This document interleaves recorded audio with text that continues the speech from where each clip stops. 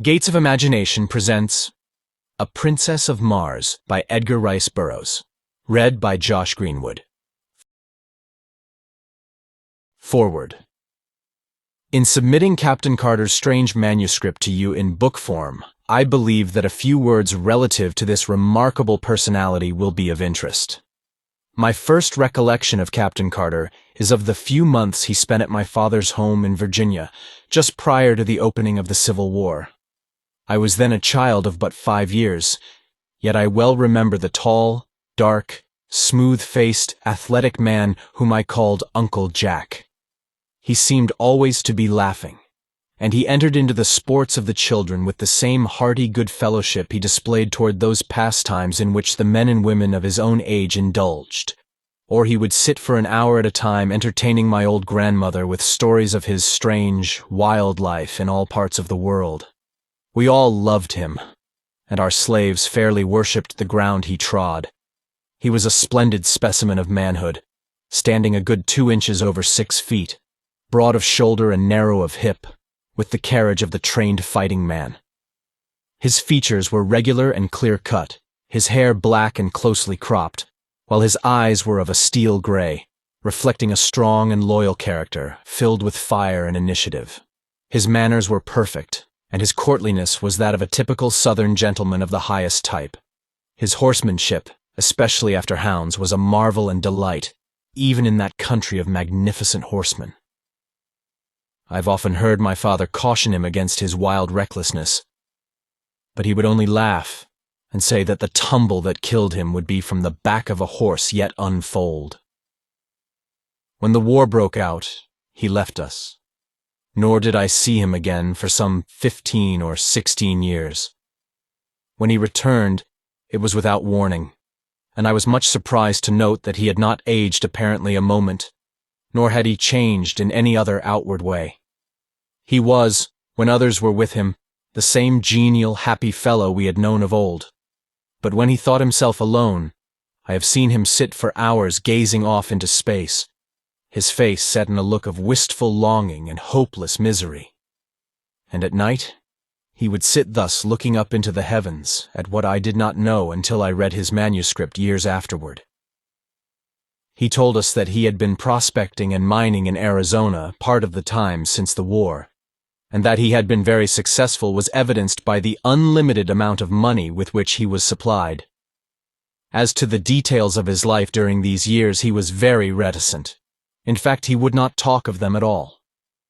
He remained with us for about a year and then went to New York, where he purchased a little place on the Hudson, where I visited him once a year on the occasions of my trips to the New York market, my father and I owning and operating a string of general stores throughout Virginia at that time.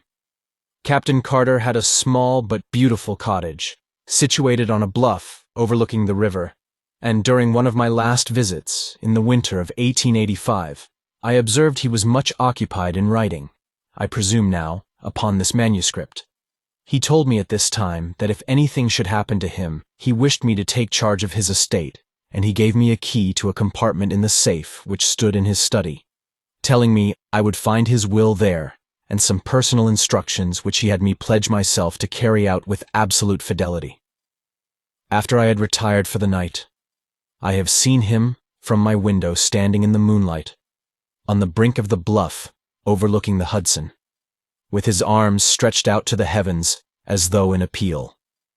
I thought at the time that he was praying, although I never understood that he was in the strict sense of the term a religious man.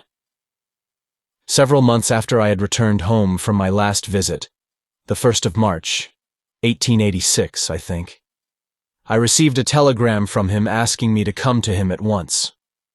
I had always been his favorite among the younger generation of Carters, and so I hastened to comply with his demand. I arrived at the little station, about a mile from his grounds, on the morning of March 4th, 1886, and when I asked the liveryman to drive me out to Captain Carter's, he replied that if I was a friend of the captain's, he had some very bad news for me. The captain had been found dead shortly after daylight that very morning by the watchman attached to an adjoining property. For some reason this news did not surprise me, but I hurried out to his place as quickly as possible, so that I could take charge of the body and of his affairs. I found the watchman who had discovered him, together with the local police chief and several townspeople, assembled in his little study. The watchman related the few details connected with the finding of the body, which he said had been still warm when he came upon it. It lay, he said, stretched full length in the snow with the arms outstretched above the head toward the edge of the bluff, and when he showed me the spot, it flashed upon me that it was the identical one where I had seen him on those other nights, with his arms raised in supplication to the skies. There were no marks of violence on the body, and with the aid of a local physician, the coroner's jury quickly reached a decision of death from heart failure. Left alone in the study, I opened the safe and withdrew the contents of the drawer in which he had told me I would find my instructions.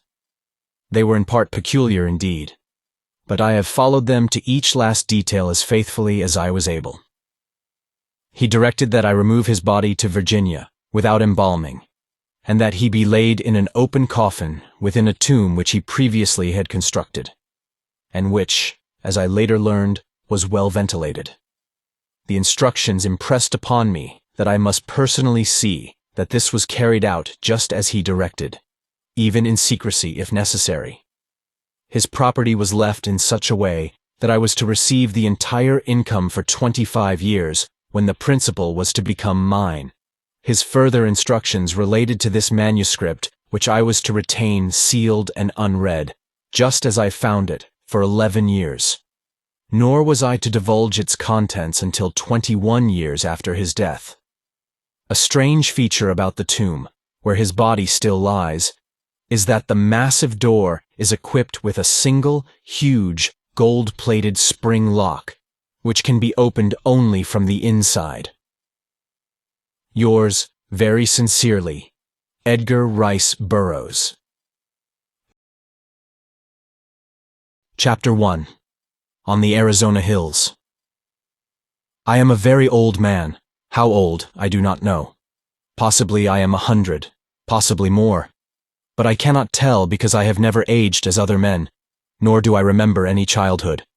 So far as I can recollect, I have always been a man of about 30. I appear today as I did 40 years and more ago, and yet I feel that I cannot go on living forever. That someday I shall die the real death from which there is no resurrection. I do not know why I should fear death, I who have died twice and am still alive. But yet I have the same horror of it as you who have never died. And it is because of this terror of death, I believe, that I am so convinced of my mortality. And because of this conviction, I have determined to write down the story of the interesting periods of my life and of my death. I cannot explain the phenomena. I can only set down here in the words of an ordinary soldier of fortune, a chronicle of the strange events that befell me during the 10 years that my dead body lay undiscovered in an Arizona cave. I have never told this story, nor shall mortal man see this manuscript until after I have passed over for eternity.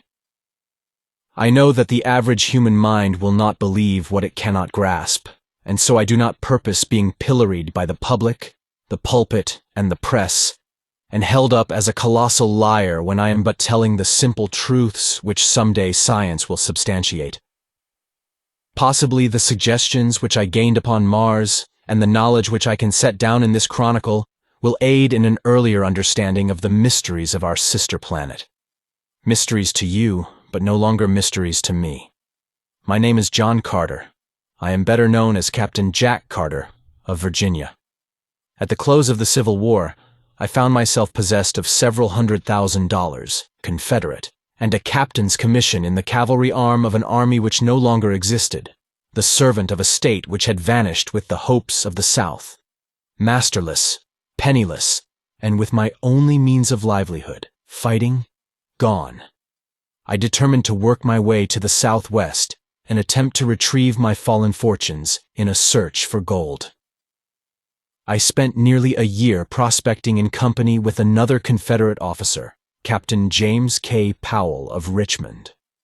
We were extremely fortunate, for late in the winter of 1865, after many hardships and privations, we located the most remarkable gold-bearing quartz vein that our wildest dreams had ever pictured. Powell, who was a mining engineer by education, stated that we had uncovered over $1 million worth of ore in a trifle over 3 months. As our equipment was crude in the extreme, we decided that one of us must return to civilization, purchase the necessary machinery, and return with a sufficient force of men properly to work the mine. As Powell was familiar with the country, as well as with the mechanical requirements of mining, we determined that it would be best for him to make the trip. It was agreed that I was to hold down our claim against the remote possibility of its being jumped by some wandering prospector. On March 3rd, 1866, Powell and I packed his provisions on 2 of our burros, and bidding me goodbye, he mounted his horse and started down the mountainside toward the valley, across which led the first stage of his journey. The morning of Powell's departure was, like nearly all Arizona mornings, clear and beautiful.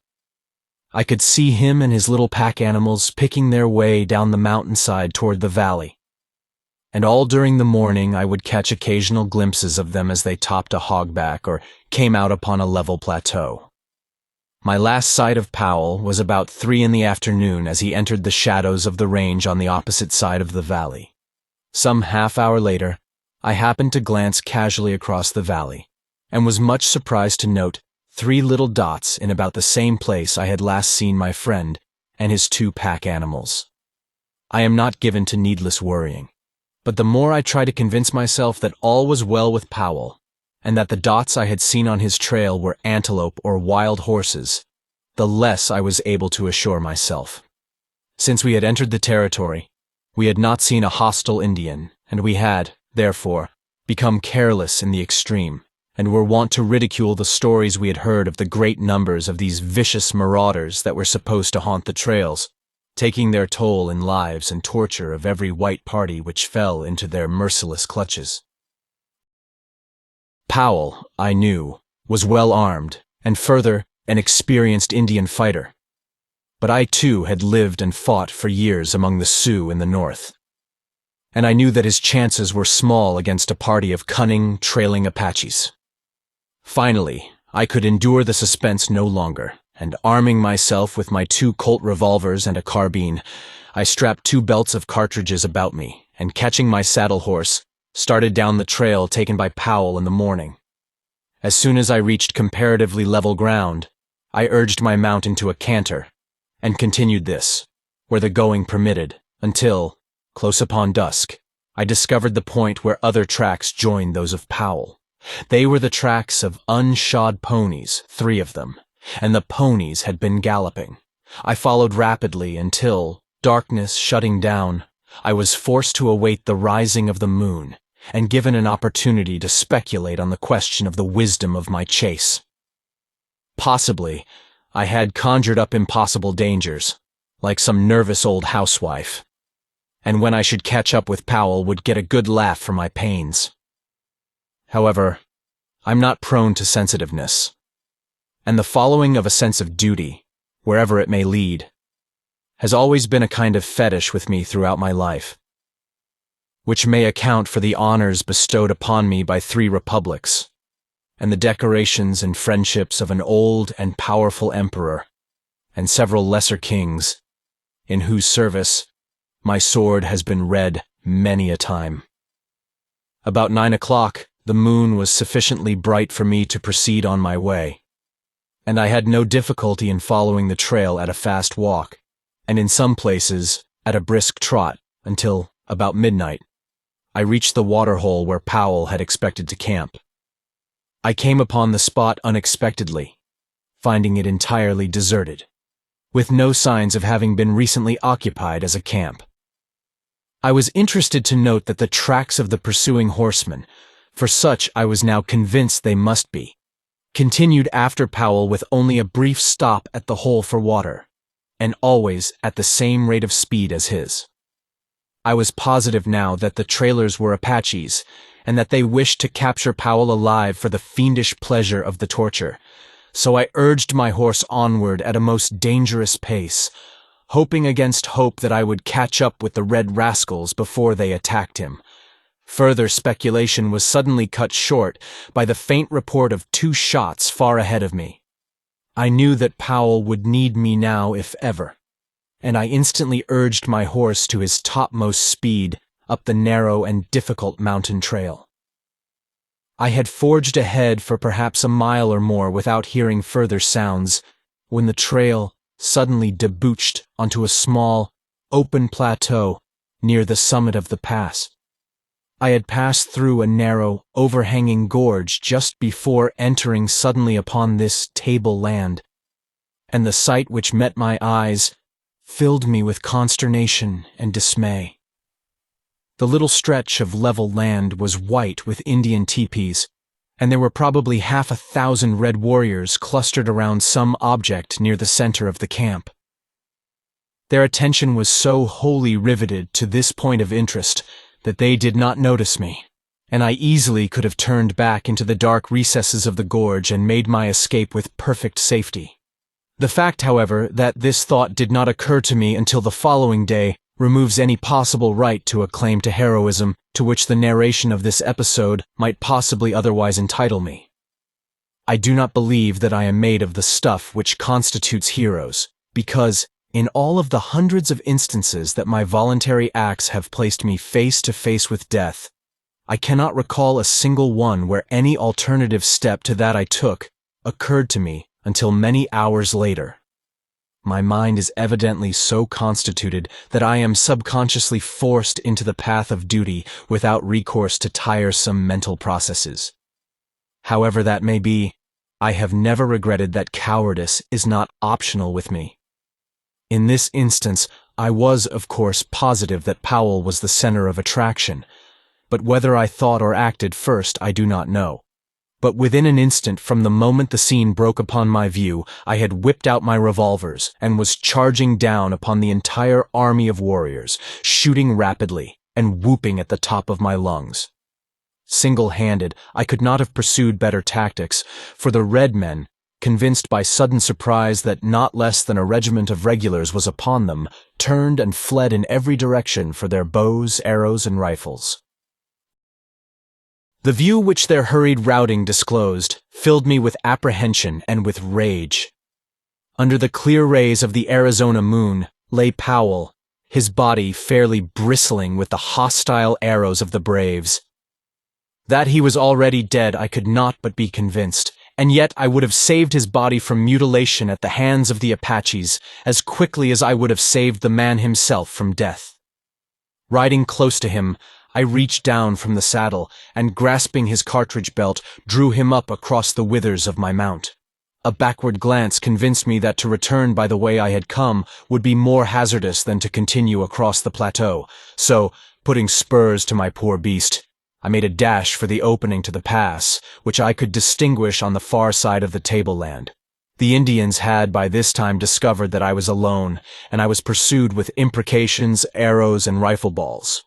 The fact that it is difficult to aim anything but imprecations accurately by moonlight, that they were upset by the sudden and unexpected manner of my advent, and that I was a rather rapidly moving target saved me from the various deadly projectiles of the enemy, and permitted me to reach the shadows of the surrounding peaks before an orderly pursuit could be organized. My horse was traveling practically unguided, as I knew that I had probably less knowledge of the exact location of the trail to the pass than he. And thus it happened that he entered a defile, which led to the summit of the range, and not to the pass which I had hoped would carry me to the valley and to safety. It is probable, however, that to this fact I owe my life and the remarkable experiences and adventures which befell me during the following 10 years. My first knowledge that I was on the wrong trail came when I heard the yells of the pursuing savages suddenly grow fainter and fainter far off to my left. I knew then that they had passed to the left of the jagged rock formation at the edge of the plateau, to the right of which my horse had borne me and the body of Powell. I drew rein on a little level promontory overlooking the trail below and to my left, and saw the party of pursuing savages disappearing around the point of a neighboring peak. I knew the Indians would soon discover that they were on the wrong trail, and that the search for me would be renewed in the right direction as soon as they located my tracks. I had gone but a short distance further, when what seemed to be an excellent trail opened up around the face of a high cliff. The trail was level and quite broad, and led upward and in the general direction I wished to go. The cliff arose for several hundred feet on my right, and on my left was an equal and nearly perpendicular drop to the bottom of a rocky ravine. I had followed this trail for perhaps 100 yards when a sharp turn to the right brought me to the mouth of a large cave. The opening was about 4 feet in height and 3 to 4 feet wide, and at this opening the trail ended. It was now morning, and with the customary lack of dawn which is a startling characteristic of Arizona, it had become daylight almost without warning. Dismounting, I laid Powell upon the ground, but the most painstaking examination failed to reveal the faintest spark of life. I forced water from my canteen between his dead lips, bathed his face, and rubbed his hands, working over him continuously for the better part of an hour in the face of the fact that I knew him to be dead. I was very fond of Powell. He was thoroughly a man in every respect, a polished Southern gentleman, a staunch and true friend. And it was with a feeling of the deepest grief that I finally gave up my crude endeavors at resuscitation. Leaving Powell's body where it lay on the ledge, I crept into the cave to reconnoiter. I found a large chamber, possibly 100 feet in diameter and 30 or 40 feet in height, a smooth and well-worn floor, and many other evidences that the cave had, at some remote period, been inhabited. The back of the cave was so lost in dense shadow that I could not distinguish whether there were openings into other apartments or not. As I was continuing my examination, I commenced to feel a pleasant drowsiness creeping over me, which I attributed to the fatigue of my long and strenuous ride, and the reaction from the excitement of the fight and the pursuit. I felt comparatively safe in my present location, as I knew that one man could defend the trail to the cave against an army. I soon became so drowsy that I could scarcely resist the strong desire to throw myself on the floor of the cave for a few moments' rest, but I knew that this would never do, as it would mean certain death at the hands of my red friends, who might be upon me at any moment. With an effort I started toward the opening of the cave, only to reel drunkenly against a side wall, and from there slip prone upon the floor. Chapter 2. The Escape of the Dead. A sense of delicious dreaminess overcame me. My muscles relaxed, and I was on the point of giving way to my desire to sleep when the sound of approaching horses reached my ears. I attempted to spring to my feet, but was horrified to discover that my muscles refused to respond to my will. I was now thoroughly awake, but as unable to move a muscle as though turned to stone. It was then, for the first time, that I noticed a slight vapor filling the cave. It was extremely tenuous and only noticeable against the opening which led to daylight. There also came to my nostrils a faintly pungent odor, and I could only assume that I had been overcome by some poisonous gas. But why I should retain my mental faculties and yet be unable to move I could not fathom. I lay facing the opening of the cave, and where I could see the short stretch of trail which lay between the cave and the turn of the cliff around which the trail led. The noise of the approaching horses had ceased, and I judged the Indians were creeping stealthily upon me along the little ledge which led to my living tomb. I remember that I hoped they would make short work of me, as I did not particularly relish the thought of the innumerable things they might do to me if the spirit prompted them. I had not long to wait before a stealthy sound apprised me of their nearness, and then a war-bonneted, paint-streaked face was thrust cautiously around the shoulder of the cliff, and savage eyes looked into mine. That he could see me in the dim light of the cave, I was sure, for the early morning sun was falling full upon me through the opening. The fellow, instead of approaching, merely stood and stared, his eyes bulging and his jaw dropped. And then another savage face appeared, and a third and fourth and fifth, craning their necks over the shoulders of their fellows, whom they could not pass upon the narrow ledge. Each face was the picture of awe and fear. But for what reason I did not know, nor did I learn until 10 years later. That there were still other braves behind those who regarded me was apparent from the fact that the leaders passed back, whispered word to those behind them. Suddenly, a low but distinct moaning sound issued from the recesses of the cave behind me, and, as it reached the ears of the Indians, they turned and fled in terror, panic-stricken. So frantic were their efforts to escape from the unseen thing behind me, that one of the braves was hurled headlong from the cliff to the rocks below. Their wild cries echoed in the canyon for a short time, and then all was still once more. The sound which had frightened them was not repeated, but it had been sufficient as it was to start me speculating on the possible horror which lurked in the shadows at my back. Fear is a relative term, and so I can only measure my feelings at that time by what I had experienced in previous positions of danger, and by those that I have passed through since. But I can say without shame that if the sensations I endured during the next few minutes were fear, then may God help the coward, for cowardice is of a surety its own punishment.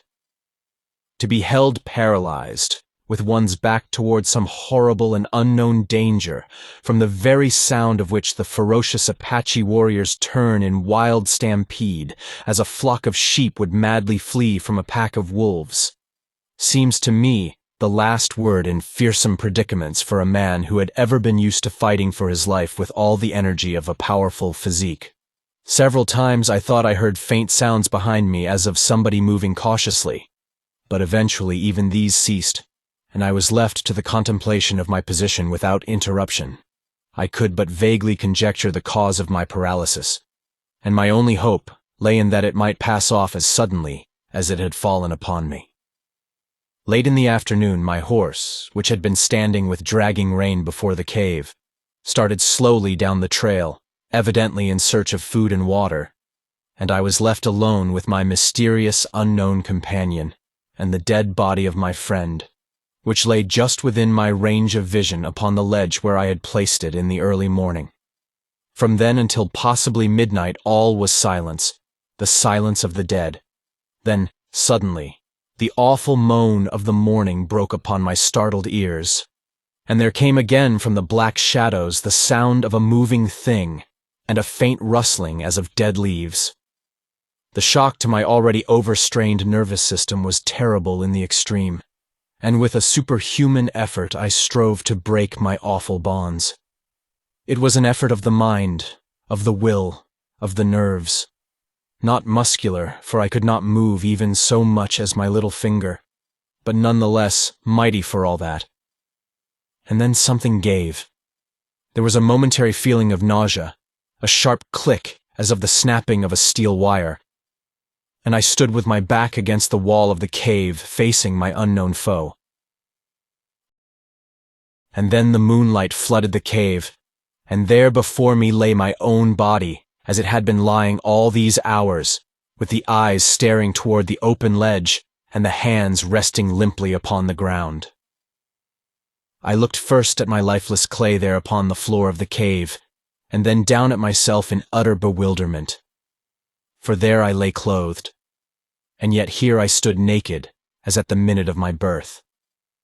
The transition had been so sudden and so unexpected that it left me for a moment forgetful of aught else than my strange metamorphosis.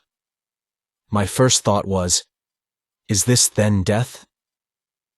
Have I indeed passed over forever into that other life?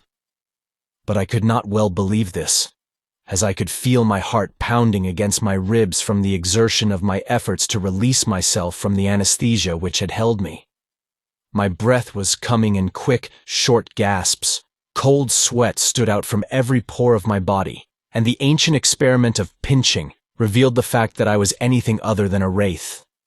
Again was I suddenly recalled to my immediate surroundings by a repetition of the weird moan from the depths of the cave. Naked and unarmed as I was, I had no desire to face the unseen thing which menaced me. My revolvers were strapped to my lifeless body, which, for some unfathomable reason, I could not bring myself to touch. My carbine was in its boot, strapped to my saddle, and as my horse had wandered off, I was left without means of defense.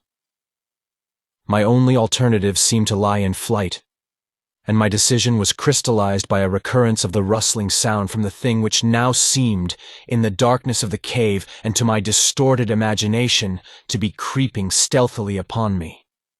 Unable longer to resist the temptation to escape this horrible place, I leaped quickly through the opening into the starlight of a clear Arizona night. The crisp, fresh mountain air outside the cave acted as an immediate tonic, and I felt new life and new courage coursing through me. Pausing upon the brink of the ledge, I upbraided myself for what now seemed to me wholly unwarranted apprehension. I reasoned with myself that I had lain helpless for many hours within the cave, yet nothing had molested me, and my better judgment, when permitted the direction of clear and logical reasoning, convinced me that the noises I had heard must have resulted from purely natural and harmless causes. Probably, the conformation of the cave was such that a slight breeze had caused the sounds I heard. I decided to investigate, but first I lifted my head to fill my lungs with the pure, invigorating night air of the mountains. As I did so, I saw stretching far below me the beautiful vista of rocky gorge and level, cacti-studded flat, wrought by the moonlight into a miracle of soft splendor and wondrous enchantment. Few Western wonders are more inspiring than the beauties of an Arizona moonlit landscape. The silvered mountains in the distance, the strange lights and shadows upon hogback and arroyo, and the grotesque details of the stiff yet beautiful cacti form a picture at once enchanting and inspiring, as though one were catching for the first time a glimpse of some dead and forgotten world, so different is it from the aspect of any other spot upon our earth. As I stood thus meditating, I turned my gaze from the landscape to the heavens, where the myriad stars formed a gorgeous and fitting canopy for the wonders of the earthly scene. My attention was quickly riveted by a large red star close to the distant horizon. As I gazed upon it, I felt a spell of overpowering fascination. It was Mars, the god of war, and for me, the fighting man, it had always held the power of irresistible enchantment. As I gazed at it on that far-gone night, it seemed to call across the unthinkable void, to lure me to it, to draw me as the lodestone attracts a particle of iron. My longing was beyond the power of opposition. I closed my eyes, stretched out my arms toward the god of my vocation, and felt myself drawn with the suddenness of thought through the trackless immensity of space. There was an instant of extreme cold and utter darkness. Chapter 3. My Advent on Mars. I opened my eyes upon a strange and weird landscape. I knew that I was on Mars. Not once did I question either my sanity or my wakefulness. I was not asleep, no need for pinching here. My inner consciousness told me as plainly that I was upon Mars, as your conscious mind tells you that you are upon Earth. You do not question the fact. Neither did I. I found myself lying prone upon a bed of yellowish, moss-like vegetation which stretched around me in all directions for interminable miles. I seemed to be lying in a deep, circular basin, along the outer verge of which I could distinguish the irregularities of low hills. It was midday. The sun was shining full upon me, and the heat of it was rather intense upon my naked body, yet no greater than would have been true under similar conditions on an Arizona desert. Here and there were slight outcroppings of quartz-bearing rock, which glistened in the sunlight. And a little to my left, perhaps 100 yards, appeared a low, walled enclosure about 4 feet in height. No water, and no other vegetation than the moss was in evidence, and as I was somewhat thirsty, I determined to do a little exploring. Springing to my feet, I received my first Martian surprise, for the effort, which on Earth would have brought me standing upright, carried me into the Martian air to the height of about 3 yards. I alighted softly upon the ground, however, without appreciable shock or jar. Now commenced a series of evolutions, which even then seemed ludicrous in the extreme. I found that I must learn to walk all over again, as the muscular exertion which carried me easily and safely upon Earth played strange antics with me upon Mars. Instead of progressing in a sane and dignified manner, my attempts to walk resulted in a variety of hops, which took me clear of the ground a couple of feet at each step and landed me sprawling upon my face or back at the end of each second or third hop. My muscles, perfectly attuned and accustomed to the force of gravity on Earth, played the mischief with me in attempting for the first time to cope with the lesser gravitation and lower air pressure on Mars. I was determined, however, to explore the low structure which was the only evidence of habitation in sight. And so I hit upon the unique plan of reverting to first principles in locomotion: creeping. I did fairly well at this, and in a few moments had reached the low encircling wall of the enclosure. There appeared to be no doors or windows upon the side nearest me, but as the wall was but about 4 feet high, I cautiously gained my feet and peered over the top upon the strangest sight it had ever been given me to see. The roof of the enclosure was of solid glass about 4 or 5 inches in thickness, and beneath this were several hundred large eggs, perfectly round and snowy white. The eggs were nearly uniform in size, being about 2½ feet in diameter. 5 or 6 had already hatched, and the grotesque caricatures which sat blinking in the sunlight were enough to cause me to doubt my sanity. They seemed mostly head, with little scrawny bodies, long necks, and 6 legs, or, as I afterward learned, 2 legs and 2 arms, with an intermediary pair of limbs, which could be used at will, either as arms or legs. Their eyes were set at the extreme sides of their heads, a trifle above the center, and protruded in such a manner that they could be directed either forward or back, and also independently of each other, thus permitting this queer animal to look in any direction or in 2 directions at once, without the necessity of turning the head. The ears, which were slightly above the eyes and closer together, were small cup-shaped antennae, protruding not more than an inch on these young specimens. Their noses were but longitudinal slits in the center of their faces, midway between their mouths and ears. There was no hair on their bodies, which were of a very light yellowish-green color. In the adults, as I was to learn quite soon, this color deepens to an olive green, and is darker in the male than in the female. Further, the heads of the adults are not so out of proportion to their bodies as in the case of the young. The iris of the eyes is blood red, as in albinos, while the pupil is dark. The eyeball itself is very white, as are the teeth.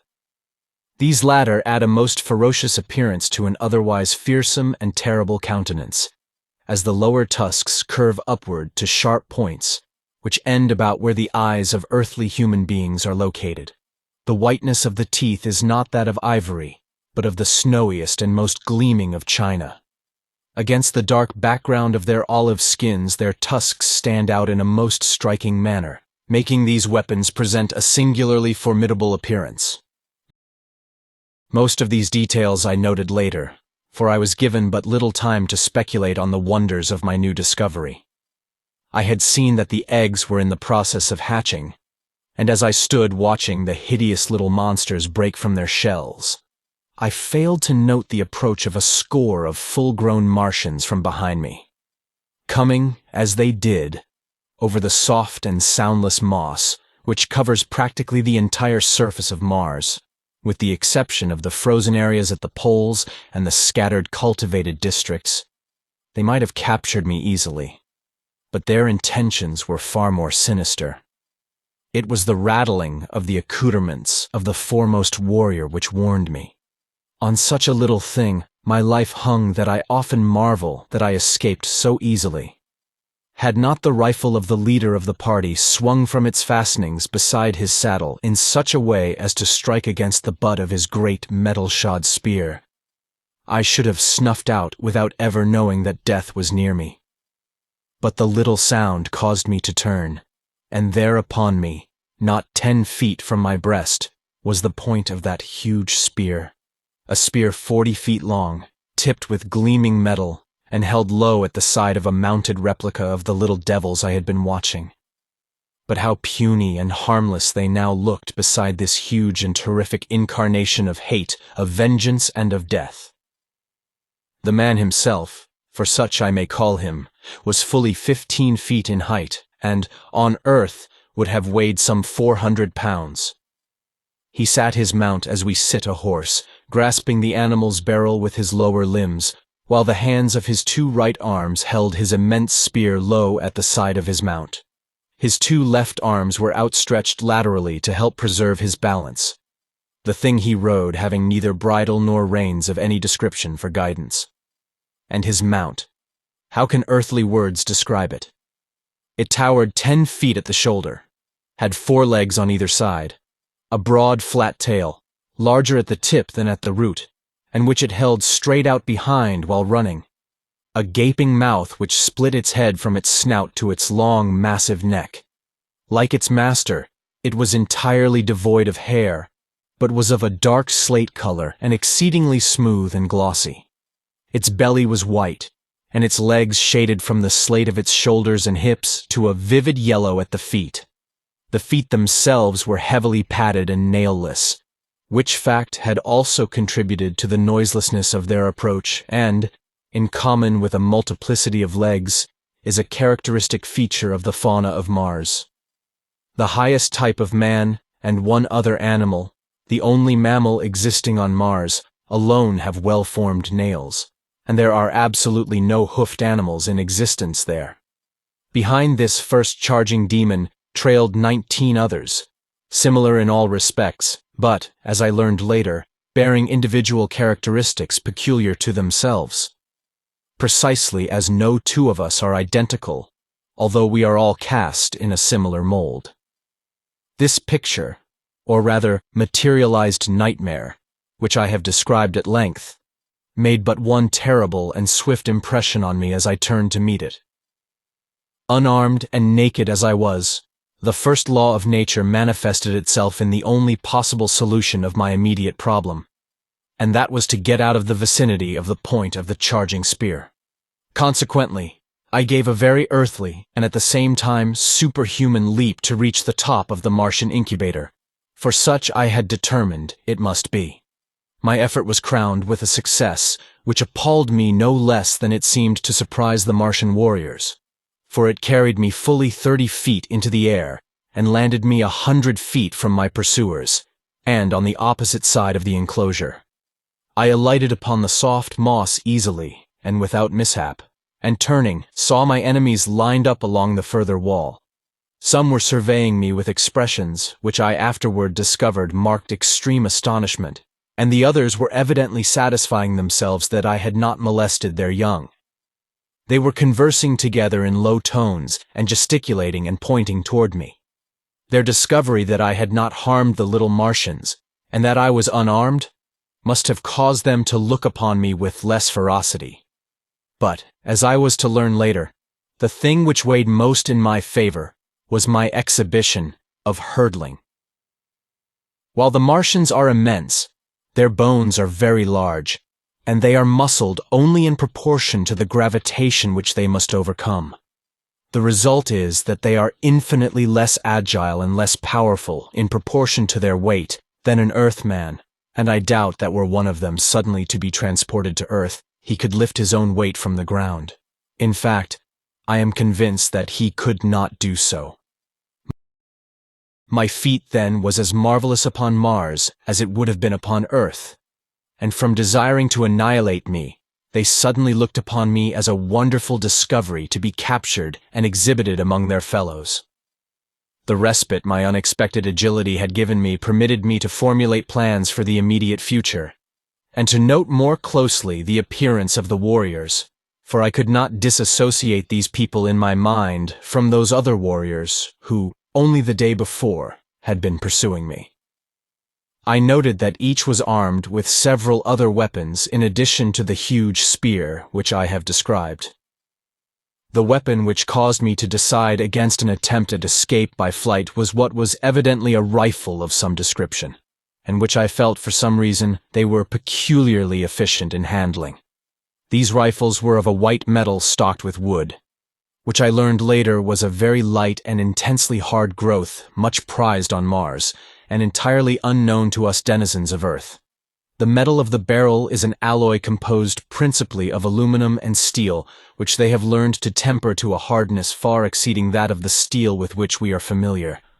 The weight of these rifles is comparatively little, and with the small caliber explosive radium projectiles which they use, and the great length of the barrel, they are deadly in the extreme, and at ranges which would be unthinkable on Earth.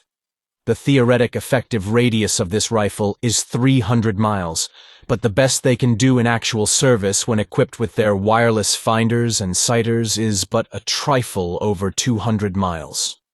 This is quite far enough to imbue me with great respect for the Martian firearm, and some telepathic force must have warned me against an attempt to escape in broad daylight from under the muzzles of 20 of these death-dealing machines. The Martians, after conversing for a short time, turned and rode away in the direction from which they had come, leaving one of their number alone by the enclosure. When they had covered perhaps 200 yards, they halted, and turning their mounts toward us, sat watching the warrior by the enclosure. He was the one whose spear had so nearly transfixed me, and was evidently the leader of the band, as I had noted that they seemed to have moved to their present position at his direction. When his force had come to a halt, he dismounted, threw down his spear and small arms, and came around the end of the incubator toward me, entirely unarmed and as naked as I, except for the ornaments strapped upon his head, limbs, and breast. When he was within about 50 feet of me, he unclasped an enormous metal armlet, and holding it toward me in the open palm of his hand, addressed me in a clear, resonant voice, but in a language, it is needless to say, I could not understand. He then stopped as though waiting for my reply, pricking up his antenna-like ears and cocking his strange-looking eyes still further toward me. As the silence became painful, I concluded to hazard a little conversation on my own part, as I had guessed that he was making overtures of peace.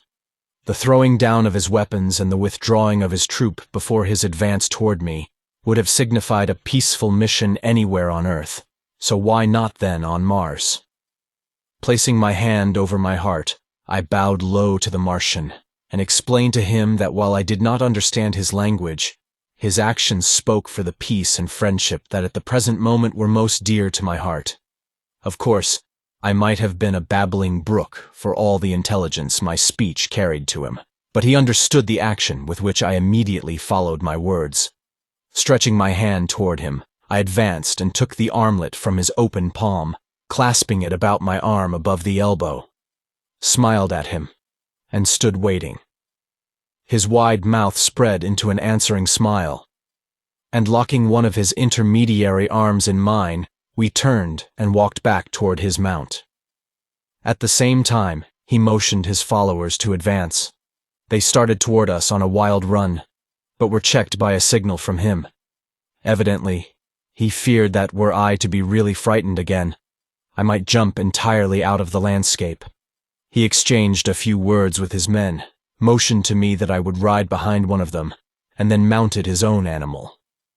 The fellow designated reached down 2 or 3 hands and lifted me up behind him on the glossy back of his mount, where I hung on as best I could by the belts and straps which held the Martians' weapons and ornaments. The entire cavalcade then turned and galloped away toward the range of hills in the distance. Chapter 4.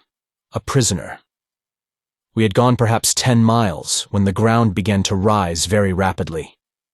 We were, as I was later to learn, nearing the edge of one of Mars' long-dead seas, in the bottom of which my encounter with the Martians had taken place. In a short time we gained the foot of the mountains, and after traversing a narrow gorge, came to an open valley, at the far extremity of which was a low tableland, upon which I beheld an enormous city. Toward this we galloped, entering it by what appeared to be a ruined roadway leading out from the city, but only to the edge of the tableland, where it ended abruptly in a flight of broad steps. Upon closer observation, I saw as we passed them that the buildings were deserted, and while not greatly decayed, had the appearance of not having been tenanted for years, possibly for ages. Toward the center of the city was a large plaza, and upon this, and in the buildings immediately surrounding it, were camped some 900 or 1,000 creatures of the same breed as my captors. For such I now considered them, despite the suave manner in which I had been trapped. With the exception of their ornaments, all were naked. The women varied in appearance but little from the men, except that their tusks were much larger in proportion to their height, in some instances curving nearly to their high-set ears. Their bodies were smaller and lighter in color, and their fingers and toes bore the rudiments of nails, which were entirely lacking among the males. The adult females ranged in height from 10 to 12 feet. The children were light in color, even lighter than the women, and all looked precisely alike to me, except that some were taller than others. Older, I presumed. I saw no signs of extreme age among them, nor is there any appreciable difference in their appearance from the age of maturity, about 40, until, at about the age of 1,000 years, they go voluntarily upon their last strange pilgrimage down the river Iesses, which leads no living Martian knows whither, and from whose bosom no Martian has ever returned, or would be allowed to live did he return after once embarking upon its cold, dark waters. Only about 1 Martian in 1,000 dies of sickness or disease, and possibly about 20 take the voluntary pilgrimage. The other 979 die violent deaths in duels, in hunting, in aviation, and in war. But perhaps by far the greatest death loss comes during the age of childhood, when vast numbers of the little Martians fall victims to the great white apes of Mars. The average life expectancy of a Martian after the age of maturity is about 300 years, but would be nearer the 1,000 mark were it not for the various means leading to violent death. Owing to the waning resources of the planet, it evidently became necessary to counteract the increasing longevity which their remarkable skill in therapeutics and surgery produced, and so human life has come to be considered but lightly on Mars, as is evidenced by their dangerous sports and the almost continual warfare between the various communities. There are other and natural causes tending toward a diminution of population, but nothing contributes so greatly to this end as the fact that no male or female Martian is ever voluntarily without a weapon of destruction. As we neared the plaza, and my presence was discovered, we were immediately surrounded by hundreds of the creatures who seemed anxious to pluck me from my seat behind my guard. A word from the leader of the party stilled their clamor, and we proceeded at a trot across the plaza to the entrance of as magnificent an edifice as mortal eye has rested upon. The building was low, but covered an enormous area. It was constructed of gleaming white marble inlaid with gold and brilliant stones which sparkled and scintillated in the sunlight. The main entrance was some 100 feet in width, and projected from the building proper to form a huge canopy above the entrance hall. There was no stairway, but a gentle incline to the first floor of the building opened into an enormous chamber encircled by galleries. On the floor of this chamber, which was dotted with highly carved wooden desks and chairs, were assembled about 40 or 50 male Martians around the steps of a rostrum. On the platform proper squatted an enormous warrior heavily loaded with metal ornaments, gay-colored feathers, and beautifully wrought leather trappings ingeniously set with precious stones. From his shoulders depended a short cape of white fur lined with brilliant scarlet silk. What struck me as most remarkable about this assemblage, and the hall in which they were congregated, was the fact that the creatures were entirely out of proportion to the desks, chairs, and other furnishings, these being of a size adapted to human beings such as I, whereas the great bulks of the Martians could scarcely have squeezed into the chairs, nor was there room beneath the desks for their long legs. Evidently, then, there were other denizens on Mars than the wild and grotesque creatures into whose hands I had fallen. But the evidences of extreme antiquity which showed all around me indicated that these buildings might have belonged to some long extinct and forgotten race in the dim antiquity of Mars. Our party had halted at the entrance to the building, and at a sign from the leader I had been lowered to the ground. Again, locking his arm in mine, we had proceeded into the audience chamber. There were few formalities observed in approaching the Martian chieftain. My captor merely strode up to the rostrum, the others making way for him as he advanced. The chieftain rose to his feet and uttered the name of my escort, who, in turn, halted and repeated the name of the ruler, followed by his title. At the time, this ceremony and the words they uttered meant nothing to me, but later I came to know that this was the customary greeting between Green Martians. Had the men been strangers, and therefore unable to exchange names, they would have silently exchanged ornaments, had their missions been peaceful.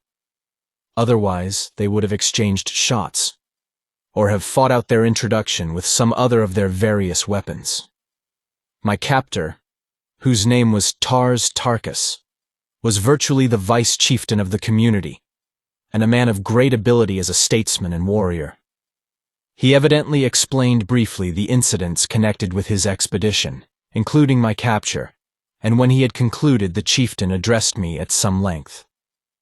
I replied in our good old English tongue merely to convince him that neither of us could understand the other, but I noticed that when I smiled slightly on concluding, he did likewise. This fact, and the similar occurrence during my first talk with Tarkas, convinced me that we had at least something in common. The ability to smile, therefore to laugh, denoting a sense of humor.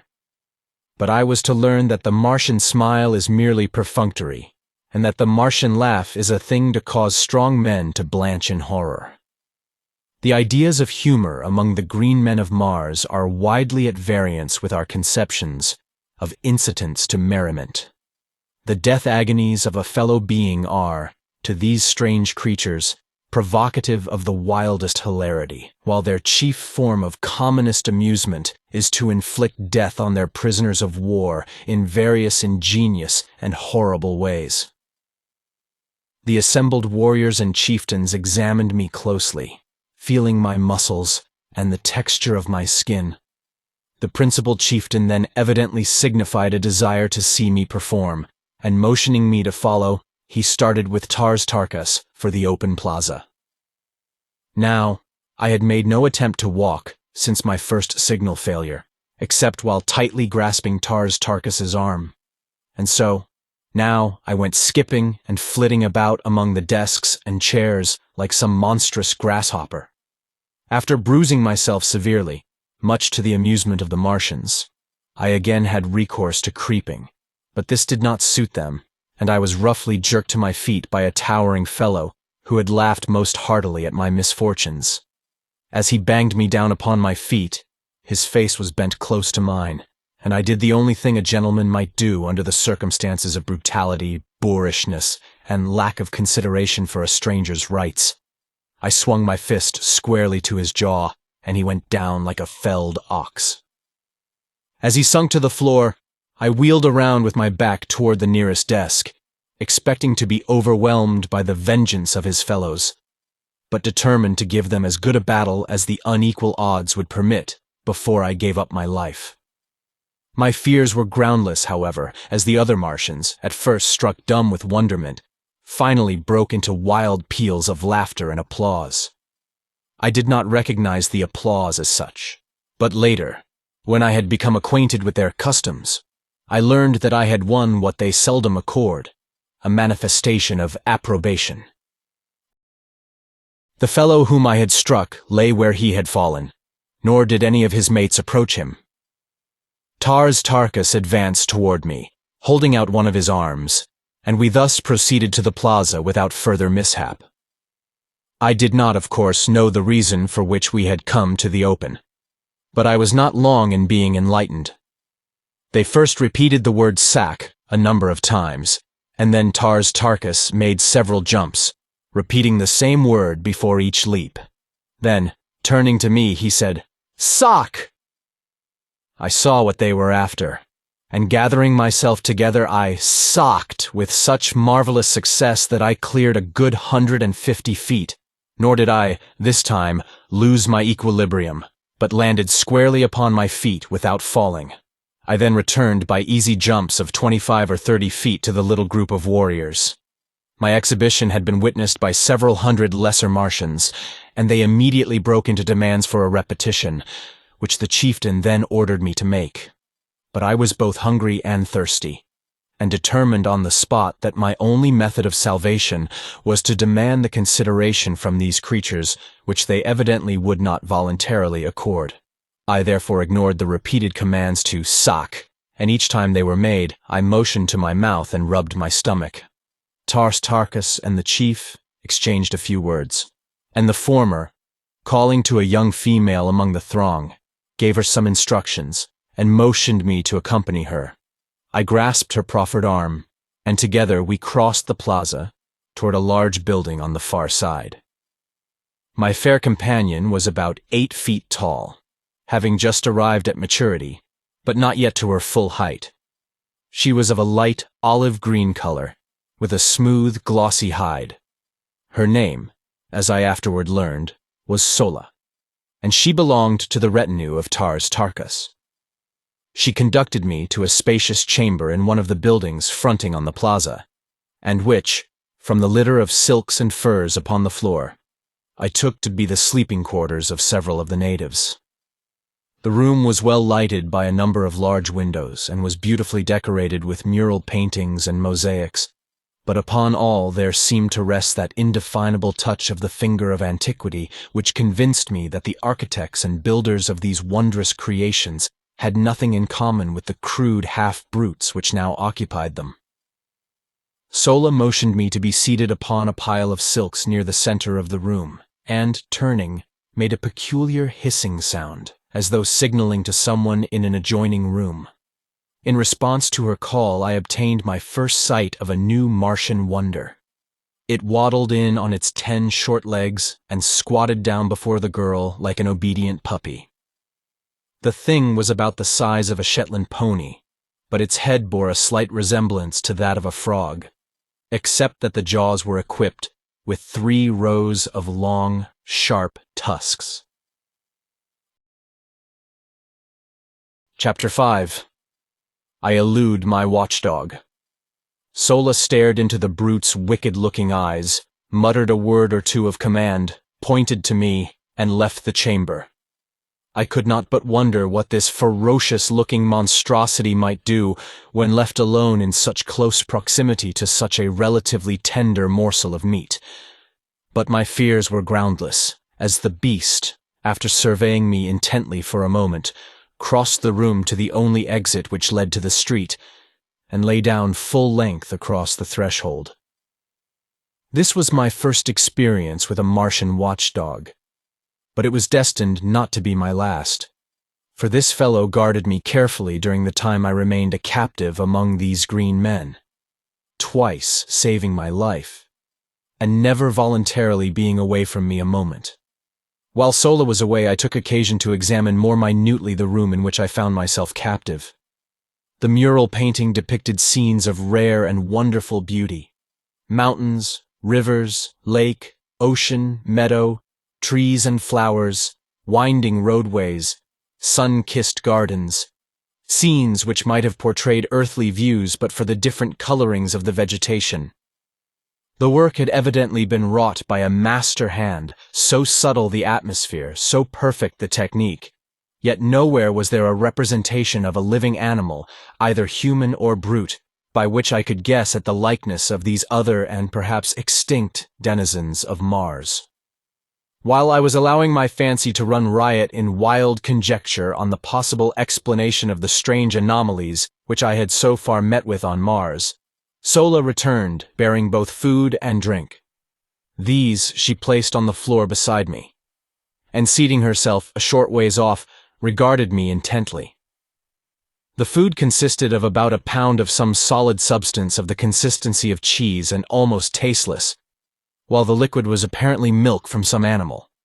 It was not unpleasant to the taste, though slightly acid, and I learned in a short time to prize it very highly. It came, as I later discovered, not from an animal, as there is only one mammal on Mars, and that one very rare indeed, but from a large plant which grows practically without water, but seems to distill its plentiful supply of milk from the products of the soil, the moisture of the air, and the rays of the sun. A single plant of this species will give 8 or 10 quarts of milk per day. After I had eaten, I was greatly invigorated, but feeling the need of rest, I stretched out upon the silks and was soon asleep. I must have slept several hours, as it was dark when I awoke, and I was very cold. I noticed that someone had thrown a fur over me, but it had become partially dislodged, and in the darkness I could not see to replace it. Suddenly, a hand reached out and pulled the fur over me, shortly afterwards adding another to my covering. I presumed that my watchful guardian was Sola, nor was I wrong. This girl alone, among all the green Martians with whom I came in contact, disclosed characteristics of sympathy, kindliness, and affection. Her ministrations to my bodily wants were unfailing, and her solicitous care saved me from much suffering and many hardships. As I was to learn, the Martian nights are extremely cold, and as there is practically no twilight or dawn, the changes in temperature are sudden and most uncomfortable, as are the transitions from brilliant daylight to darkness. The nights are either brilliantly illumined or very dark, for if neither of the 2 moons of Mars happen to be in the sky, almost total darkness results, since the lack of atmosphere, or rather the very thin atmosphere, fails to diffuse the starlight to any great extent. On the other hand, if both of the moons are in the heavens at night, the surface of the ground is brightly illuminated. Both of Mars' moons are vastly nearer her than is our moon to Earth, the nearer moon being but about 5,000 miles distant, while the further is but little more than 14,000 miles away, against the nearly 250,000 miles which separate us from our moon. The nearer moon of Mars makes a complete revolution around the planet in a little over 7½ hours, so that she may be seen hurtling through the sky like some huge meteor 2 or 3 times each night, revealing all her phases during each transit of the heavens. The further moon revolves about Mars in something over 30¼ hours, and with her sister satellite makes a nocturnal Martian scene one of splendid and weird grandeur. And it is well that nature has so graciously and abundantly lighted the Martian night, for the green men of Mars, being a nomadic race without high intellectual development, have but crude means for artificial lighting, depending principally upon torches, a kind of candle, and a peculiar oil lamp which generates a gas and burns without a wick. This last device produces an intensely brilliant, far-reaching white light, but, as the natural oil which it requires can only be obtained by mining in one of several widely separated and remote localities, it is seldom used by these creatures whose only thought is for today, and whose hatred for manual labor has kept them in a semi-barbaric state for countless ages. After Sola had replenished my coverings, I again slept, nor did I awaken until daylight. The other occupants of the room, 5 in number, were all females, and they were still sleeping, piled high with a motley array of silks and furs. Across the threshold lay stretched the sleepless guardian brute, just as I had last seen him on the preceding day. Apparently he had not moved a muscle. His eyes were fairly glued upon me, and I fell to wondering just what might befall me should I endeavor to escape. I have ever been prone to seek adventure and to investigate and experiment where wiser men would have left well enough alone. It therefore now occurred to me that the surest way of learning the exact attitude of this beast toward me would be to attempt to leave the room. I felt fairly secure in my belief that I could escape him should he pursue me once I was outside the building, for I had begun to take great pride in my ability as a jumper. Furthermore, I could see from the shortness of his legs that the brute himself was no jumper and probably no runner. Slowly and carefully, therefore, I gained my feet, only to see that my watcher did the same. Cautiously, I advanced toward him, finding that by moving with a shuffling gait I could retain my balance as well as make reasonably rapid progress. As I neared the brute, he backed cautiously away from me, and when I had reached the open he moved to one side to let me pass. He then fell in behind me and followed about 10 paces in my rear as I made my way along the deserted street. Evidently, his mission was to protect me only, I thought. But when we reached the edge of the city, he suddenly sprang before me, uttering strange sounds and baring his ugly and ferocious tusks. Thinking to have some amusement at his expense, I rushed toward him, and when almost upon him, sprang into the air, alighting far beyond him and away from the city. He wheeled instantly and charged me with the most appalling speed I had ever beheld. I had thought his short legs a bar to swiftness, but had he been coursing with greyhounds, the latter would have appeared as though asleep on a doormat. As I was to learn, this is the fleetest animal on Mars, and owing to its intelligence, loyalty, and ferocity, is used in hunting, in war, and as the protector of the Martian man. I quickly saw that I would have difficulty in escaping the fangs of the beast on a straightaway course, and so I met his charge by doubling in my tracks and leaping over him as he was almost upon me.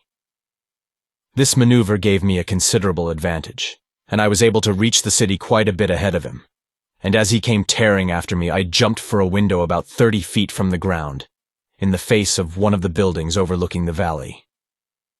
Grasping the sill, I pulled myself up to a sitting posture without looking into the building, and gazed down at the baffled animal beneath me. My exultation was short-lived, however, for scarcely had I gained a secure seat upon the sill than a huge hand grasped me by the neck from behind and dragged me violently into the room.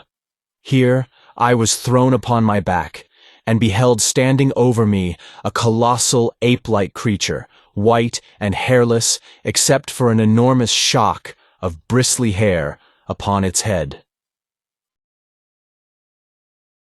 Chapter 6. A Fight That Won Friends.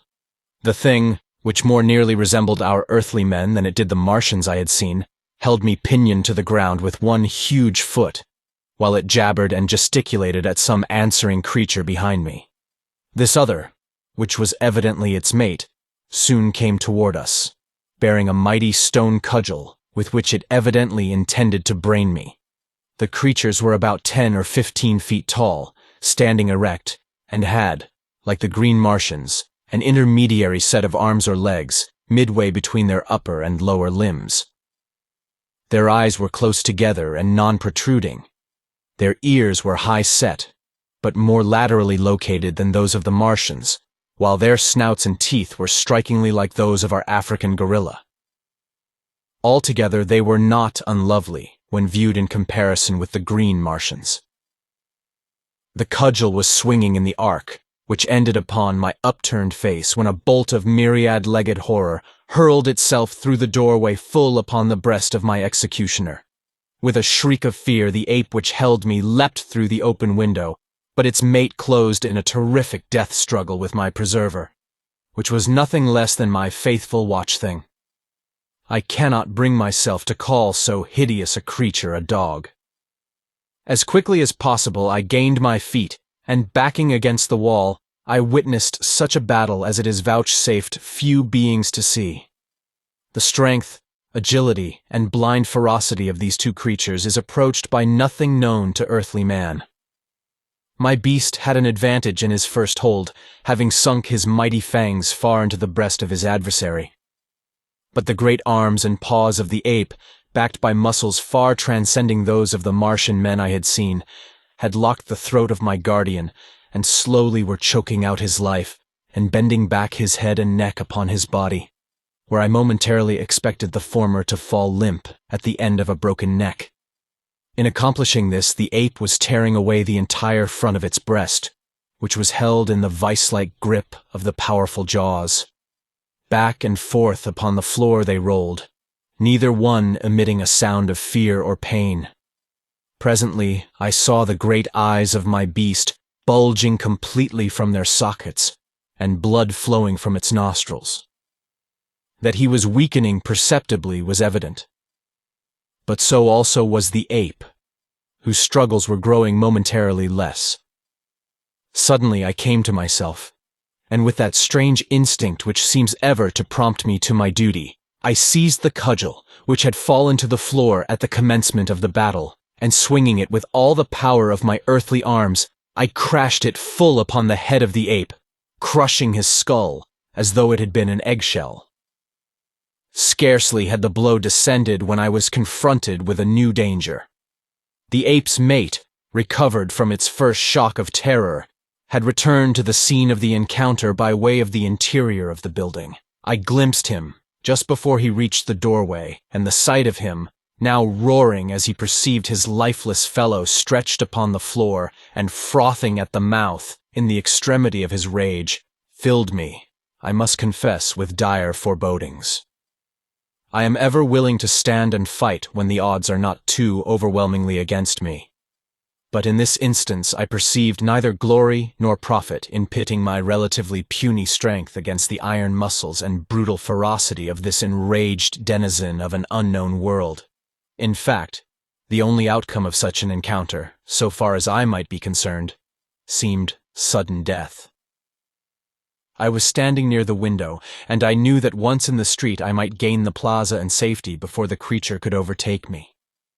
At least there was a chance for safety in flight, against almost certain death should I remain and fight however desperately.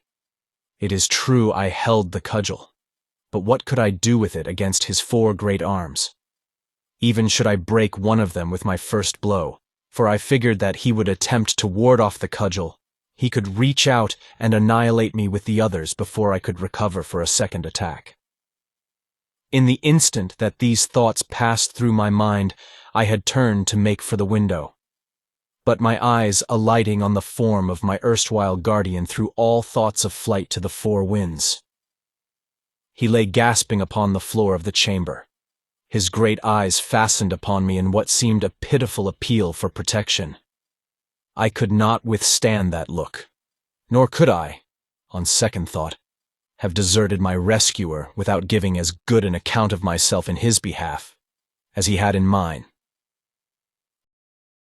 Without more ado, therefore, I turned to meet the charge of the infuriated bull-ape.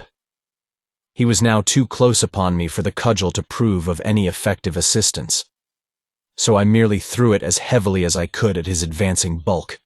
It struck him just below the knees, eliciting a howl of pain and rage, and so throwing him off his balance that he lunged full upon me, with arms wide stretched to ease his fall. Again, as on the preceding day, I had recourse to earthly tactics, and swinging my right fist full upon the point of his chin, I followed it with a smashing left to the pit of his stomach.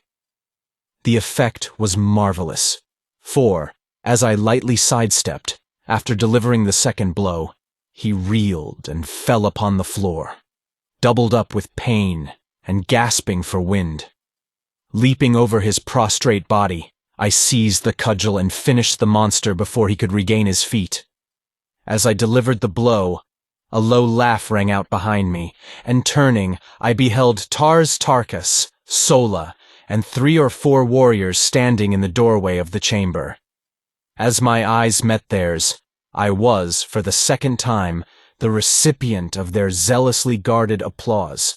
My absence had been noted by Sola on her awakening, and she had quickly informed Tarkas, who had set out immediately with a handful of warriors to search for me. As they had approached the limits of the city, they had witnessed the actions of the bull-ape as he bolted into the building, frothing with rage. They had followed immediately behind him, thinking it barely possible that his actions might prove a clue to my whereabouts, and had witnessed my short but decisive battle with him. This encounter, together with my set-to with the Martian warrior on the previous day, and my feats of jumping, placed me upon a high pinnacle in their regard.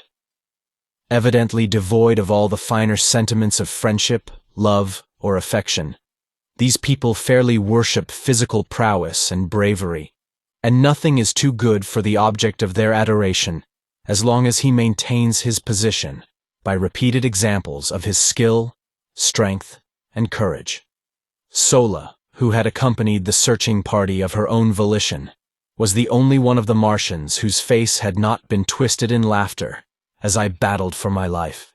She, on the contrary, was sober with apparent solicitude, and as soon as I had finished the monster, rushed to me and carefully examined my body for possible wounds or injuries. Satisfying herself that I had come off unscathed, she smiled quietly and, taking my hand, started toward the door of the chamber. Tarkas and the other warriors had entered and were standing over the now rapidly reviving brute which had saved my life, and whose life I, in turn, had rescued. They seemed to be deep in argument, and finally, one of them addressed me, but remembering my ignorance of his language, turned back to Tarkas, who, with a word and gesture, gave some command to the fellow and turned to follow us from the room.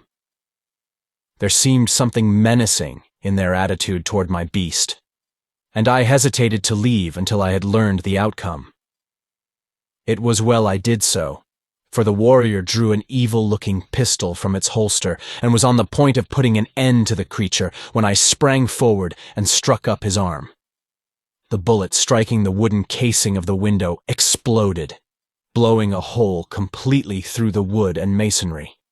I then knelt down beside the fearsome-looking thing, and raising it to its feet, motioned for it to follow me. The looks of surprise which my actions elicited from the Martians were ludicrous. They could not understand, except in a feeble and childish way, such attributes as gratitude and compassion. The warrior whose gun I had struck up looked inquiringly at Tarkas, but the latter signed that I be left to my own devices, and so we returned to the plaza with my great beast following close at heel, and Sola grasping me tightly by the arm. I had at least 2 friends on Mars, a young woman who watched over me with motherly solicitude, and a dumb brute which, as I later came to know, held in its poor ugly carcass more love, more loyalty, more gratitude than could have been found in the entire 5 million green Martians who roved the deserted cities and dead sea bottoms of Mars. Chapter 7. Child Raising on Mars.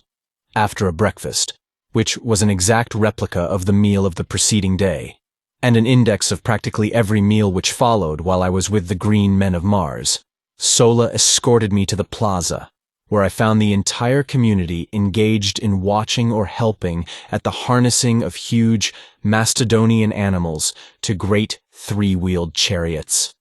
There were about 250 of these vehicles, each drawn by a single animal, any one of which, from their appearance, might easily have drawn the entire wagon train when fully loaded. The chariots themselves were large, commodious, and gorgeously decorated. In each was seated a female Martian loaded with ornaments of metal, with jewels and silks and furs, and upon the back of each of the beasts which drew the chariots was perched a young Martian driver. Like the animals upon which the warriors were mounted, the heavier draft animals wore neither bit nor bridle, but were guided entirely by telepathic means. This power is wonderfully developed in all Martians, and accounts largely for the simplicity of their language and the relatively few spoken words exchanged even in long conversations.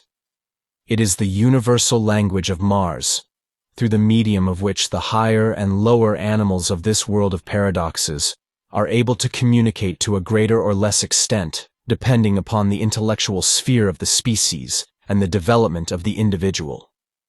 As the cavalcade took up the line of march in single file, Sola dragged me into an empty chariot, and we proceeded with the procession toward the point by which I had entered the city the day before. At the head of the caravan rode some 200 warriors, 5 abreast, and a like number brought up the rear, while 25 or 30 outriders flanked us on either side. Everyone but myself, men, women, and children, were heavily armed, and at the tail of each chariot trotted a Martian hound, my own beast following closely behind ours.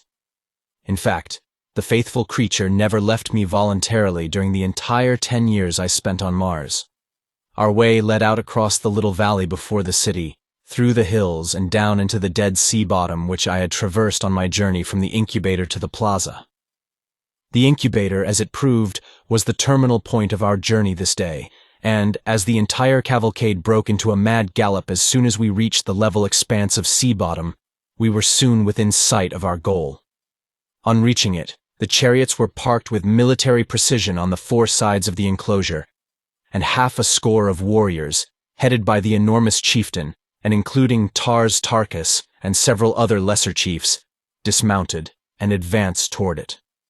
I could see Tarkas explaining something to the principal chieftain, whose name, by the way, was, as nearly as I can translate it into English, Lurks Jed being his title. I was soon appraised of the subject of their conversation as, calling to Sola, Tarkas signed for her to send me to him. I had by this time mastered the intricacies of walking under Martian conditions, and quickly responding to his command, I advanced to the side of the incubator where the warriors stood. As I reached their side, a glance showed me that all but a very few eggs had hatched, the incubator being fairly alive with the hideous little devils. They ranged in height from 3 to 4 feet, and were moving restlessly about the enclosure as though searching for food. As I came to a halt before him, Tarkas pointed over the incubator and said, "Sock." I saw that he wanted me to repeat my performance of yesterday for the edification of Lurks, and, as I must confess that my prowess gave me no little satisfaction, I responded quickly, leaping entirely over the parked chariots on the far side of the incubator. As I returned, Lurks grunted something at me, and turning to his warriors gave a few words of command relative to the incubator. They paid no further attention to me, and I was thus permitted to remain close and watch their operations, which consisted in breaking an opening in the wall of the incubator large enough to permit of the exit of the young Martians. On either side of this opening, the women and the younger Martians, both male and female, formed 2 solid walls leading out through the chariots, and quite a way into the plain beyond. Between these walls the little Martians scampered, wild as deer, being permitted to run the full length of the aisle, where they were captured one at a time by the women and older children. The last in the line capturing the first little one to reach the end of the gauntlet, her opposite in the line capturing the second, and so on until all the little fellows had left the enclosure and been appropriated by some youth or female. As the women caught the young, they fell out of line and returned to their respective chariots, while those who fell into the hands of the young men were later turned over to some of the women. I saw that the ceremony, if it could be dignified by such a name, was over, and seeking out Sola, I found her in our chariot with a hideous little creature held tightly in her arms. The work of rearing young, green Martians consists solely in teaching them to talk, and to use the weapons of warfare with which they are loaded down from the very first year of their lives.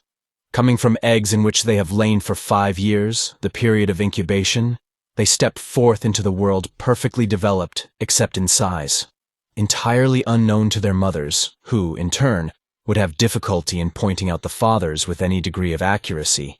They are the common children of the community, and their education devolves upon the females who chance to capture them as they leave the incubator.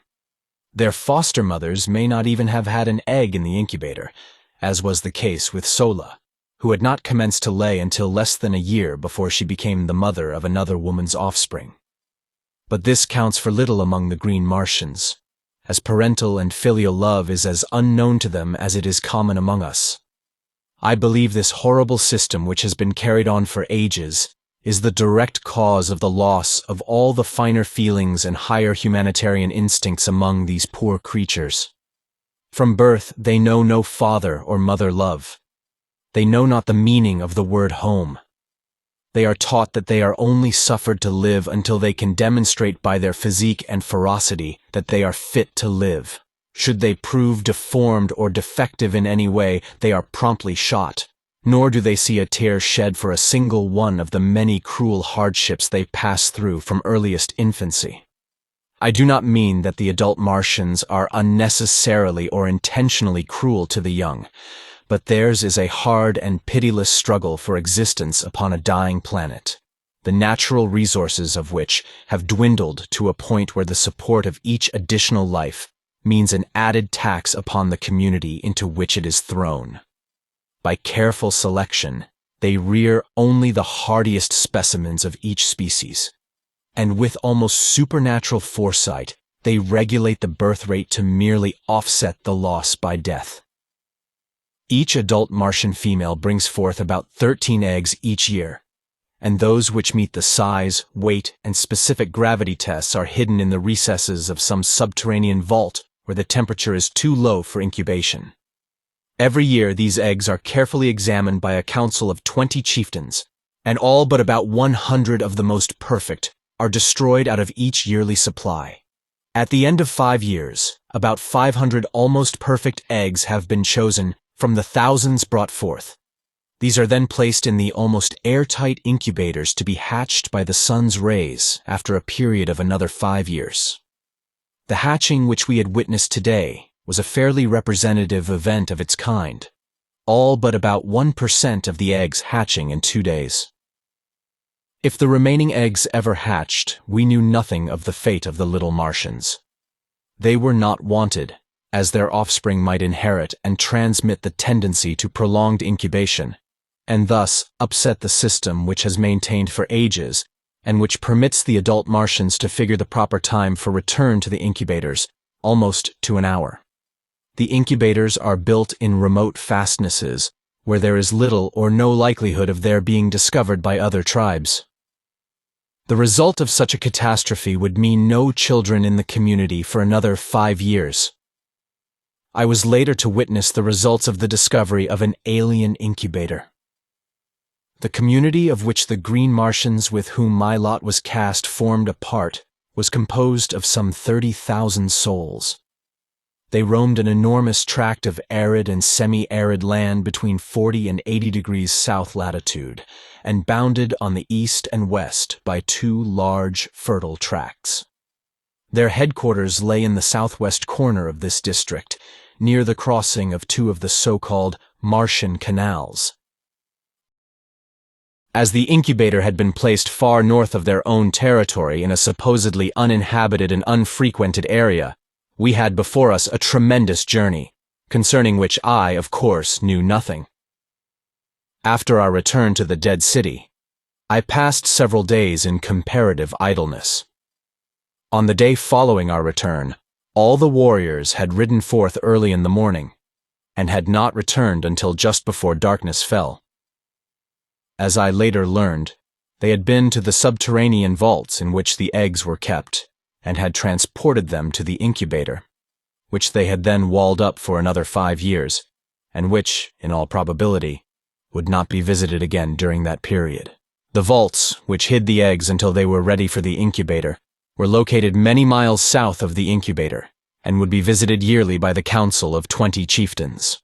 Why they did not arrange to build their vaults and incubators nearer home has always been a mystery to me, and, like many other Martian mysteries, unsolved and unsolvable by earthly reasoning and customs. Sola's duties were now doubled, as she was compelled to care for the young Martian as well as for me, but neither one of us required much attention, and as we were both about equally advanced in Martian education, Sola took it upon herself to train us together. Her prize consisted in a male about 4 feet tall, very strong and physically perfect. Also, he learned quickly, and we had considerable amusement, at least I did, over the keen rivalry we displayed. The Martian language, as I have said, is extremely simple, and in a week I could make all my wants known and understand nearly everything that was said to me. Likewise, under Sola's tutelage, I developed my telepathic powers so that I shortly could sense practically everything that went on around me. What surprised Sola most in me was that while I could catch telepathic messages easily from others, and often when they were not intended for me, no one could read a jot from my mind under any circumstances. At first, this vexed me, but later I was very glad of it, as it gave me an undoubted advantage over the Martians. Chapter 8. A Fair Captive from the Sky. The 3rd day after the incubator ceremony we set forth toward home, but scarcely had the head of the procession debouched into the open ground before the city, than orders were given for an immediate and hasty return. As though trained for years in this particular evolution, the green Martians melted like mist into the spacious doorways of the nearby buildings, until, in less than 3 minutes. The entire cavalcade of chariots, mastodons, and mounted warriors was nowhere to be seen. Sola and I had entered a building upon the front of the city, in fact the same one in which I had had my encounter with the apes, and, wishing to see what had caused the sudden retreat, I mounted to an upper floor and peered from the window out over the valley and the hills beyond, and there I saw the cause of their sudden scurrying to cover. A huge craft, long, low, and gray-painted, swung slowly over the crest of the nearest hill. Following it came another, and another, and another, until 20 of them, swinging low above the ground, sailed slowly and majestically toward us. Each carried a strange banner swung from stem to stern above the upper works, and upon the prow of each was painted some odd device that gleamed in the sunlight and showed plainly even at the distance at which we were from the vessels. I could see figures crowding the forward decks and upper works of the aircraft. Whether they had discovered us or simply were looking at the deserted city, I could not say. But in any event, they received a rude reception, for suddenly, and without warning, the green Martian warriors fired a terrific volley from the windows of the buildings facing the little valley, across which the great ships were so peacefully advancing. Instantly, the scene changed as by magic. The foremost vessel swung broadside toward us, and bringing her guns into play returned our fire, at the same time moving parallel to our front for a short distance, and then turning back with the evident intention of completing a great circle which would bring her up to position once more opposite our firing line. The other vessels followed in her wake, each one opening upon us as she swung into position. Our own fire never diminished, and I doubt if 25% of our shots went wild. It had never been given me to see such deadly accuracy of aim, and it seemed as though a little figure on one of the craft dropped at the explosion of each bullet, while the banners and upper works dissolved in spurts of flame as the irresistible projectiles of our warriors mowed through them. The fire from the vessels was most ineffectual, owing, as I afterward learned, to the unexpected suddenness of the first volley, which caught the ship's crews entirely unprepared, and the sighting apparatus of the guns unprotected from the deadly aim of our warriors. It seems that each green warrior has certain objective points for his fire, under relatively identical circumstances of warfare. For example, a proportion of them, always the best marksmen, direct their fire entirely upon the wireless finding and sighting apparatus of the big guns of an attacking naval force. Another detail attends to the smaller guns in the same way. Others pick off the gunners, still others the officers, while certain other quotas concentrate their attention upon the other members of the crew, upon the upper works, and upon the steering gear and propellers. 20 minutes after the first volley, the great fleet swung trailing off in the direction from which it had first appeared. Several of the craft were limping perceptibly, and seemed but barely under the control of their depleted crews. Their fire had ceased entirely, and all their energies seemed focused upon escape. Our warriors then rushed up to the roofs of the buildings which we occupied, and followed the retreating armada with a continuous fusillade of deadly fire. One by one, however, the ships managed to dip below the crests of the outlying hills until only one barely moving craft was in sight. This had received the brunt of our fire and seemed to be entirely unmanned, as not a moving figure was visible upon her decks. Slowly she swung from her course, circling back toward us in an erratic and pitiful manner. Instantly, the warriors ceased firing, for it was quite apparent that the vessel was entirely helpless, and far from being in a position to inflict harm upon us, she could not even control herself sufficiently to escape. As she neared the city, the warriors rushed out upon the plain to meet her, but it was evident that she still was too high for them to hope to reach her decks. From my vantage point in the window, I could see the bodies of her crew strewn about, although I could not make out what manner of creatures they might be.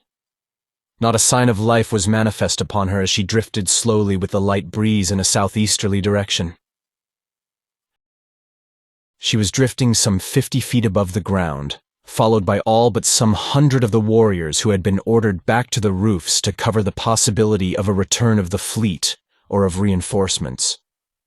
it soon became evident that she would strike the face of the buildings about a mile south of our position, and as I watched the progress of the chase, I saw a number of warriors gallop ahead, dismount, and enter the building she seemed destined to touch. As the craft neared the building, and just before she struck, the Martian warriors swarmed upon her from the windows, and with their great spears eased the shock of the collision, and in a few moments they had thrown out grappling hooks, and the big boat was being hauled to the ground by their fellows below. After making her fast, they swarmed the sides and searched the vessel from stem to stern. I could see them examining the dead sailors, evidently for signs of life, and presently a party of them appeared from below, dragging a little figure among them.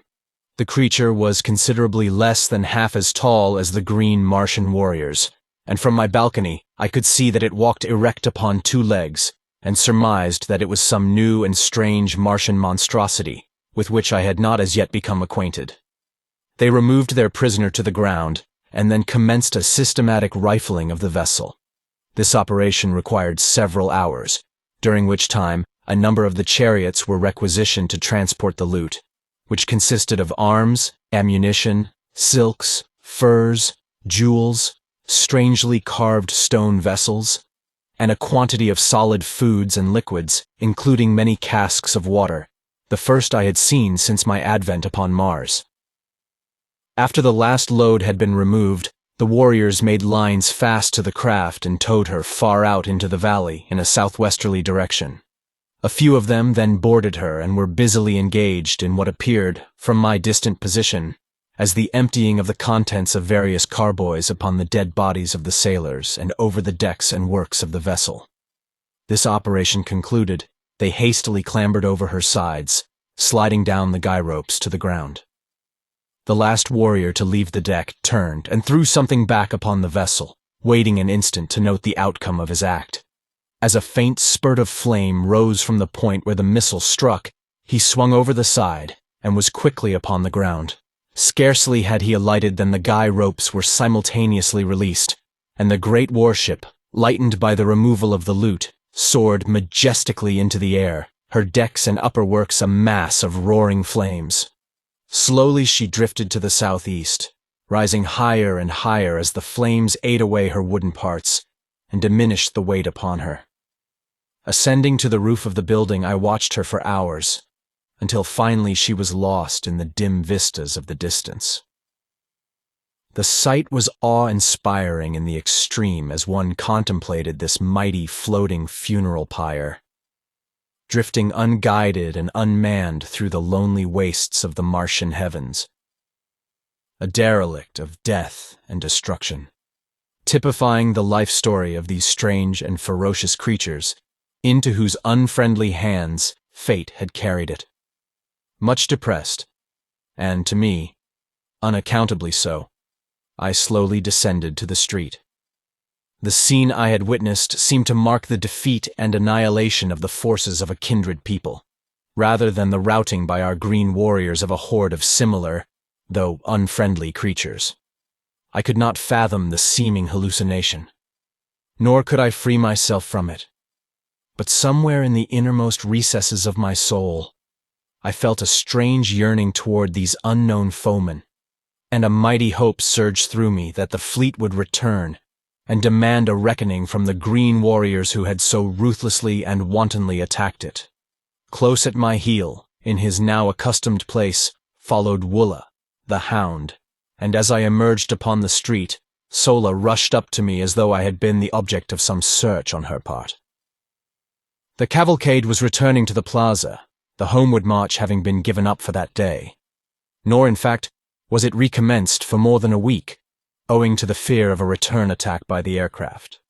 Lorquas Potomel was too astute an old warrior to be caught upon the open plains with a caravan of chariots and children, and so we remained at the deserted city until the danger seemed past. As Sola and I entered the plaza, a sight met my eyes which filled my whole being with a great surge of mingled hope, fear, exultation, and depression, and yet most dominant was a subtle sense of relief and happiness. For just as we neared the throng of Martians, I caught a glimpse of the prisoner from the battlecraft, who was being roughly dragged into a nearby building by a couple of green Martian females. And the sight which met my eyes was that of a slender, girlish figure, similar in every detail to the earthly women of my past life. She did not see me at first, but just as she was disappearing through the portal of the building which was to be her prison, she turned, and her eyes met mine. Her face was oval and beautiful in the extreme. Her every feature was finely chiseled and exquisite, her eyes large and lustrous, and her head surmounted by a mass of coal-black, waving hair, caught loosely into a strange yet becoming coiffure. Her skin was of a light reddish copper color, against which the crimson glow of her cheeks and the ruby of her beautifully molded lips shone with a strangely enhancing effect.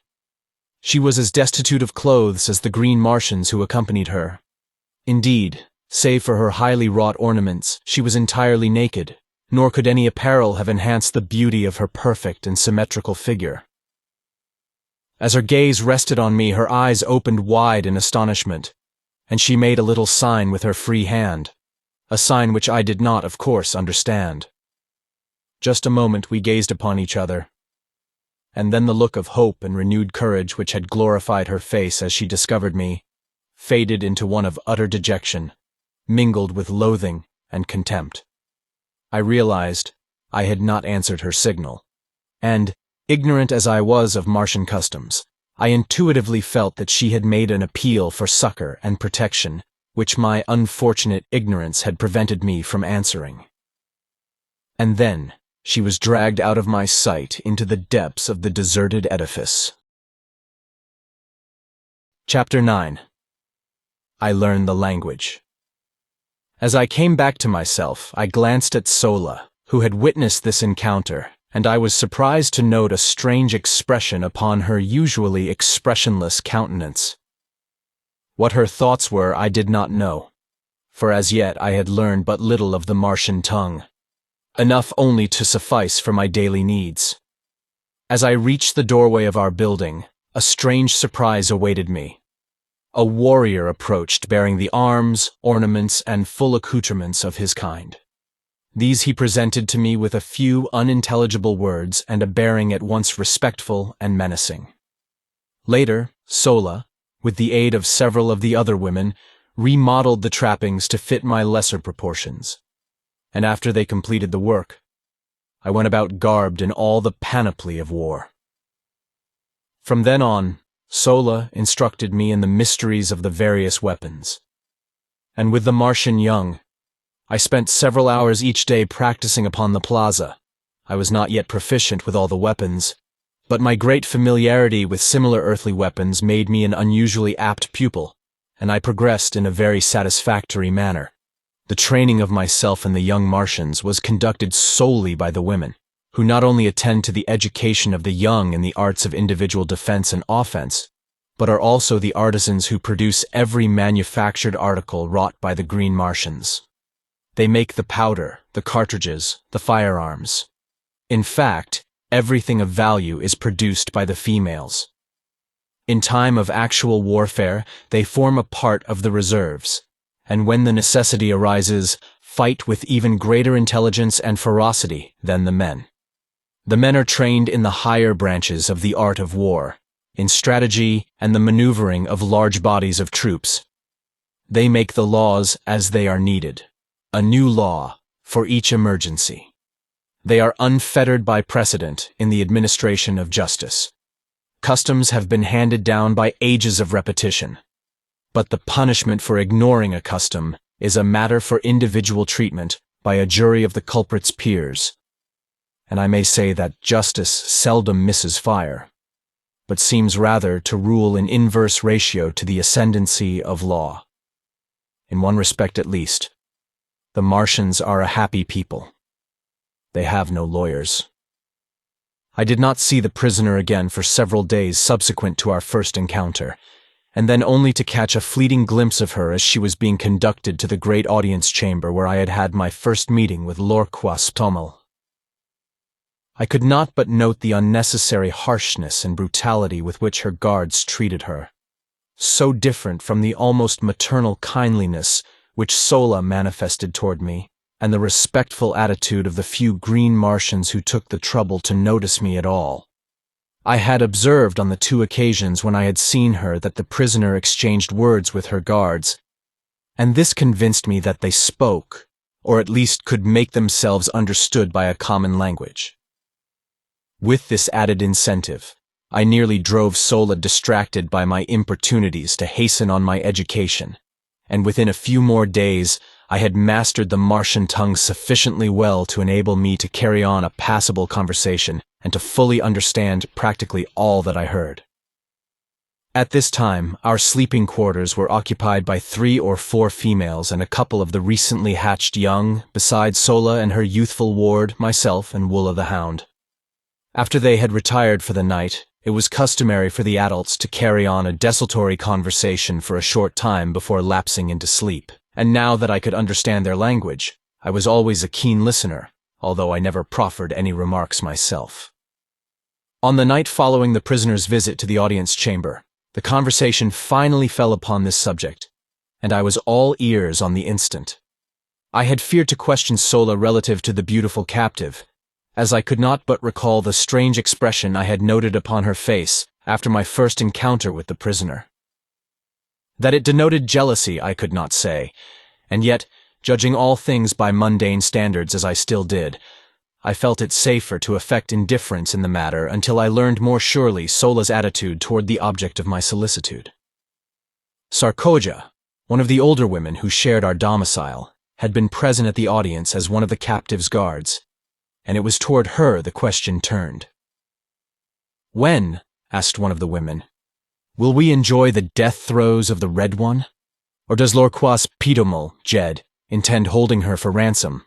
They have decided to carry her with us back to Thark and exhibit her last agonies at the great games before Tal Hajus," replied Sarkoja. "What will be the manner of her going out?" inquired Sola. "She is very small and very beautiful. I had hoped that they would hold her for ransom." Sarkoja and the other women grunted angrily at this evidence of weakness on the part of Sola. "It is sad, Sola, that you were not born 1,000,000 years ago," snapped Sarkoja, "when all the hollows of the land were filled with water, and the peoples were as soft as the stuff they sailed upon.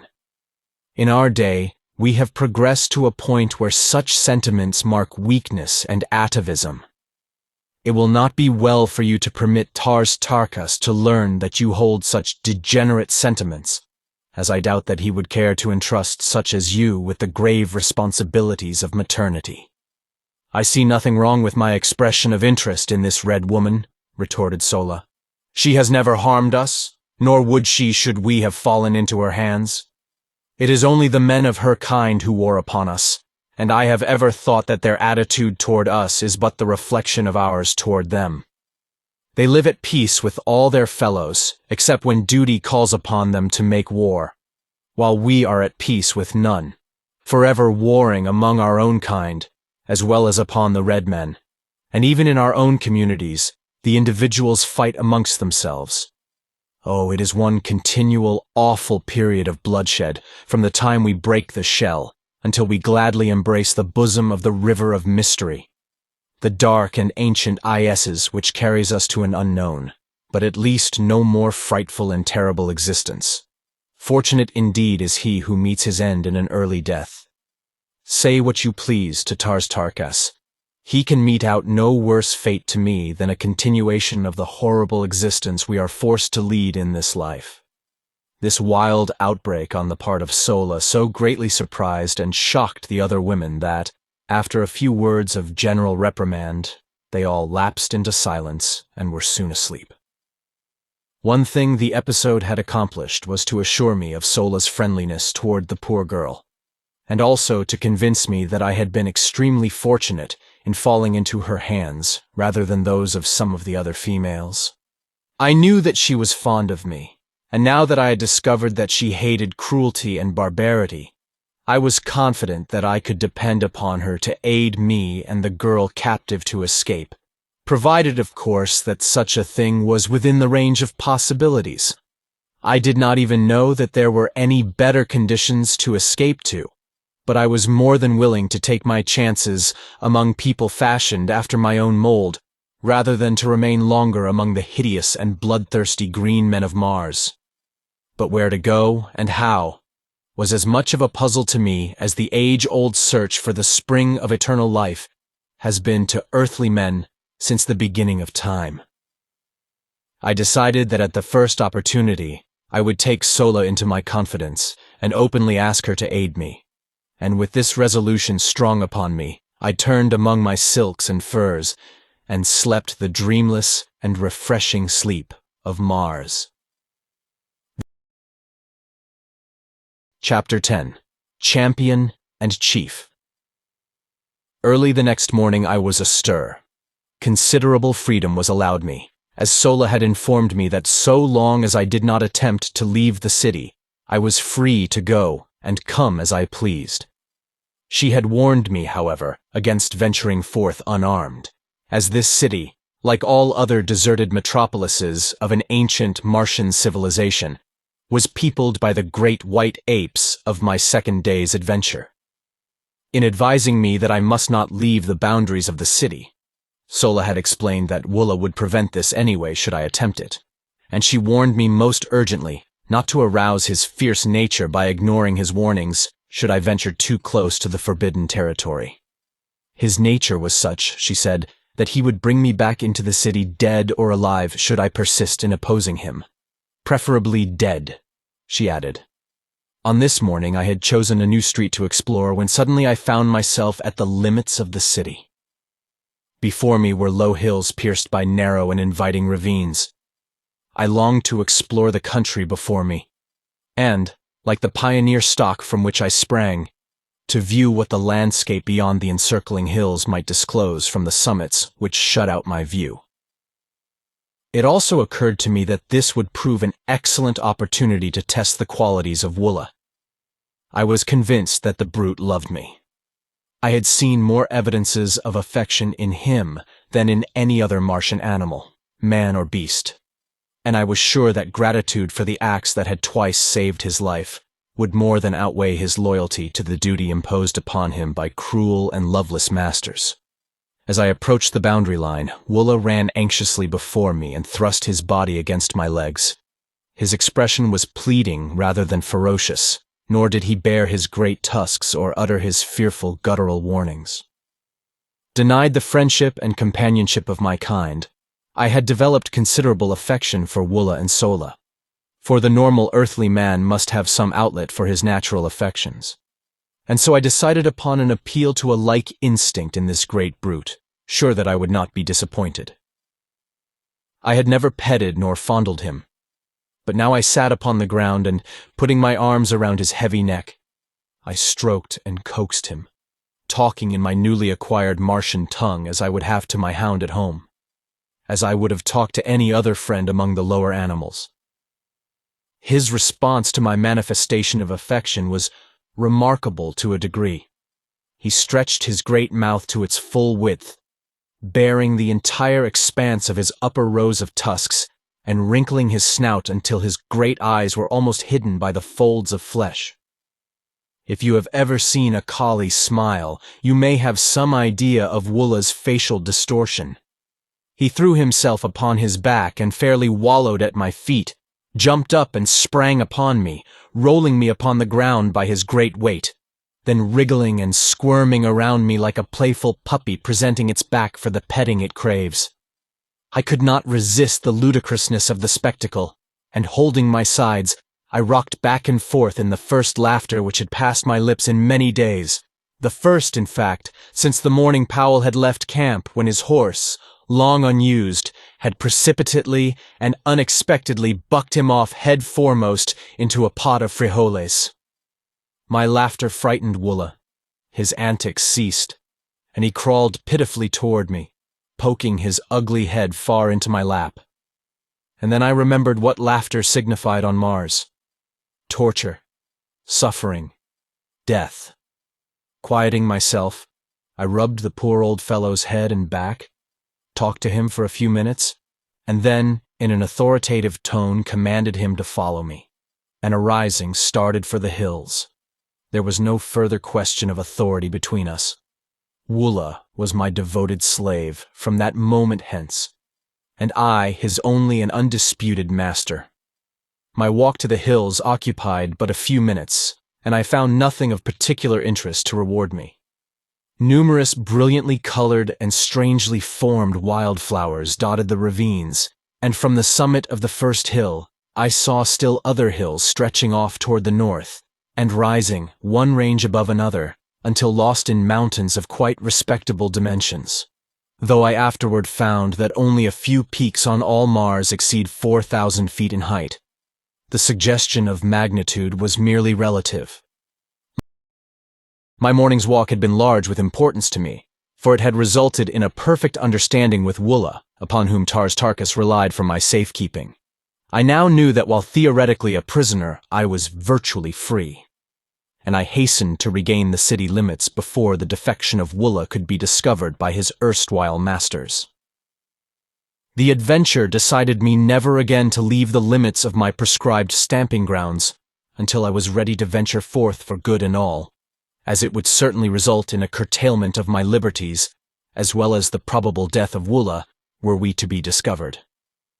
On regaining the plaza, I had my third glimpse of the captive girl. She was standing with her guards before the entrance to the audience chamber, and as I approached, she gave me one haughty glance and turned her back full upon me. The act was so womanly, so earthly womanly, that though it stung my pride, it also warmed my heart with a feeling of companionship. It was good to know that someone else on Mars beside myself had human instincts of a civilized order, even though the manifestation of them was so painful and mortifying. Had a green Martian woman desired to show dislike or contempt, she would, in all likelihood, have done it with a sword thrust or a movement of her trigger finger. But as their sentiments are mostly atrophied, it would have required a serious injury to have aroused such passions in them. Sola, let me add, was an exception.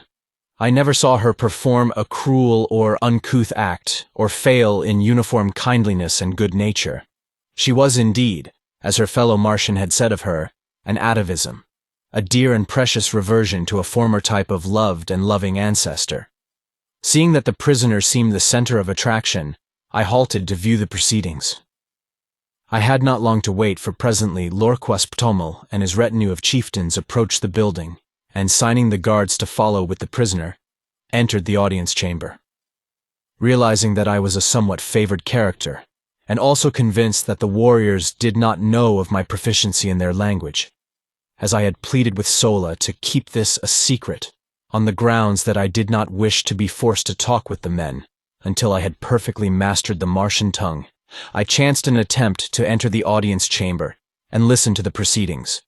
The council squatted upon the steps of the rostrum, while below them stood the prisoner and her two guards. I saw that one of the women was Sarkoja, and thus understood how she had been present at the hearing of the preceding day, the results of which she had reported to the occupants of our dormitory last night. Her attitude toward the captive was most harsh and brutal. When she held her, she sunk her rudimentary nails into the poor girl's flesh, or twisted her arm in a most painful manner. When it was necessary to move from one spot to another, she either jerked her roughly or pushed her headlong before her. She seemed to be venting upon this poor, defenseless creature all the hatred, cruelty, ferocity, and spite of her 900 years, backed by unguessable ages of fierce and brutal ancestors. The other woman was less cruel because she was entirely indifferent. If the prisoner had been left to her alone, and fortunately she was at night, she would have received no harsh treatment, nor, by the same token, would she have received any attention at all. As Lurks raised his eyes to address the prisoner, they fell on me, and he turned to Tarkas with a word and gesture of impatience. Tarkas made some reply which I could not catch, but which caused Lurks to smile, after which they paid no further attention to me. "What is your name?" asked Lorquas Ptomal, addressing the prisoner. Dejah Thoris, daughter of Mors Kajak of Helium. And the nature of your expedition? He continued. It was a purely scientific research party sent out by my father's father, the Jedak of Helium, to rechart the air currents and to take atmospheric density tests, replied the fair prisoner in a low, well-modulated voice. We were unprepared for battle, she continued, as we were on a peaceful mission, as our banners and the colors of our craft denoted. The work we were doing was as much in your interests as in ours, for you know full well that were it not for our labors and the fruits of our scientific operations, there would not be enough air or water on Mars to support a single human life.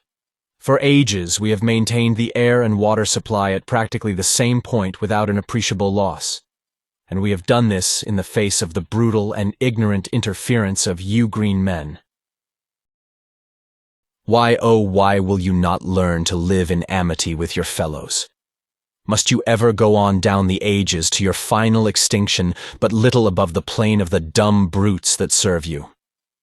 A people without written language, without art, without homes, without love, the victims of eons of the horrible community idea, owning everything in common, even to your women and children, has resulted in your owning nothing in common. You hate each other as you hate all else, except yourselves. Come back to the ways of our common ancestors. Come back to the light of kindliness and fellowship. The way is open to you. You will find the hands of the red men stretched out to aid you. Together we may do still more to regenerate our dying planet. The granddaughter of the greatest and mightiest of the Red Jedaks has asked you. Will you come?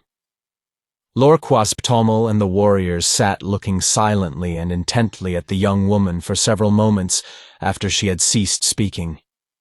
What was passing in their minds no man may know, but that they were moved, I truly believe.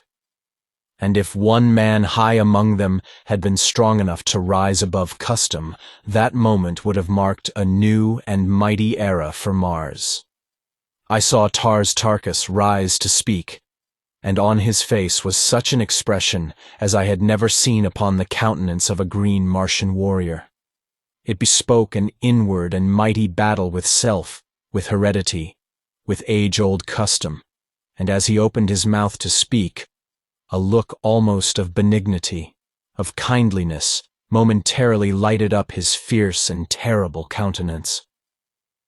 What words of moment were to have fallen from his lips were never spoken, as just then a young warrior, evidently sensing the trend of thought among the older men, leaped down from the steps of the rostrum and striking the frail captive a powerful blow across the face, which felled her to the floor, placed his foot upon her prostrate form, and turning toward the assembled council, broke into peals of horrid, mirthless laughter.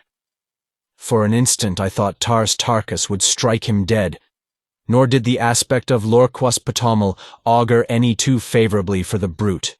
But the mood passed. Their old selves reasserted their ascendancy, and they smiled.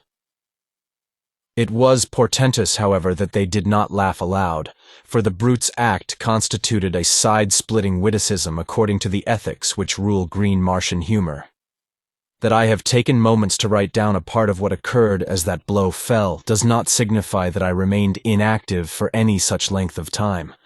I think I must have sensed something of what was coming, for I realize now that I was crouched as for a spring as I saw the blow aimed at her beautiful, upturned, pleading face, and ere the hand descended, I was halfway across the hall. Scarcely had his hideous laugh rang out but once when I was upon him. The brute was 12 feet in height and armed to the teeth, but I believe that I could have accounted for the whole roomful in the terrific intensity of my rage. Springing upward, I struck him full in the face as he turned at my warning cry, and then as he drew his short sword, I drew mine and sprang up again upon his breast, hooking one leg over the butt of his pistol and grasping one of his huge tusks with my left hand, while I delivered blow after blow upon his enormous chest.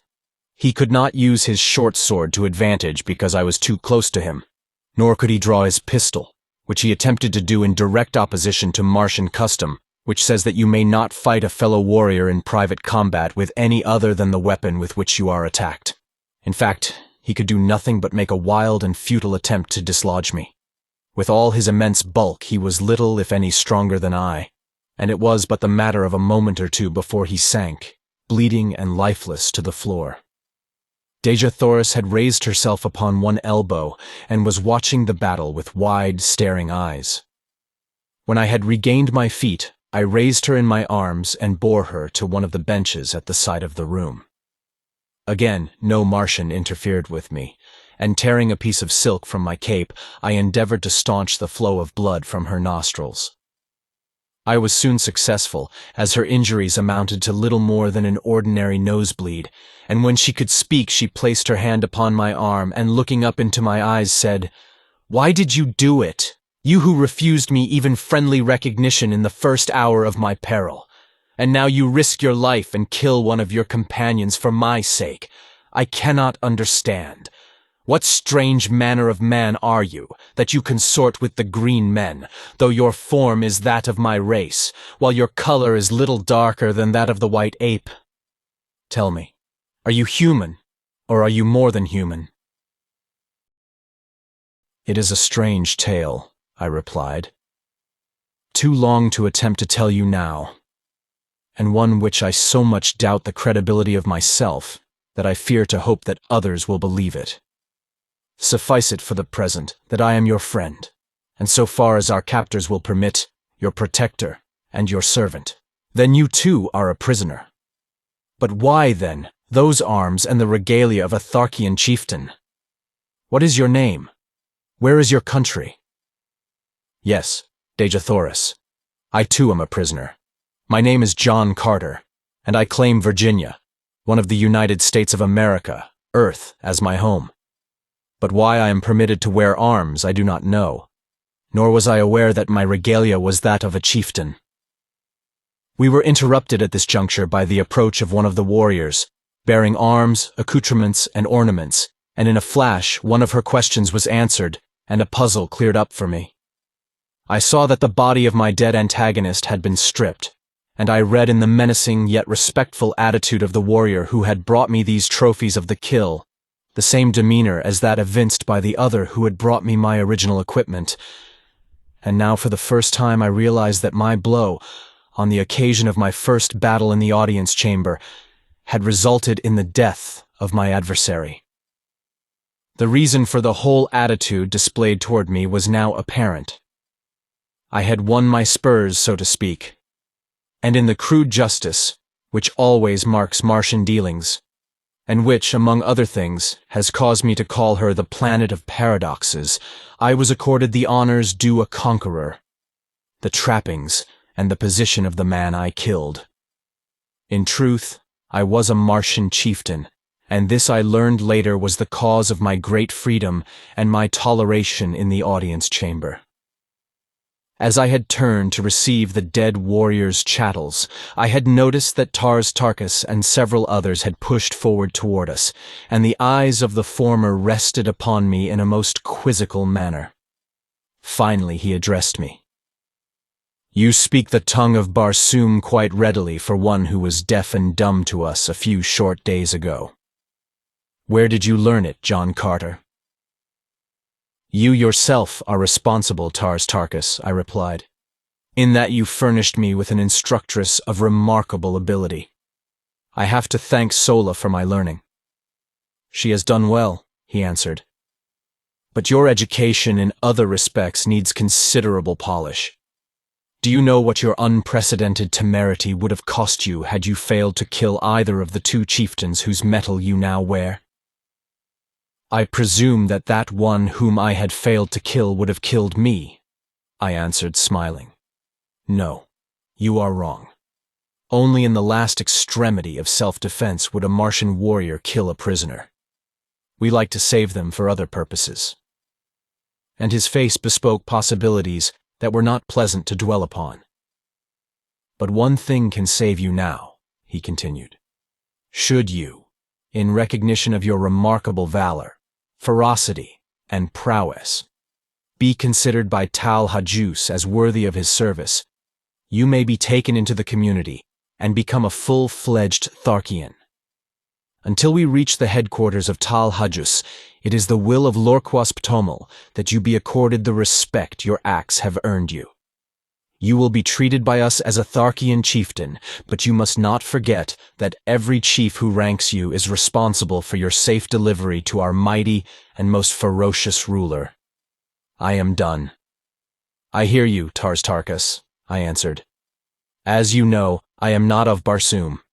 Your ways are not my ways, and I can only act in the future as I have in the past, in accordance with the dictates of my conscience and guided by the standards of my own people.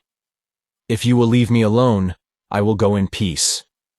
But if not, let the individual Barsoomians with whom I must deal either respect my rights as a stranger among you, or take whatever consequences may befall. Of one thing let us be sure. Whatever may be your ultimate intentions toward this unfortunate young woman, whoever would offer her injury or insult in the future must figure on making a full accounting to me. I understand that you belittle all sentiments of generosity and kindliness, but I do not, and I can convince your most doughty warrior that these characteristics are not incompatible with an ability to fight. Ordinarily, I am not given to long speeches, nor ever before had I descended to bombast. But I had guessed at the keynote which would strike an answering chord in the breasts of the Green Martians. Nor was I wrong, for my harangue evidently deeply impressed them, and their attitude toward me thereafter was still further respectful. Tarkas himself seemed pleased with my reply, but his only comment was more or less enigmatical. And I think I know Tal Hajus, Jeddak of Thark. I now turned my attention to Dejah Thoris, and assisting her to her feet, I turned with her toward the exit, ignoring her hovering guardian harpies as well as the inquiring glances of the chieftains. Was I not now a chieftain also? Well then, I would assume the responsibilities of one.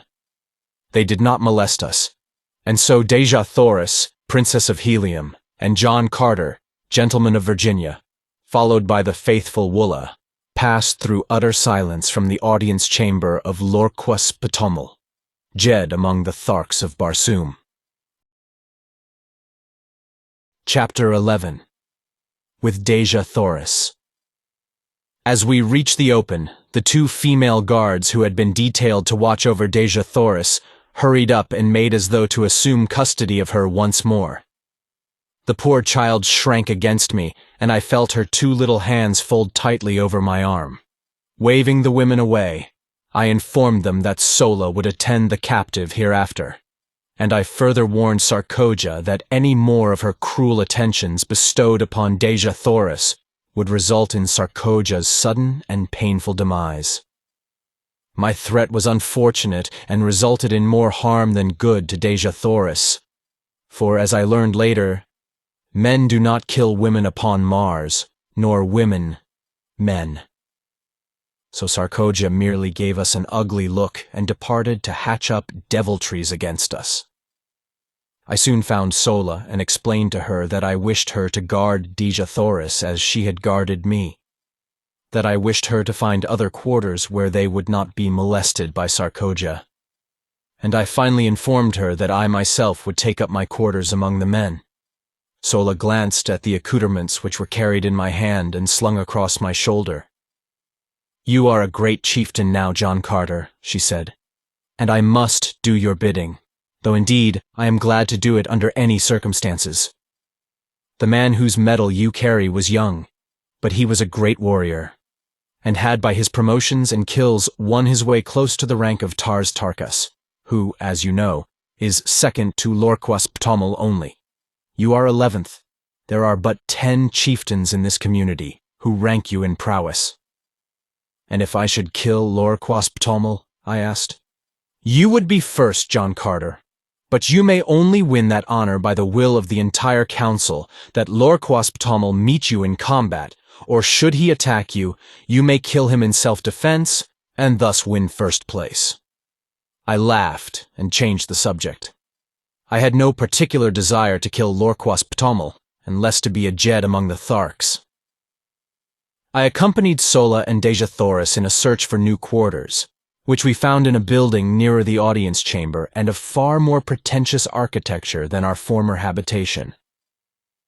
We also found in this building real sleeping apartments with ancient beds of highly wrought metal swinging from enormous gold chains depending from the marble ceilings. The decoration of the walls was most elaborate, and unlike the frescoes in the other buildings I had examined, portrayed many human figures in the compositions.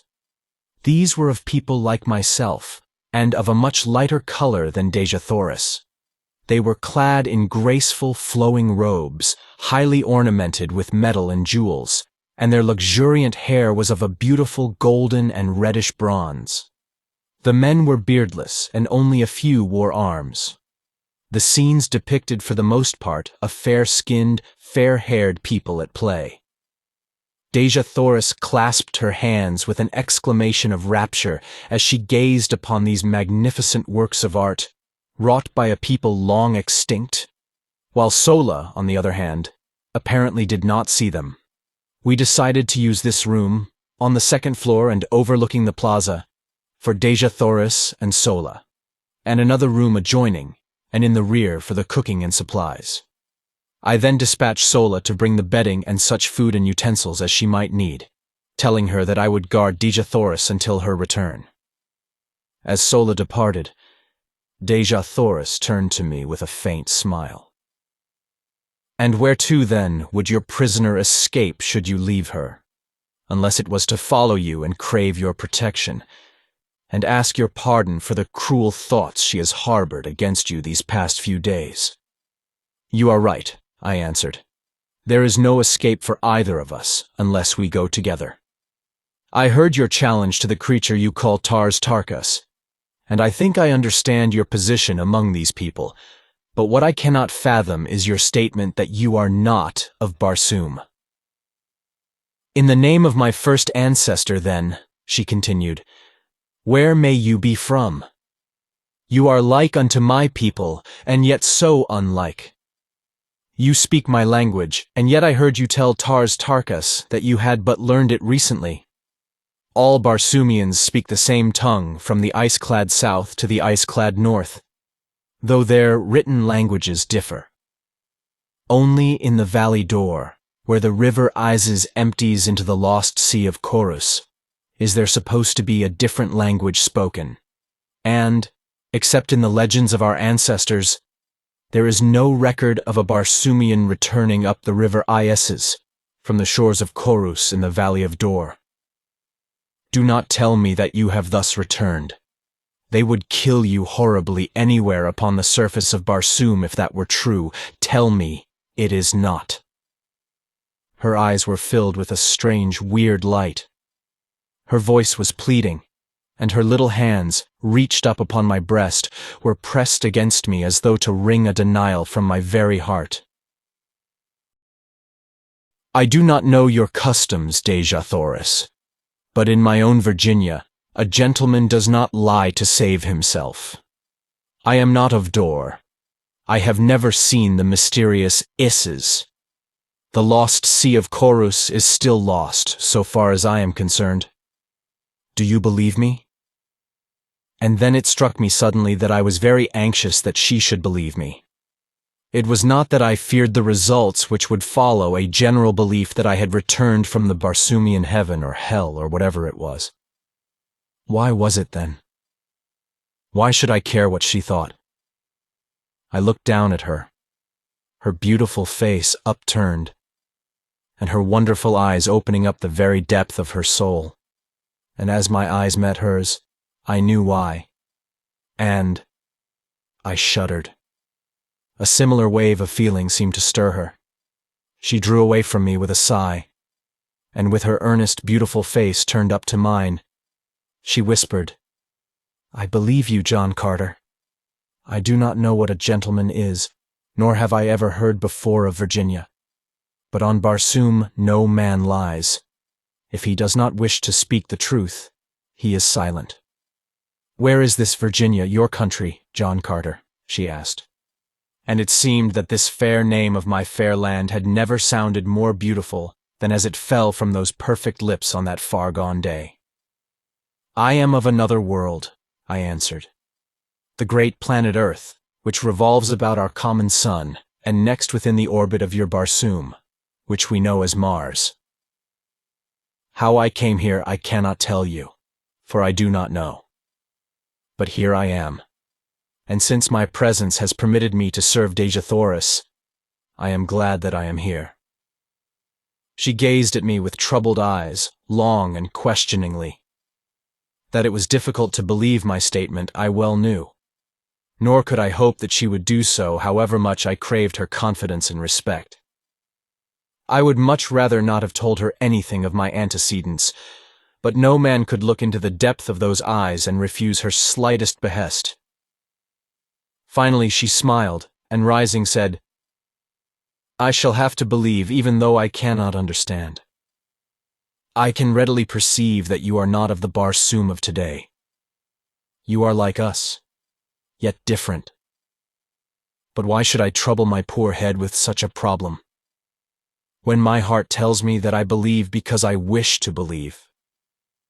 It was good logic, good, earthly, feminine logic, and if it satisfied her, I certainly could pick no flaws in it.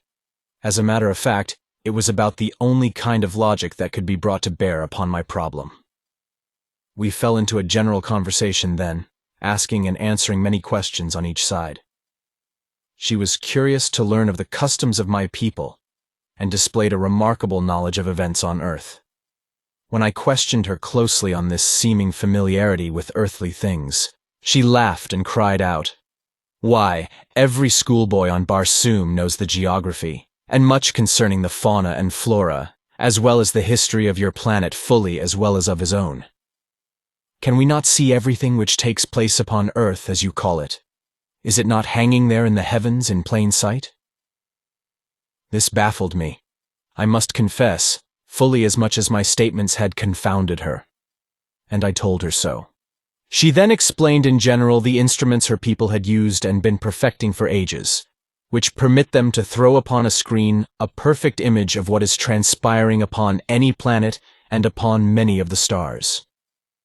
These pictures are so perfect in detail that, when photographed and enlarged, objects no greater than a blade of grass may be distinctly recognized. I afterward, in helium, saw many of these pictures, as well as the instruments which produced them. "If, then, you are so familiar with earthly things," I asked, "why is it that you do not recognize me as identical with the inhabitants of that planet?" She smiled again, as one might in bored indulgence of a questioning child. "Because, John Carter," she replied, "nearly every planet and star having atmospheric conditions at all approaching those of Barsoom shows forms of animal life almost identical with you and me. And further, Earthmen, almost without exception, cover their bodies with strange, unsightly pieces of cloth, and their heads with hideous contraptions, the purpose of which we have been unable to conceive, while you, when found by the Tharkian warriors, were entirely undisfigured and unadorned.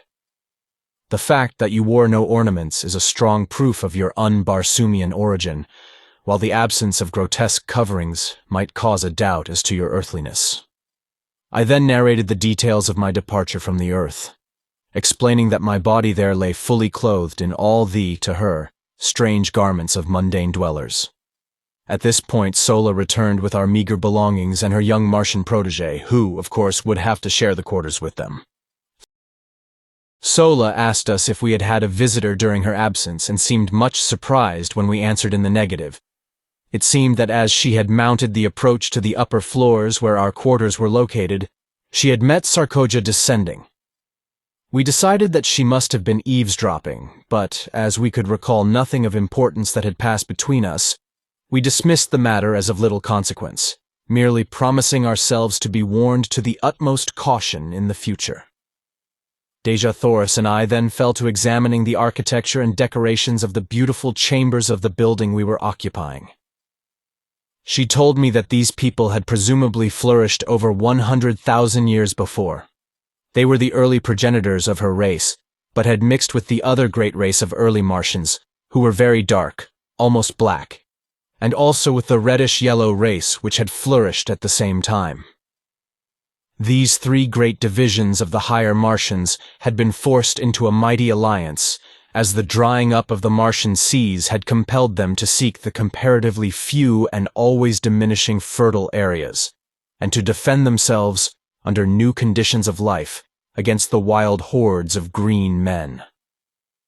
Ages of close relationship and intermarrying had resulted in the race of red men, of which Dejah Thoris was a fair and beautiful daughter.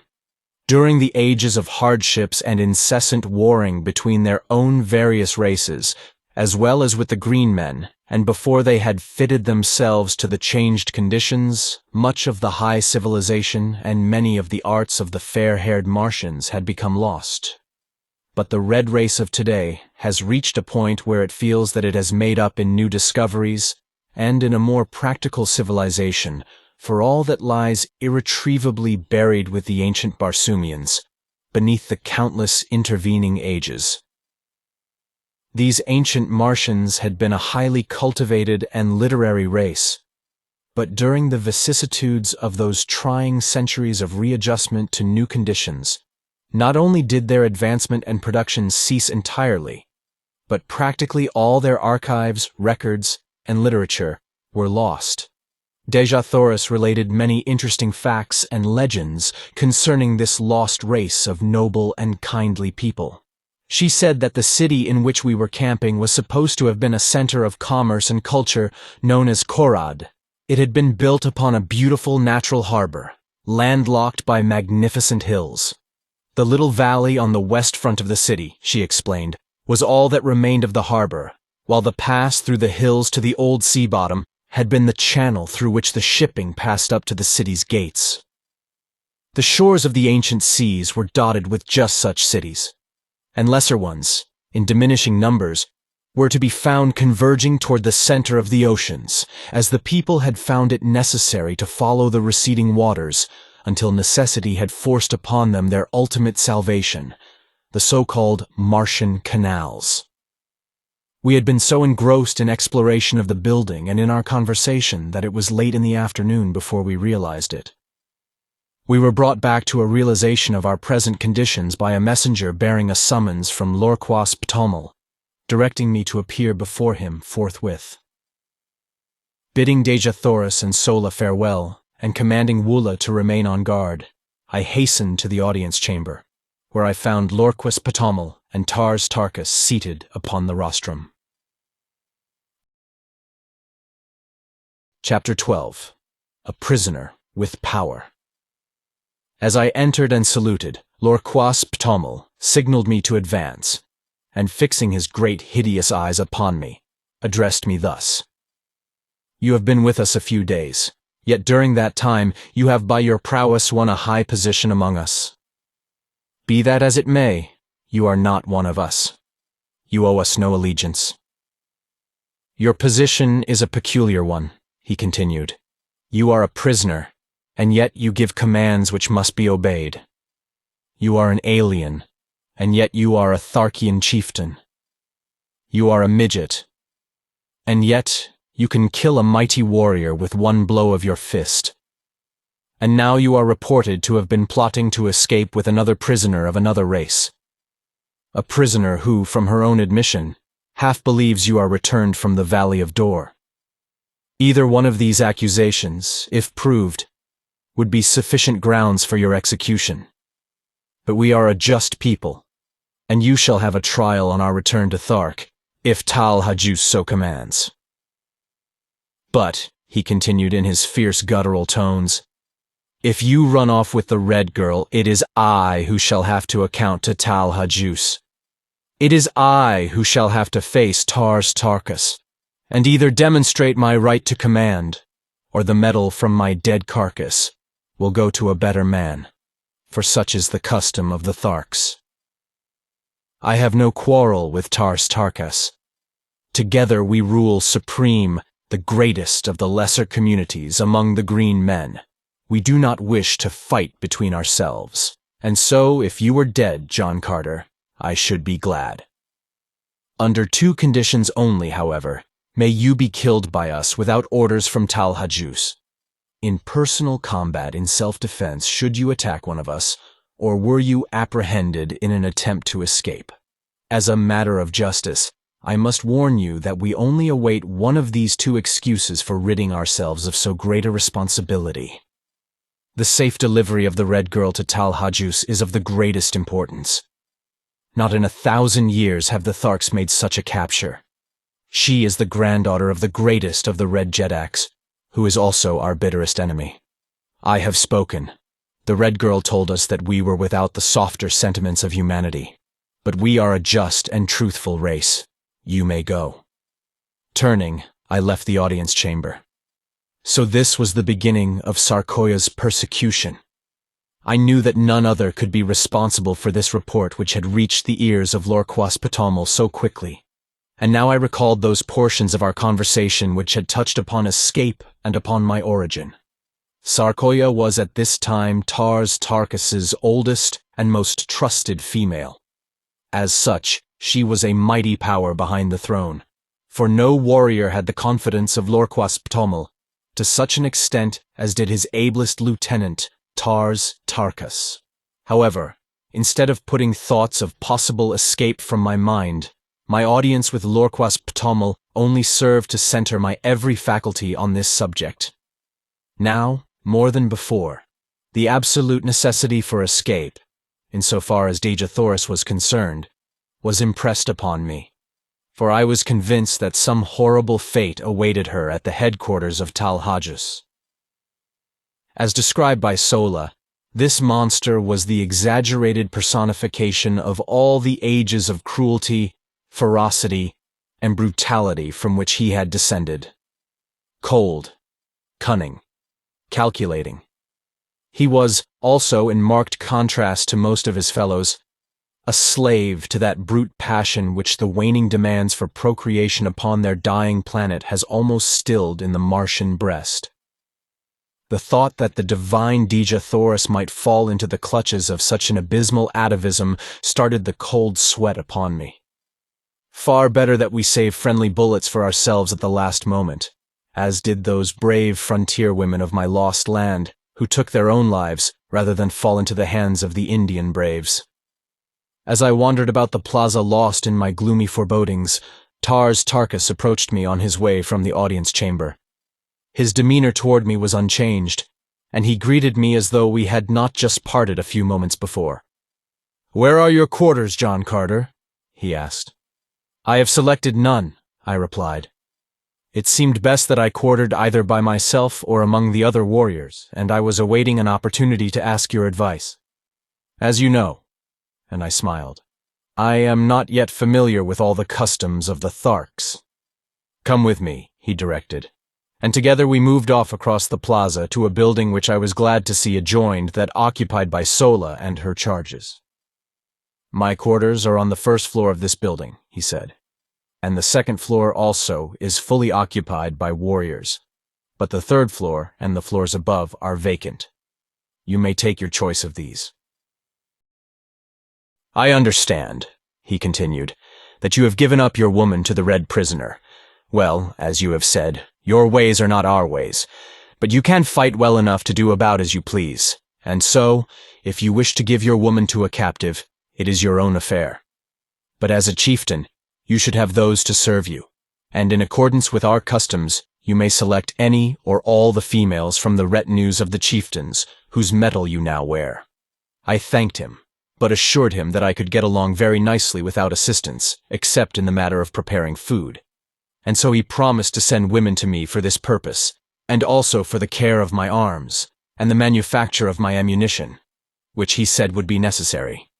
I suggested that they might also bring some of the sleeping silks and furs which belonged to me as spoils of combat, for the nights were cold, and I had none of my own. He promised to do so, and departed.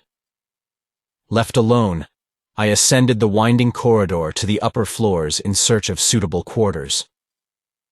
The beauties of the other buildings were repeated in this, and as usual I was soon lost in a tour of investigation and discovery. I finally chose a front room on the 3rd floor because this brought me nearer to Dejah Thoris, whose apartment was on the 2nd floor of the adjoining building, and it flashed upon me that I could rig up some means of communication whereby she might signal me in case she needed either my services or my protection. Adjoining my sleeping apartment were baths, dressing rooms, and other sleeping and living apartments. In all, some 10 rooms on this floor. The windows of the back rooms overlooked an enormous court, which formed the center of the square, made by the buildings which faced the 4 contiguous streets, and which was now given over to the quartering of the various animals belonging to the warriors occupying the adjoining buildings. While the court was entirely overgrown with the yellow, moss-like vegetation which blankets practically the entire surface of Mars. Yet numerous fountains, statuary, benches, and pergola-like contraptions bore witness to the beauty which the court must have presented in bygone times, when graced by the fair-haired, laughing people whom stern and unalterable cosmic laws had driven not only from their homes, but from all except the vague legends of their descendants. One could easily picture the gorgeous foliage of the luxuriant Martian vegetation which once filled this scene with life and color. The graceful figures of the beautiful women, the straight and handsome men, the happy, frolicking children, all sunlight, happiness, and peace. It was difficult to realize that they had gone down through ages of darkness, cruelty, and ignorance, until their hereditary instincts of culture and humanitarianism had risen ascendant once more in the final composite race which now is dominant upon Mars. My thoughts were cut short by the advent of several young females bearing loads of weapons, silks, furs, jewels, cooking utensils, and casks of food and drink, including considerable loot from the aircraft. All this, it seemed, had been the property of the 2 chieftains I had slain, and now, by the customs of the Tharks, it had become mine. At my direction, they placed the stuff in one of the back rooms and then departed, only to return with a second load, which they advised me constituted the balance of my goods. On the second trip, they were accompanied by 10 or 15 other women and youths, who it seemed formed the retinues of the 2 chieftains. They were not their families, nor their wives, nor their servants. The relationship was peculiar, and so unlike anything known to us that it is most difficult to describe.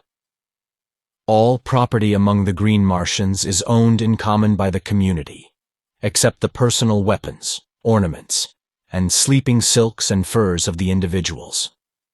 These alone can one claim undisputed right to, nor may he accumulate more of these than are required for his actual needs.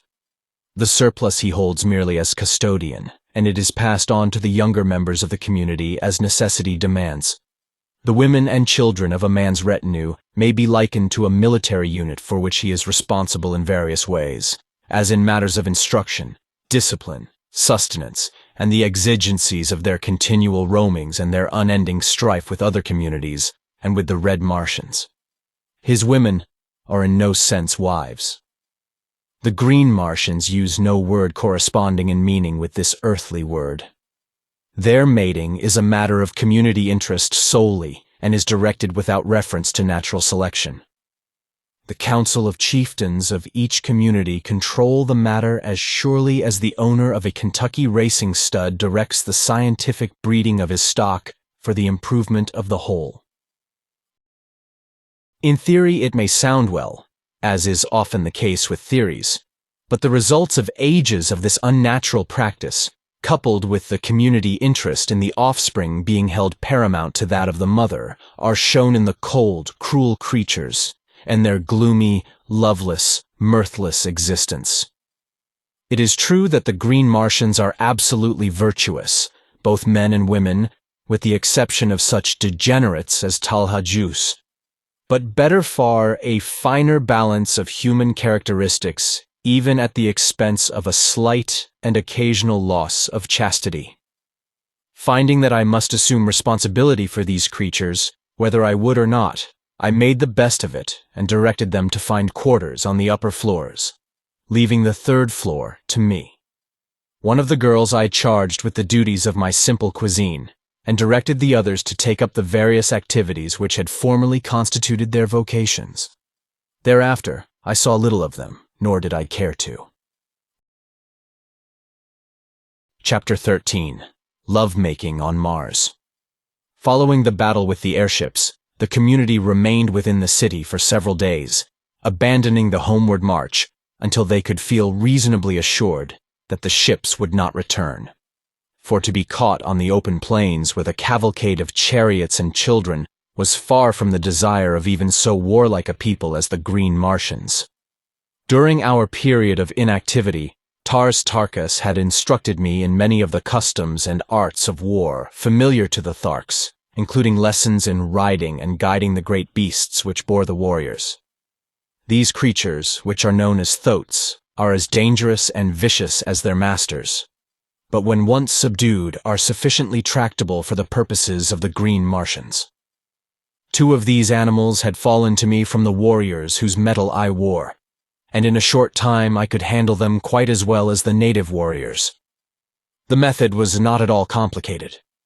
If the thoats did not respond with sufficient celerity to the telepathic instructions of their riders, they were dealt a terrific blow between the ears with the butt of a pistol. And if they showed fight, this treatment was continued until the brutes either were subdued or had unseated their riders. In the latter case, it became a life-and-death struggle between the man and the beast. If the former were quick enough with his pistol, he might live to ride again, though upon some other beast. If not, his torn and mangled body was gathered up by his women and burned in accordance with Tharkian custom. My experience with Woola determined me to attempt the experiment of kindness in my treatment of my thoats. First, I taught them that they could not unseat me, and even rapped them sharply between the ears to impress upon them my authority and mastery. Then, by degrees, I won their confidence in much the same manner as I had adopted countless times with my many mundane mounts. I was ever a good hand with animals, and by inclination, as well as because it brought more lasting and satisfactory results, I was always kind and humane in my dealings with the lower orders. I could take a human life, if necessary, with far less compunction than that of a poor, unreasoning, irresponsible brute. In the course of a few days, my thoats were the wonder of the entire community. They would follow me like dogs, rubbing their great snouts against my body in awkward evidence of affection, and respond to my every command with an alacrity and docility which caused the Martian warriors to ascribe to me the possession of some earthly power unknown on Mars. "How have you bewitched them?" asked Tarkas one afternoon, when he had seen me run my arm far between the great jaws of one of my thoats, which had wedged a piece of stone between 2 of his teeth while feeding upon the moss-like vegetation within our courtyard. "By kindness," I replied. "You see, Tarkas, the softer sentiments have their value, even to a warrior. In the height of battle as well as upon the march, I know that my thoats will obey my every command, and therefore my fighting efficiency is enhanced, and I am a better warrior for the reason that I am a kind master. Your other warriors would find it to the advantage of themselves as well as of the community to adopt my methods in this respect. Only a few days since you, yourself, told me that these great brutes, by the uncertainty of their tempers, often were the means of turning victory into defeat, since, at a crucial moment, they might elect to unseat and rend their riders. "Show me how you accomplish these results," was Tarkas's only rejoinder. And so I explained as carefully as I could the entire method of training I had adopted with my beasts, and later he had me repeat it before XVIII and the assembled warriors. That moment marked the beginning of a new existence for the poor thoats, and before I left the community of XVIII, I had the satisfaction of observing a regiment of as tractable and docile mounts as one might care to see. The effect on the precision and celerity of the military movements was so remarkable that XVIII presented me with a massive anklet of gold from his own leg, as a sign of his appreciation of my service to the Horde. On the 7th day following the battle with the aircraft, we again took up the march toward Thark, all probability of another attack being deemed remote by Lorquas. During the days just preceding our departure, I had seen but little of Dejah Thoris, as I had been kept very busy by Tarkas with my lessons in the art of Martian warfare, as well as in the training of my thoats. The few times I had visited her quarters, she had been absent, walking upon the streets with Sola, or investigating the buildings in the near vicinity of the plaza. I had warned them against venturing far from the plaza, for fear of the great white apes, whose ferocity I was only too well acquainted with. However, since Wulla accompanied them on all their excursions, and as Sola was well armed, there was comparatively little cause for fear. On the evening before our departure, I saw them approaching along one of the great avenues which lead into the plaza from the east. I advanced to meet them, and telling Sola that I would take the responsibility for Dejah Thoris's safekeeping, I directed her to return to her quarters on some trivial errand. I liked and trusted Sola, but for some reason, I desired to be alone with Dejah Thoris, who represented to me all that I had left behind upon earth in agreeable and congenial companionship. There seemed bonds of mutual interest between us, as powerful as though we had been born under the same roof, rather than upon different planets, hurtling through space some 48 million miles apart. That she shared my sentiments in this respect I was positive, for on my approach the look of pitiful hopelessness left her sweet countenance to be replaced by a smile of joyful welcome, as she placed her little right hand upon my left shoulder in true red Martian salute. "Sarkoja told Sola that you had become a true Thark," she said, "and that I would now see no more of you than of any of the other warriors." "Sarkoja is a liar of the first magnitude," I replied, notwithstanding the proud claim of the Tharks to absolute verity. Dejah Thoris laughed. "I knew that even though you became a member of the community, you would not cease to be my friend. A warrior may change his metal, but not his heart, as the saying is upon Barsoom." "I think they have been trying to keep us apart," she continued, "for whenever you have been off duty, one of the older women of Tarkas's retinue has always arranged to trump up some excuse to get Sola and me out of sight. They have had me down in the pits below the buildings, helping them mix their awful radium powder and make their terrible projectiles. You know that these have to be manufactured by artificial light, as exposure to sunlight always results in an explosion. You have noticed that their bullets explode when they strike an object? Well, the opaque outer coating is broken by the impact, exposing a glass cylinder, almost solid, in the forward end of which is a minute particle of radium powder. The moment the sunlight, even though diffused, strikes this powder, it explodes with a violence which nothing can withstand. If you ever witness a night battle, you will note the absence of these explosions, while the morning following the battle will be filled at sunrise with the sharp detonations of exploding missiles fired the preceding night. As a rule, however, non-exploding projectiles are used at night." While I was much interested in Dejah Thoris' explanation of this wonderful adjunct to Martian warfare, I was more concerned by the immediate problem of their treatment of her. That they were keeping her away from me was not a matter for surprise, but that they should subject her to dangerous and arduous labor filled me with rage. "Have they ever subjected you to cruelty and ignominy, Dejah Thoris?" I asked, feeling the hot blood of my fighting ancestors leap in my veins as I awaited her reply. "Only in little ways, John Carter," she answered. "Nothing that can harm me outside my pride. They know that I am the daughter of 10,000 Jedaks, that I trace my ancestry straight back without a break to the builder of the first great waterway. And they, who do not even know their own mothers, are jealous of me. At heart, they hate their horrid fates, and so wreak their poor spite on me who stand for everything they have not, and for all they most crave and never can attain. Let us pity them, my chieftain, for even though we die at their hands, we can afford them pity, since we are greater than they, and they know it.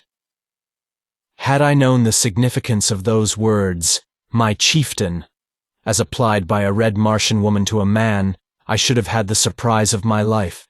But I did not know at that time, nor for many months thereafter. Yes, I still had much to learn upon Barsoom. I presume it is the better part of wisdom that we bow to our fate with as good grace as possible, Dejah Thoris. But I hope, nevertheless, that I may be present the next time that any Martian, green, red, pink, or violet, has the temerity to even so much as frown on you, my princess. Dejah Thoris caught her breath at my last words, and gazed upon me with dilated eyes and quickening breath, and then, with an odd little laugh, which brought roguish dimples to the corners of her mouth, she shook her head and cried, "What a child! A great warrior and yet a stumbling little child." "What have I done now?" I asked in sore perplexity. "Some day you shall know, John Carter, if we live. But I may not tell you. And I, the daughter of Moors Kajak, son of Tardos Moors, have listened without anger," she soliloquized in conclusion. Then she broke out again into one of her gay, happy, laughing moods, joking with me on my prowess as a Thark warrior as contrasted with my soft heart and natural kindliness. "I presume that should you accidentally wound an enemy, you would take him home and nurse him back to health," she laughed. "That is precisely what we do on Earth," I answered. "At least, among civilized men." This made her laugh again. She could not understand it, for with all her tenderness and womanly sweetness, she was still a Martian, and to a Martian the only good enemy is a dead enemy, for every dead foeman means so much more to divide between those who live. I was very curious to know what I had said or done to cause her so much perturbation a moment before, and so I continued to importune her to enlighten me. "No," she exclaimed, "it is enough that you have said it and that I have listened. And when you learn, John Carter, and if I be dead, as likely I shall be, ere the further moon has circled Barsoom another 12 times, remember that I listened, and that I smiled." It was all Greek to me, but the more I begged her to explain, the more positive became her denials of my request. And so, in very hopelessness, I desisted. Day had now given way to night, and as we wandered along the great avenue lighted by the 2 moons of Barsoom, and with Earth looking down upon us out of her luminous green eye, it seemed that we were alone in the universe, and I, at least, was content that it should be so. The chill of the Martian night was upon us, and removing my silks, I threw them across the shoulders of Dejah Thoris. As my arm rested for an instant upon her, I felt a thrill pass through every fiber of my being, such as contact with no other mortal had ever produced. And it seemed to me that she had leaned slightly toward me, but of that I was not sure. Only I knew that as my arm rested there across her shoulders longer than the act of adjusting the silk required, she did not draw away, nor did she speak. And so, in silence, we walked the surface of a dying world, but in the breast of one of us at least had been born that which is ever oldest, yet ever new. I loved Dejah Thoris. The touch of my arm upon her naked shoulder had spoken to me in words I would not mistake, and I knew that I had loved her since the first moment that my eyes had met hers, that first time in the plaza of the dead city of Korad. Chapter 14. A Duel to the Death. My first impulse was to tell her of my love, and then I thought of the helplessness of her position, wherein I alone could lighten the burdens of her captivity, and protect her in my poor way against the thousands of hereditary enemies she must face upon our arrival at Thark. I could not chance causing her additional pain or sorrow by declaring a love which, in all probability, she did not return. Should I be so indiscreet, her position would be even more unbearable than now, and the thought that she might feel that I was taking advantage of her helplessness to influence her decision was the final argument that sealed my lips. "Why are you so quiet, Dejah Thoris?" I asked. "Possibly you would rather return to Sola and your quarters." "No," she murmured. "I am happy here. I do not know why it is that I should always be happy and contented when you, John Carter, a stranger, are with me. Yet at such times it seems that I am safe, and that with you I shall soon return to my father's court and feel his strong arms about me and my mother's tears and kisses on my cheek." "Do people kiss then upon Barsoom?" I asked, when she had explained the word she used in answer to my inquiry as to its meaning. "Parents, brothers and sisters, yes, and," she added in a low, thoughtful tone, "lovers. And you, Dejah Thoris, have parents and brothers and sisters?" "Yes." "And lover?" She was silent, nor could I venture to repeat the question. "The man of Barsoom," she finally ventured, "does not ask personal questions of women except his mother and the woman he has fought for and won." "But I have fought," I started, and then I wished my tongue had been cut from my mouth. For she turned even as I caught myself, and ceased, and drawing my silks from her shoulder, she held them out to me, and without a word, and with head held high, she moved with the carriage of the Queen. She was toward the plaza and the doorway of her quarters. I did not attempt to follow her, other than to see that she reached the building in safety. But directing Woola to accompany her, I turned disconsolately and entered my own house. I sat for hours cross-legged and cross-tempered, upon my silks meditating upon the queer freaks chance plays upon us poor devils of mortals. So this was love. I had escaped it for all the years I had roamed the 5 continents and their encircling seas. In spite of beautiful women and urging opportunity, in spite of a half-desire for love and a constant search for my ideal, it had remained for me to fall furiously and hopelessly in love with a creature from another world, of a species similar possibly, yet not identical with mine. A woman who was hatched from an egg, and whose span of life might cover 1,000 years. Whose people had strange customs and ideas.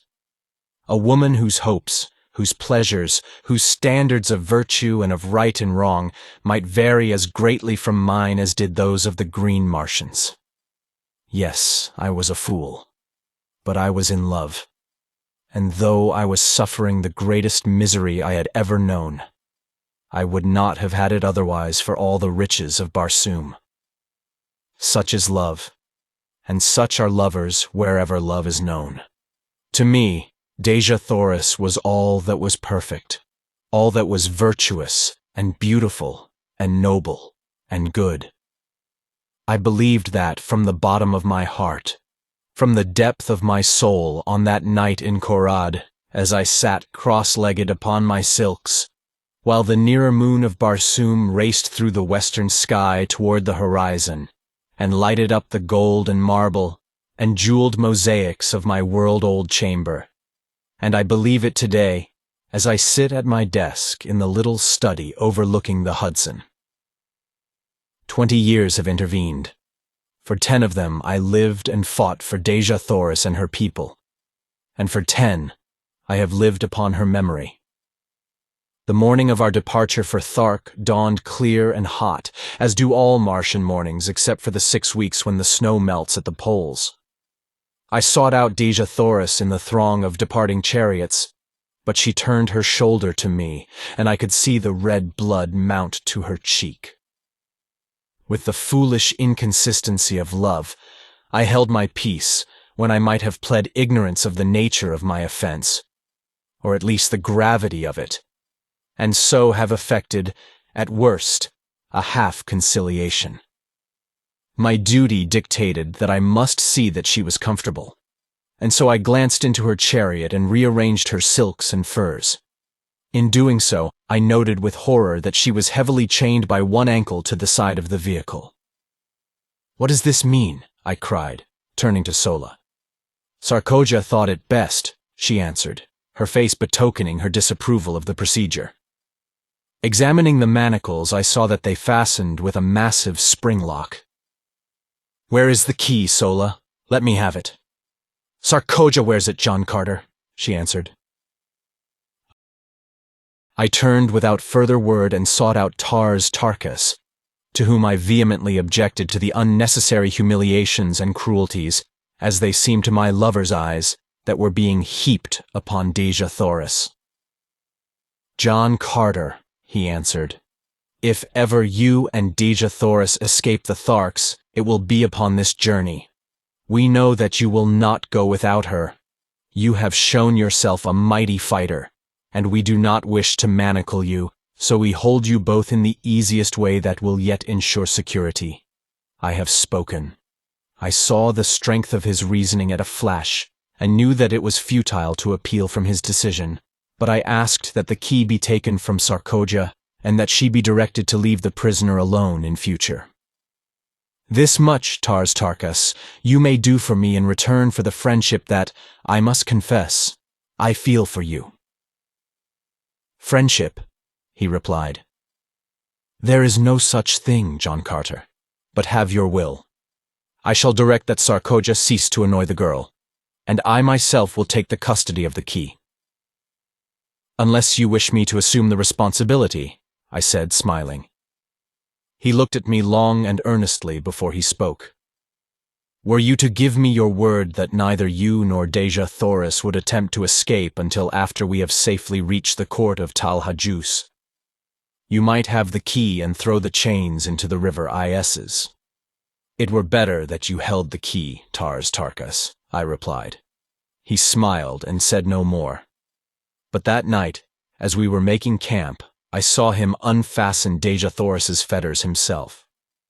With all his cruel ferocity and coldness, there was an undercurrent of something in Tarkas which he seemed ever battling to subdue.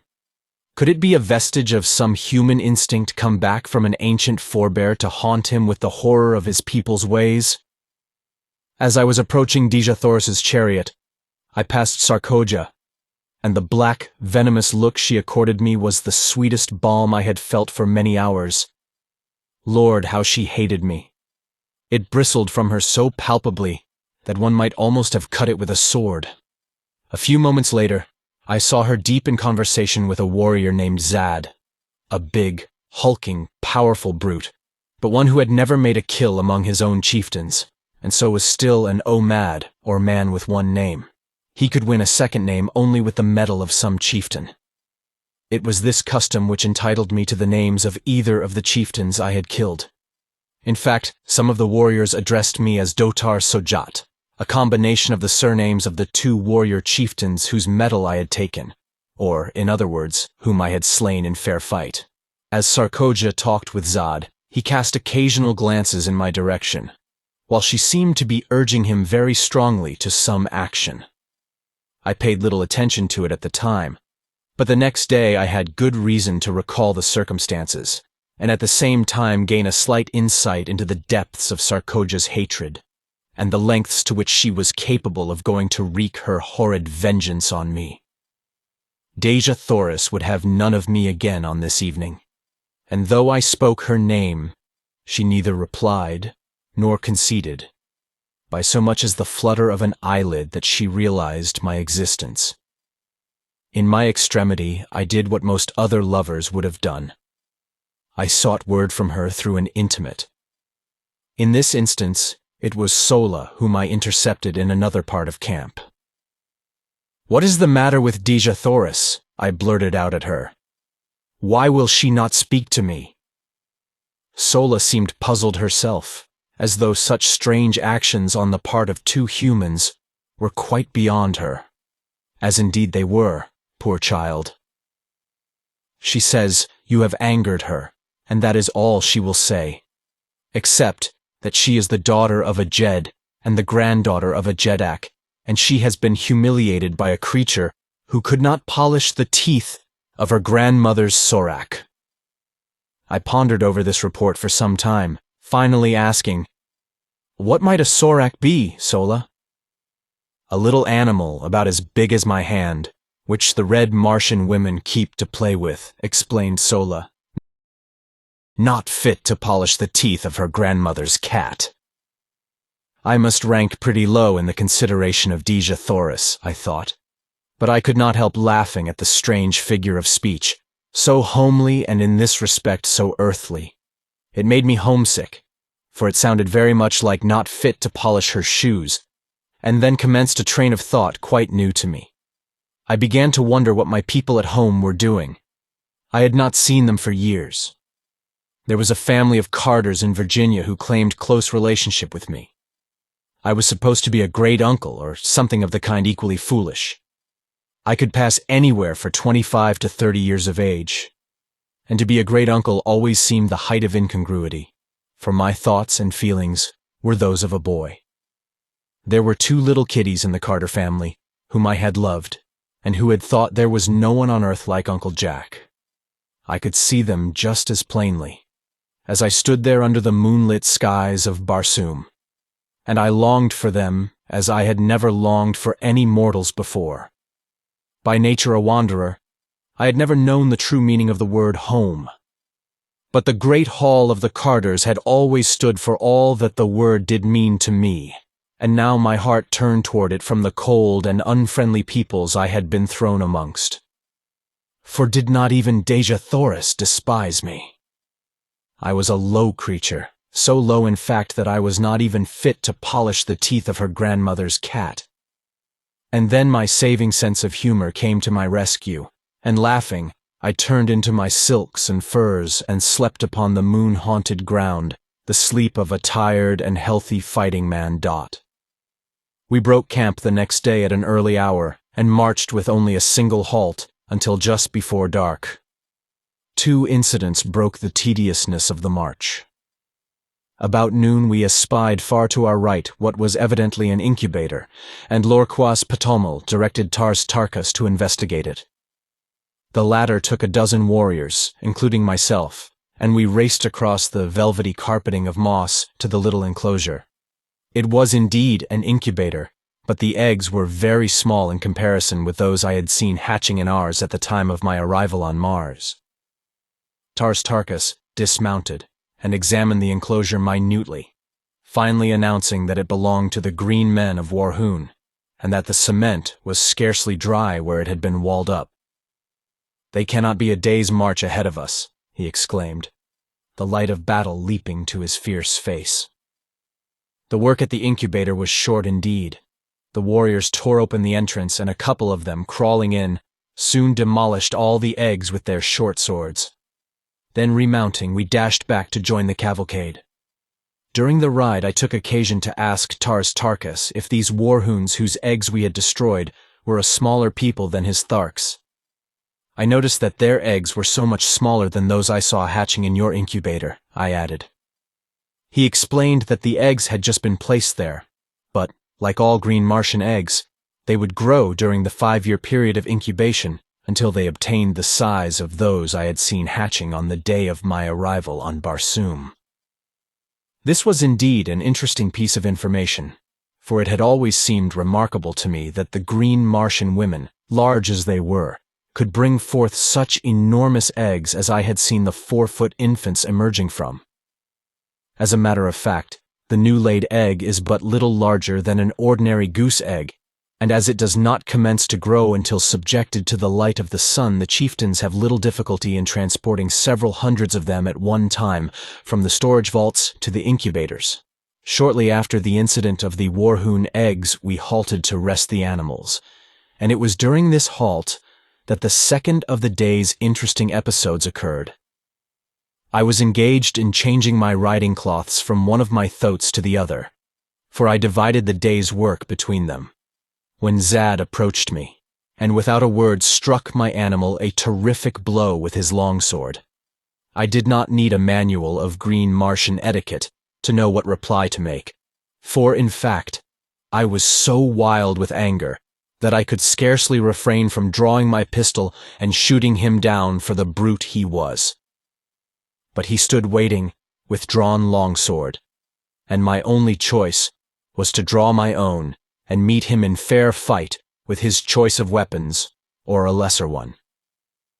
This latter alternative is always permissible.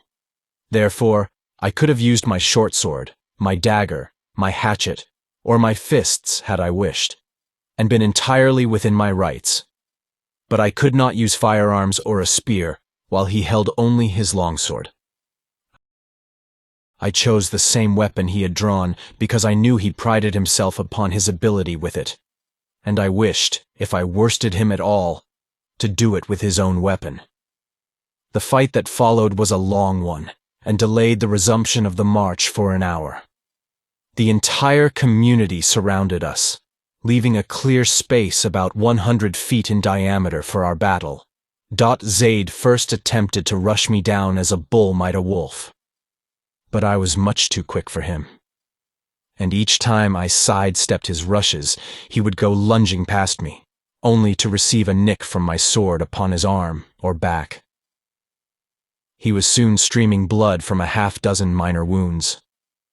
But I could not obtain an opening to deliver an effective thrust. Then he changed his tactics, and fighting warily and with extreme dexterity, he tried to do by science what he was unable to do by brute strength. I must admit that he was a magnificent swordsman, and had it not been for my greater endurance and the remarkable agility the lesser gravitation of Mars lent me, I might not have been able to put up the creditable fight I did against him. We circled for some time without doing much damage on either side, the long, straight, needle-like swords flashing in the sunlight and ringing out upon the stillness as they crashed together with each effective parry. Finally, Zad, realizing that he was tiring more than I, evidently decided to close in and end the battle in a final blaze of glory for himself. Just as he rushed me, a blinding flash of light struck full in my eyes, so that I could not see his approach, and could only leap blindly to one side in an effort to escape the mighty blade that it seemed I could already feel in my vitals. I was only partially successful, as a sharp pain in my left shoulder attested, but in the sweep of my glance as I sought to again locate my adversary, a sight met my astonished gaze which paid me well for the wound the temporary blindness had caused me. There, upon Dejah Thoris's chariot, stood 3 figures, for the purpose evidently of witnessing the encounter above the heads of the intervening Tharks. There were Dejah Thoris, Sola, and Sarkoja, and as my fleeting glance swept over them, a little tableau was presented which will stand graven in my memory to the day of my death. As I looked, Dejah Thoris turned upon Sarkoja with the fury of a young tigress, and struck something from her upraised hand, something which flashed in the sunlight as it spun to the ground. Then I knew what had blinded me at that crucial moment of the fight, and how Sarkoja had found a way to kill me without herself delivering the final thrust. Another thing I saw too, which almost lost my life from me then and there, for it took my mind for the fraction of an instant entirely from my antagonist. For, as Dejah Thoris struck the tiny mirror from her hand, Sarkoja, her face livid with hatred and baffled rage, whipped out her dagger and aimed a terrific blow at Dejah Thoris, and then Sola, our dear and faithful Sola, sprang between them. The last I saw was the great knife descending upon her shielding breast. My enemy had recovered from his thrust and was making it extremely interesting for me, so I reluctantly gave my attention to the work in hand, but my mind was not upon the battle.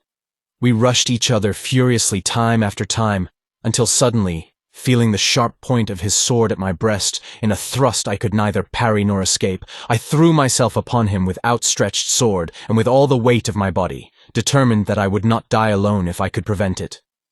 I felt the steel tear into my chest, all went black before me, my head whirled in dizziness, and I felt my knees giving beneath me. Chapter 15. Sola tells me her story. When consciousness returned, and, as I soon learned, I was down but a moment, I sprang quickly to my feet searching for my sword, and there I found it, buried to the hilt in the green breast of Zad, who lay stone dead upon the ochre moss of the ancient sea bottom. As I regained my full senses, I found his weapon piercing my left breast, but only through the flesh and muscles which cover my ribs, entering near the center of my chest and coming out below the shoulder. As I had lunged, I had turned so that his sword merely passed beneath the muscles, inflicting a painful but not dangerous wound. Removing the blade from my body, I also regained my own, and turning my back upon his ugly carcass, I moved, sick, sore, and disgusted toward the chariots which bore my retinue and my belongings. A murmur of Martian applause greeted me, but I cared not for it. Bleeding and weak, I reached my women, who, accustomed to such happenings, dressed my wounds, applying the wonderful healing and remedial agents which make only the most instantaneous of death blows fatal. Give a Martian woman a chance, and death must take a back seat.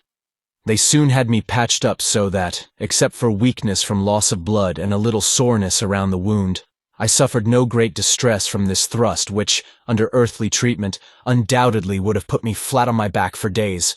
As soon as they were through with me, I hastened to the chariot of Dejah Thoris, where I found my poor Sola with her chest swathed in bandages, but apparently little the worse for her encounter with Sarkoja, whose dagger, it seemed, had struck the edge of one of Sola's metal breast ornaments and, thus deflected, had inflicted but a slight flesh wound.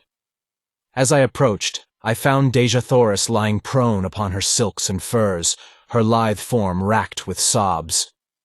She did not notice my presence, nor did she hear me speaking with Sola, who was standing a short distance from the vehicle. "Is she injured?" I asked of Sola, indicating Dejah Thoris by an inclination of my head. "No," she answered. "She thinks that you are dead, and that her grandmother's cat may now have no one to polish its teeth," I queried, smiling. "I think you wrong her, John Carter," said Sola. "I do not understand either her ways or yours, but I am sure the granddaughter of 10,000 Jedaks would never grieve like this over any who held but the highest claim upon her affections. They are a proud race, but they are just, as are all Barsoomians, and you must have hurt or wronged her grievously that she will not admit your existence living, though she mourns you dead. Tears are a strange sight upon Barsoom," she continued, "and so it is difficult for me to interpret them. I have seen but two people weep in all my life, other than Dejah Thoris. One wept from sorrow, the other from baffled rage. The first was my mother, years ago, before they killed her. The other was Sarkoja, when they dragged her from me today." "Your mother!" I exclaimed.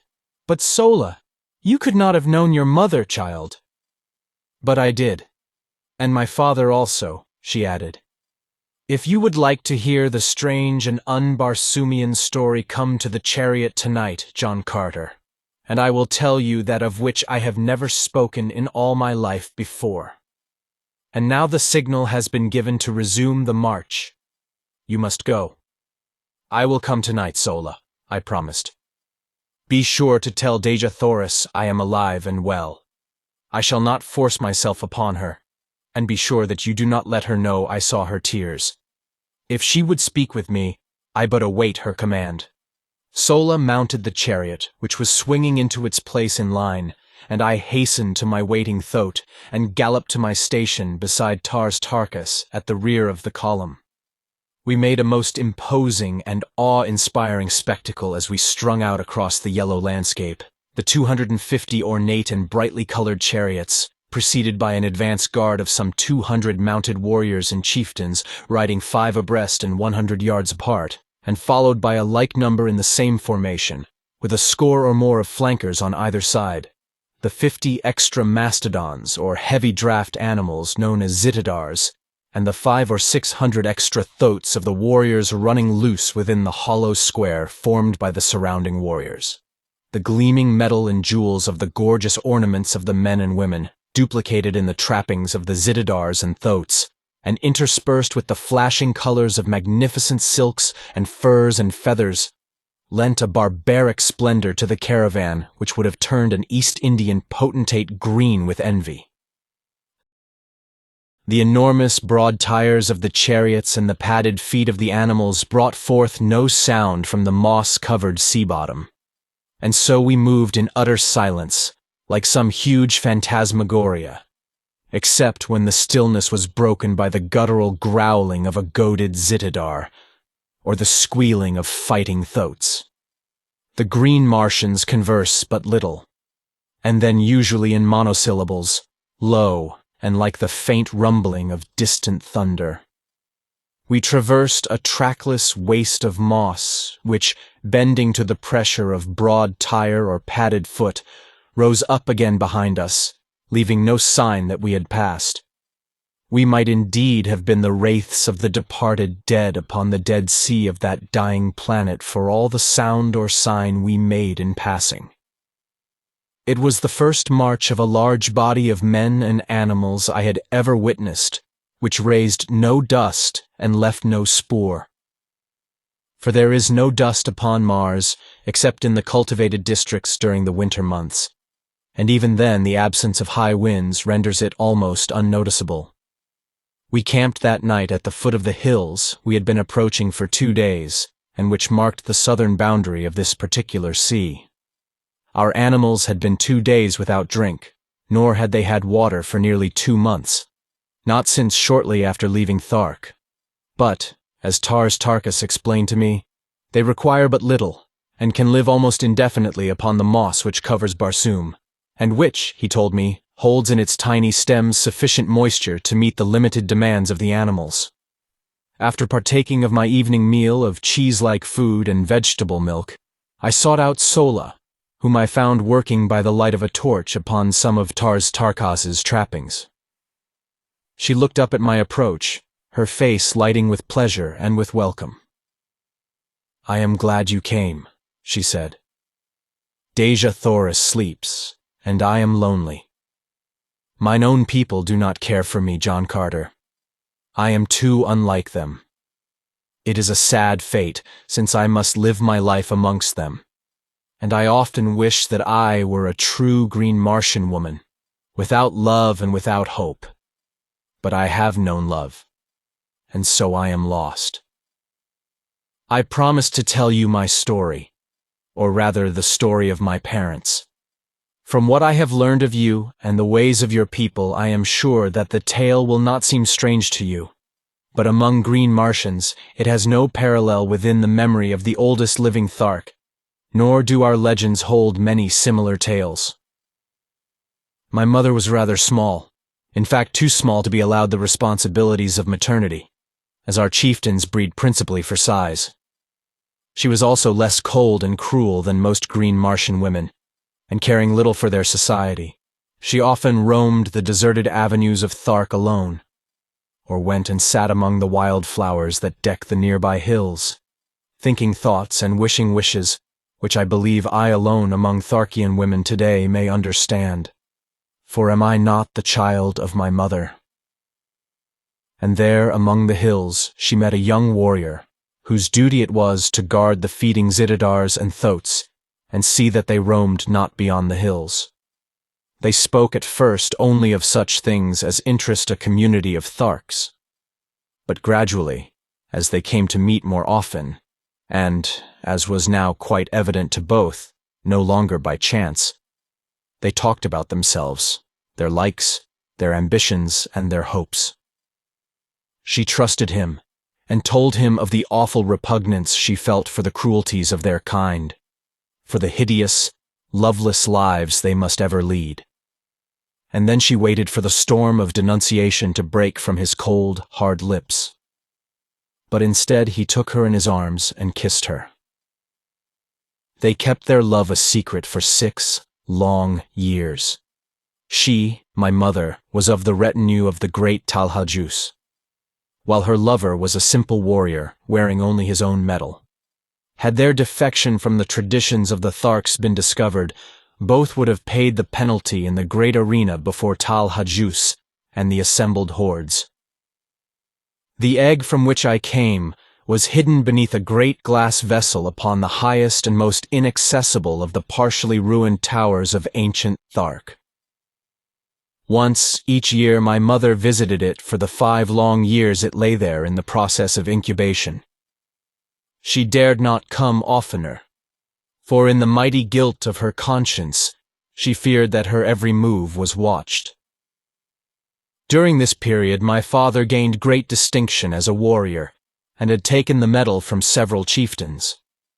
His love for my mother had never diminished, and his own ambition in life was to reach a point where he might wrest the medal from Talhajus himself, and thus, as ruler of the Tharks, be free to claim her as his own, as well as, by the might of his power, protect the child which otherwise would be quickly dispatched should the truth become known. It was a wild dream, that of wresting the medal from Talhajus in 5 short years, but his advance was rapid, and he soon stood high in the councils of Thark. But one day, the chance was lost forever, insofar as it could come in time to save his loved ones. For he was ordered away upon a long expedition to the ice-clad south, to make war upon the natives there, and despoil them of their furs, for such is the manner of the green Barsoomian. He does not labor for what he can wrest in battle from others. He was gone for 4 years, and when he returned, all had been over for 3. For about a year after his departure, and shortly before the time for the return of an expedition which had gone forth to fetch the fruits of a community incubator, the egg had hatched. Thereafter my mother continued to keep me in the old tower, visiting me nightly and lavishing upon me the love the community life would have robbed us both of.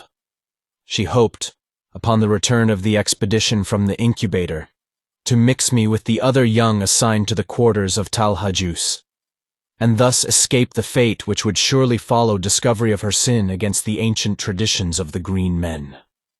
She taught me rapidly the language and customs of my kind, and one night, she told me the story I have told to you up to this point, impressing upon me the necessity for absolute secrecy, and the great caution I must exercise after she had placed me with the other young Tharks, to permit no one to guess that I was further advanced in education than they, nor by any sign to divulge in the presence of others my affection for her, or my knowledge of my parentage.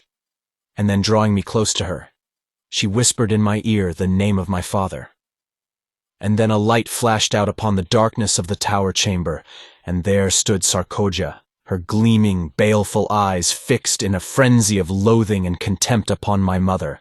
The torrent of hatred and abuse she poured out upon her turned my young heart cold in terror.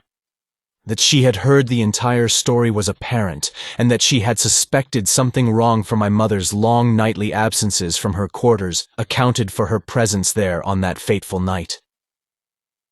One thing she had not heard, nor did she know, the whispered name of my father.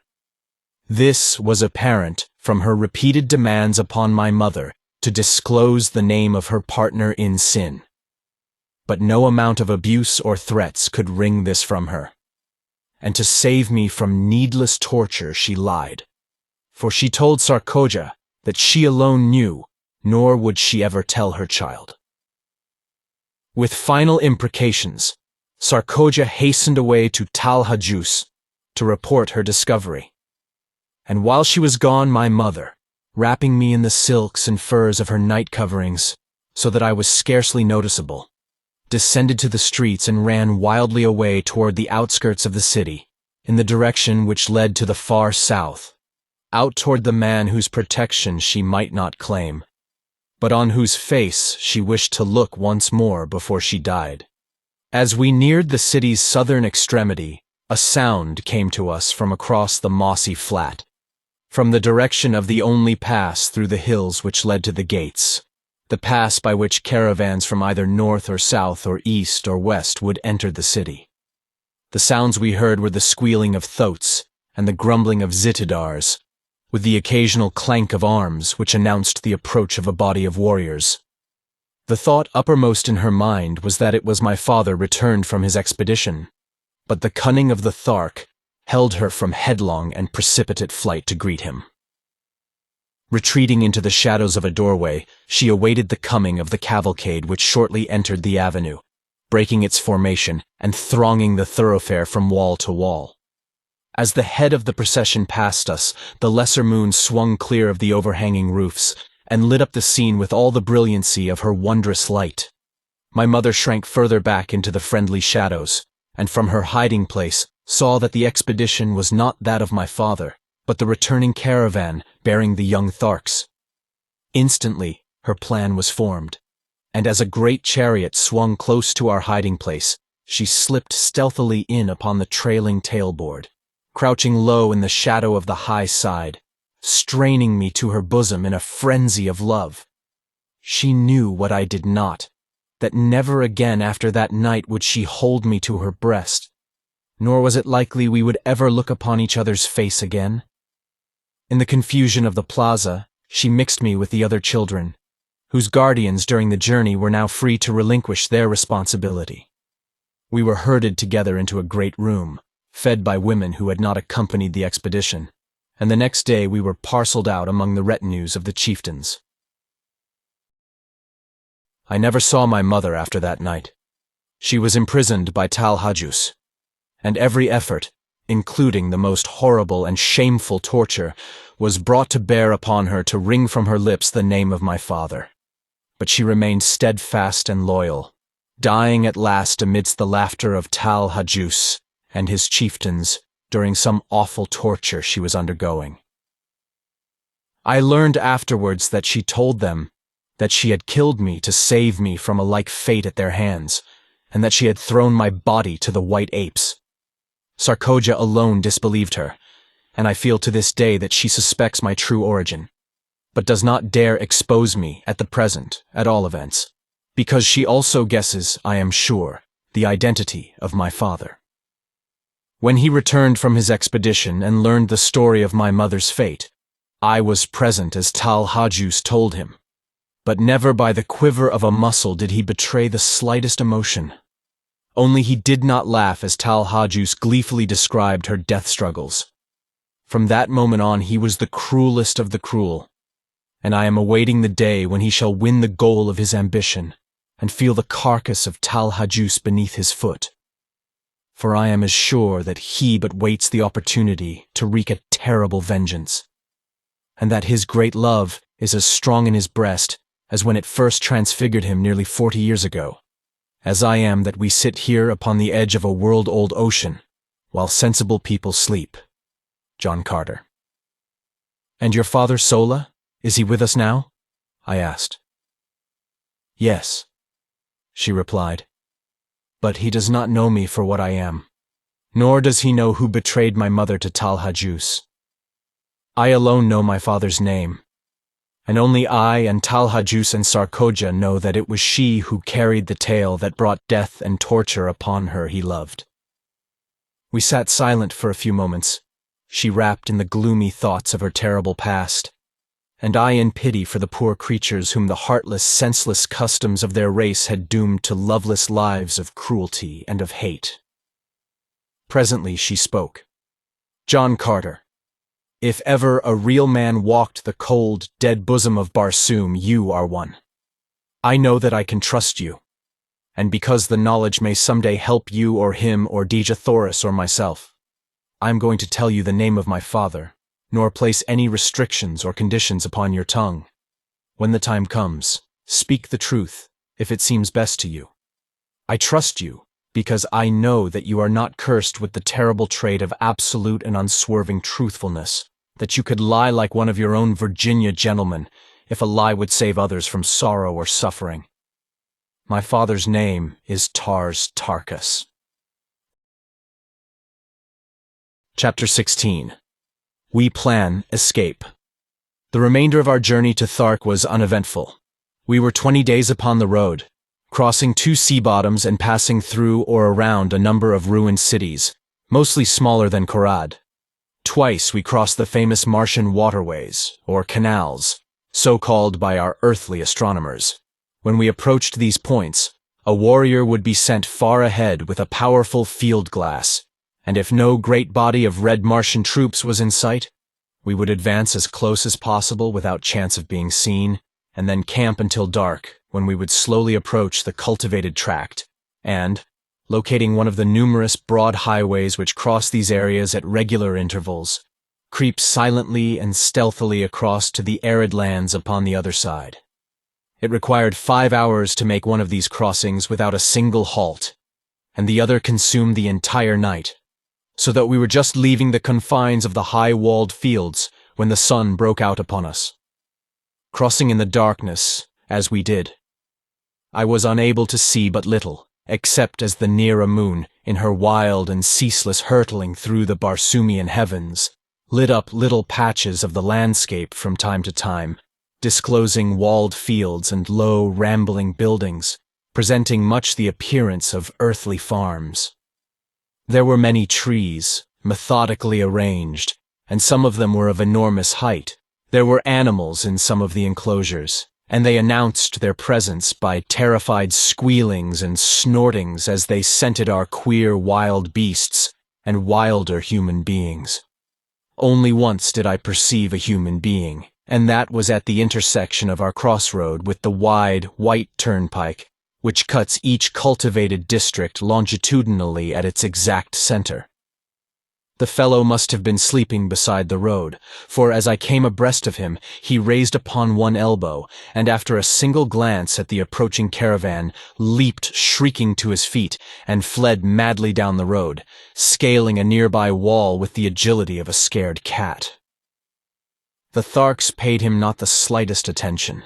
They were not out upon the warpath, and the only sign that I had that they had seen him was a quickening of the pace of the caravan as we hastened toward the bordering desert which marked our entrance into the realm of Tal-Hajus. Not once did I have speech with Dejah Thoris, as she sent no word to me that I would be welcome at her chariot, and my foolish pride kept me from making any advances. I verily believe that a man's way with women is in inverse ratio to his prowess among men. The weakling and the saphead have often great ability to charm the fair sex, while the fighting man who can face 1,000 real dangers unafraid sits hiding in the shadows like some frightened child. Just 30 days after my advent upon Barsoom, we entered the ancient city of Thark, from whose long-forgotten people this horde of green men have stolen even their name. The hordes of Thark number some 30,000 souls and are divided into 25 communities. Each community has its own Jed and lesser chieftains, but all are under the rule of Tal-Hajus, Jeddak of Thark. 5 communities make their headquarters at the city of Thark, and the balance are scattered among other deserted cities of ancient Mars throughout the district claimed by Tal-Hajus. We made our entry into the great central plaza early in the afternoon. There were no enthusiastic, friendly greetings for the returned expedition. Those who chanced to be in sight spoke the names of warriors or women with whom they came in direct contact, in the formal greeting of their kind. But when it was discovered that they brought 2 captives, a greater interest was aroused, and Dejah Thoris and I were the centers of inquiring groups. We were soon assigned to new quarters, and the balance of the day was devoted to settling ourselves to the changed conditions. My home now was upon an avenue leading into the plaza from the south, the main artery down which we had marched from the gates of the city. I was at the far end of the square, and had an entire building to myself. The same grandeur of architecture which was so noticeable a characteristic of Korad was in evidence here, only, if that were possible, on a larger and richer scale. My quarters would have been suitable for housing the greatest of earthly emperors, but to these queer creatures, nothing about a building appealed to them but its size and the enormity of its chambers. The larger the building, the more desirable, and so Tal-Hajus occupied what must have been an enormous public building, the largest in the city, but entirely unfitted for residence purposes. The next largest was reserved for Lorquas Ptomel, the next for the Jed of a lesser rank, and so on to the bottom of the list of 5 Jeds.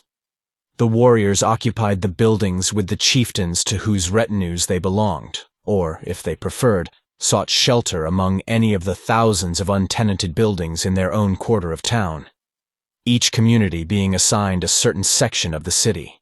The selection of building had to be made in accordance with these divisions, except insofar as the Jeds were concerned, they all occupying edifices which fronted upon the plaza.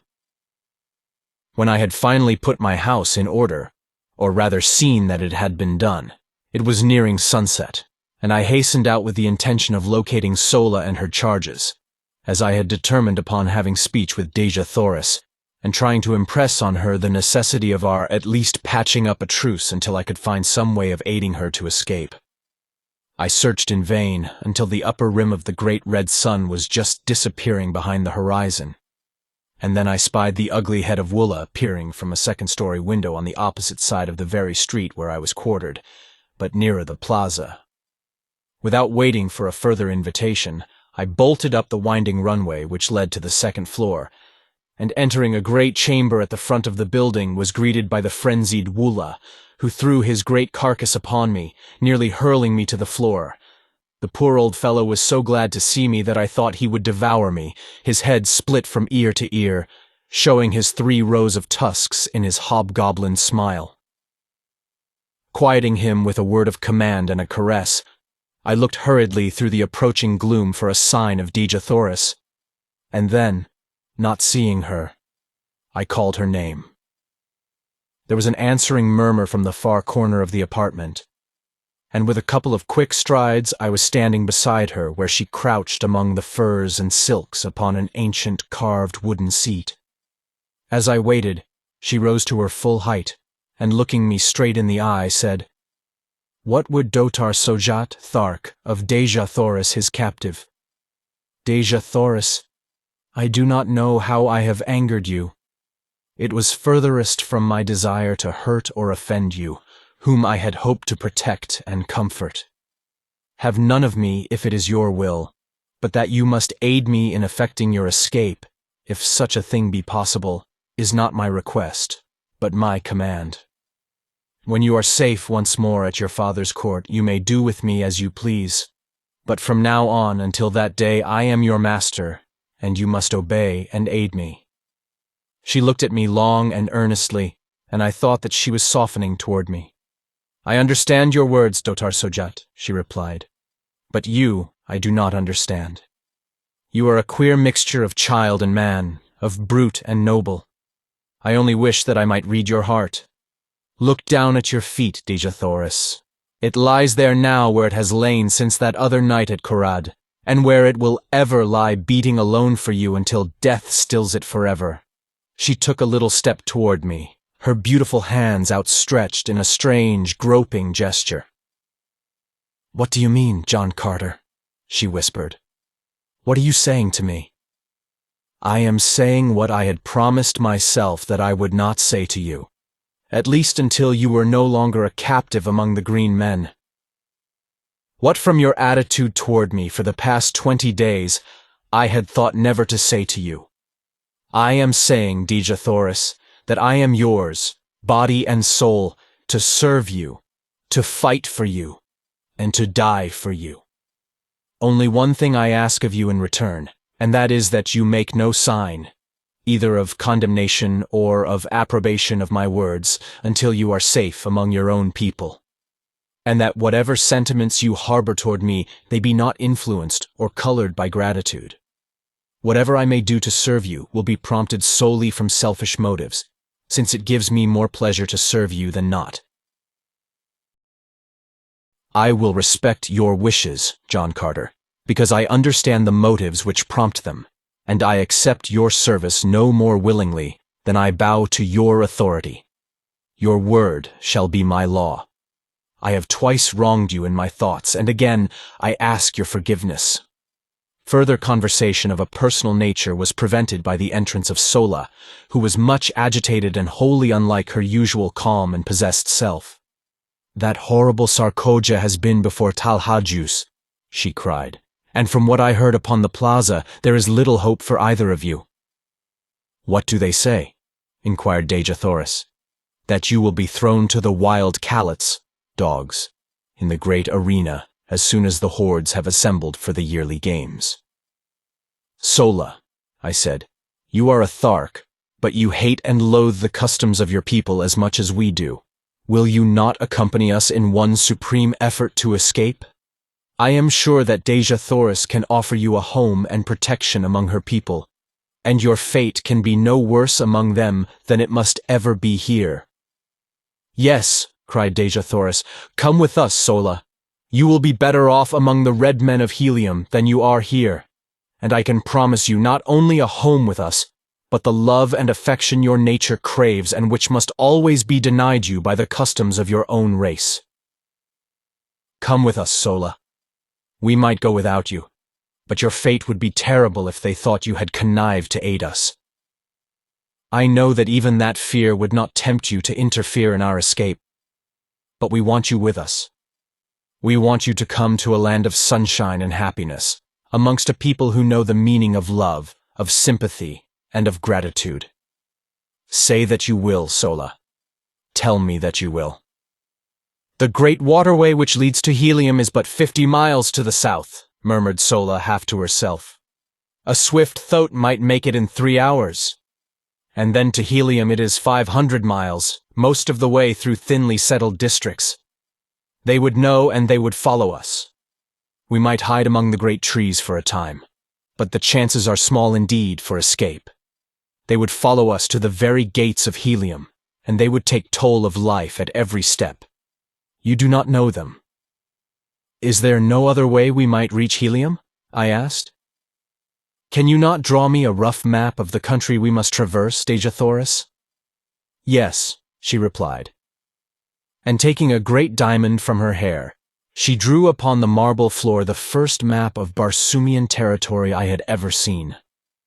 It was crisscrossed in every direction with long straight lines, sometimes running parallel and sometimes converging toward some great circle.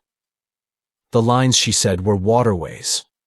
The circles, cities. And one far to the northwest of us she pointed out as Helium.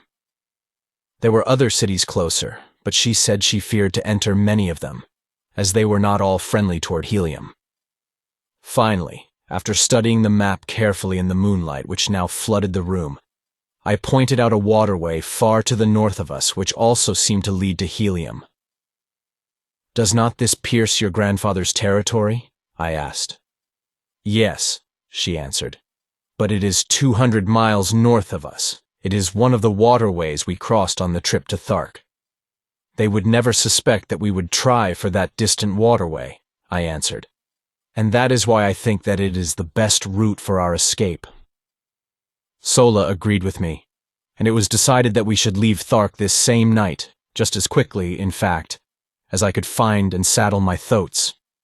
Sola was to ride one, and Dejah Thoris and I the other, each of us carrying sufficient food and drink to last us for 2 days, since the animals could not be urged too rapidly for so long a distance.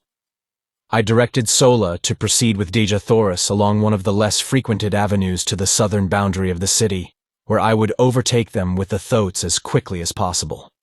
Then, leaving them to gather what food, silks, and furs we were to need, I slipped quietly to the rear of the first floor and entered the courtyard, where our animals were moving restlessly about, as was their habit, before settling down for the night. In the shadows of the buildings and out beneath the radiance of the Martian moons moved the great herd of thoats and zitidars, the latter grunting their low gutturals, and the former occasionally emitting the sharp squeal which denotes the almost habitual state of rage in which these creatures passed their existence. They were quieter now, owing to the absence of man, but as they scented me, they became more restless, and their hideous noise increased. It was risky business, this entering a paddock of thoats alone and at night.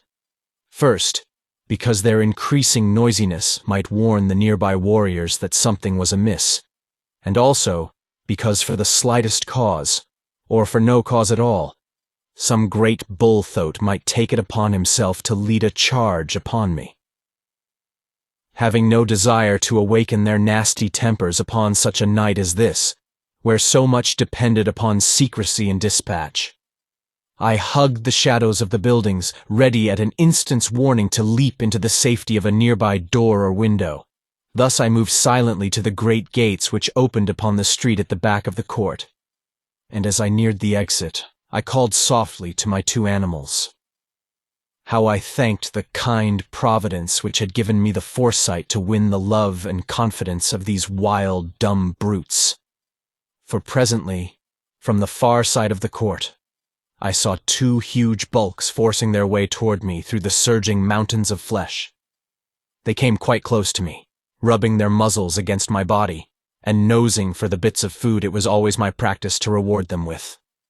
Opening the gates, I ordered the two great beasts to pass out, and then slipping quietly after them, I closed the portals behind me. I did not saddle or mount the animals there, but instead walked quietly in the shadows of the buildings toward an unfrequented avenue which led toward the point I had arranged to meet Dejah, Thoris, and Sola. With the noiselessness of disembodied spirits, we moved stealthily along the deserted streets. But not until we were within sight of the plain beyond the city did I commence to breathe freely. I was sure that Sola and Dejah Thoris would find no difficulty in reaching our rendezvous undetected. But with my great thoats, I was not so sure for myself, as it was quite unusual for warriors to leave the city after dark. In fact, there was no place for them to go within any but a long ride. I reached the appointed meeting place safely, but as Dejah Thoris and Sola were not there, I led my animals into the entrance hall of one of the large buildings. Presuming that one of the other women of the same household may have come in to speak to Sola, and so delayed their departure, I did not feel any undue apprehension until nearly an hour had passed without a sign of them, and by the time another half-hour had crawled away, I was becoming filled with grave anxiety. Then there broke upon the stillness of the night the sound of an approaching party, which, from the noise, I knew could be no fugitives creeping stealthily toward liberty. Soon the party was near me, and from the black shadows of my entranceway, I perceived a score of mounted warriors, who, in passing, dropped a dozen words that fetched my heart clean into the top of my head. He would likely have arranged to meet them just without the city, and so I heard no more. They had passed on, but it was enough. Our plan had been discovered, and the chances for escape from now on to the fearful end would be small indeed. My one hope now was to return undetected to the quarters of Dejah Thoris and learn what fate had overtaken her. But how to do it with these great monstrous thoats upon my hands? Now that the city probably was aroused by the knowledge of my escape, was a problem of no mean proportions. Suddenly, an idea occurred to me, and acting on my knowledge of the construction of the buildings of these ancient Martian cities with a hollow court within the center of each square, I groped my way blindly through the dark chambers, calling the great thoats after me. They had difficulty in negotiating some of the doorways, but as the buildings fronting the city's principal exposures were all designed upon a magnificent scale, they were able to wriggle through without sticking fast, and thus we finally made the inner court where I found, as I had expected, the usual carpet of moss-like vegetation which would provide their food and drink until I could return them to their own enclosure. That they would be as quiet and contented here as elsewhere I was confident, nor was there but the remotest possibility that they would be discovered, as the green men had no great desire to enter these outlying buildings, which were frequented by the only thing, I believe, which caused them the sensation of fear, the great white apes of Barsoom. Removing the saddle trappings, I hid them just within the rear doorway of the building through which we had entered the court, and, turning the beasts loose, quickly made my way across the court to the rear of the buildings upon the further side, and thence to the avenue beyond. Waiting in the doorway of the building until I was assured that no one was approaching, I hurried across to the opposite side and through the first doorway to the court beyond. Thus, crossing through court after court with only the slight chance of detection which the necessary crossing of the avenues entailed, I made my way in safety to the courtyard in the rear of Dejah Thoris's quarters. Here, of course, I found the beasts of the warriors who quartered in the adjacent buildings, and the warriors themselves I might expect to meet within if I entered. But fortunately for me, I had another and safer method of reaching the upper story where Dejah Thoris should be found, and after first determining as nearly as possible which of the buildings she occupied, for I had never observed them before from the court side, I took advantage of my relatively great strength and agility and sprang upward until I grasped the sill of a second-story window, which I thought to be in the rear of her apartment. Drawing myself inside the room, I moved stealthily toward the front of the building, and not until I had quite reached the doorway of her room was I made aware by voices that it was occupied. I did not rush headlong in, but listened without to assure myself that it was Dejah Thoris and that it was safe to venture within. It was well indeed that I took this precaution, for the conversation I heard was in the low gutturals of men, and the words which finally came to me proved a most timely warning. The speaker was a chieftain, and he was giving orders to 4 of his warriors.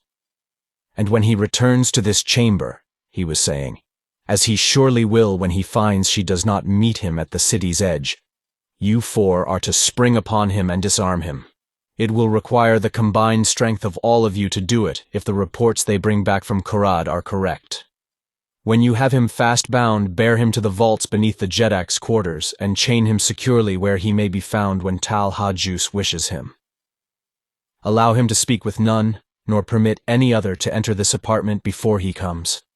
There will be no danger of the girl returning, for by this time she is safe in the arms of Tal Hajus, and may all her ancestors have pity upon her, for Tal Hajus will have none.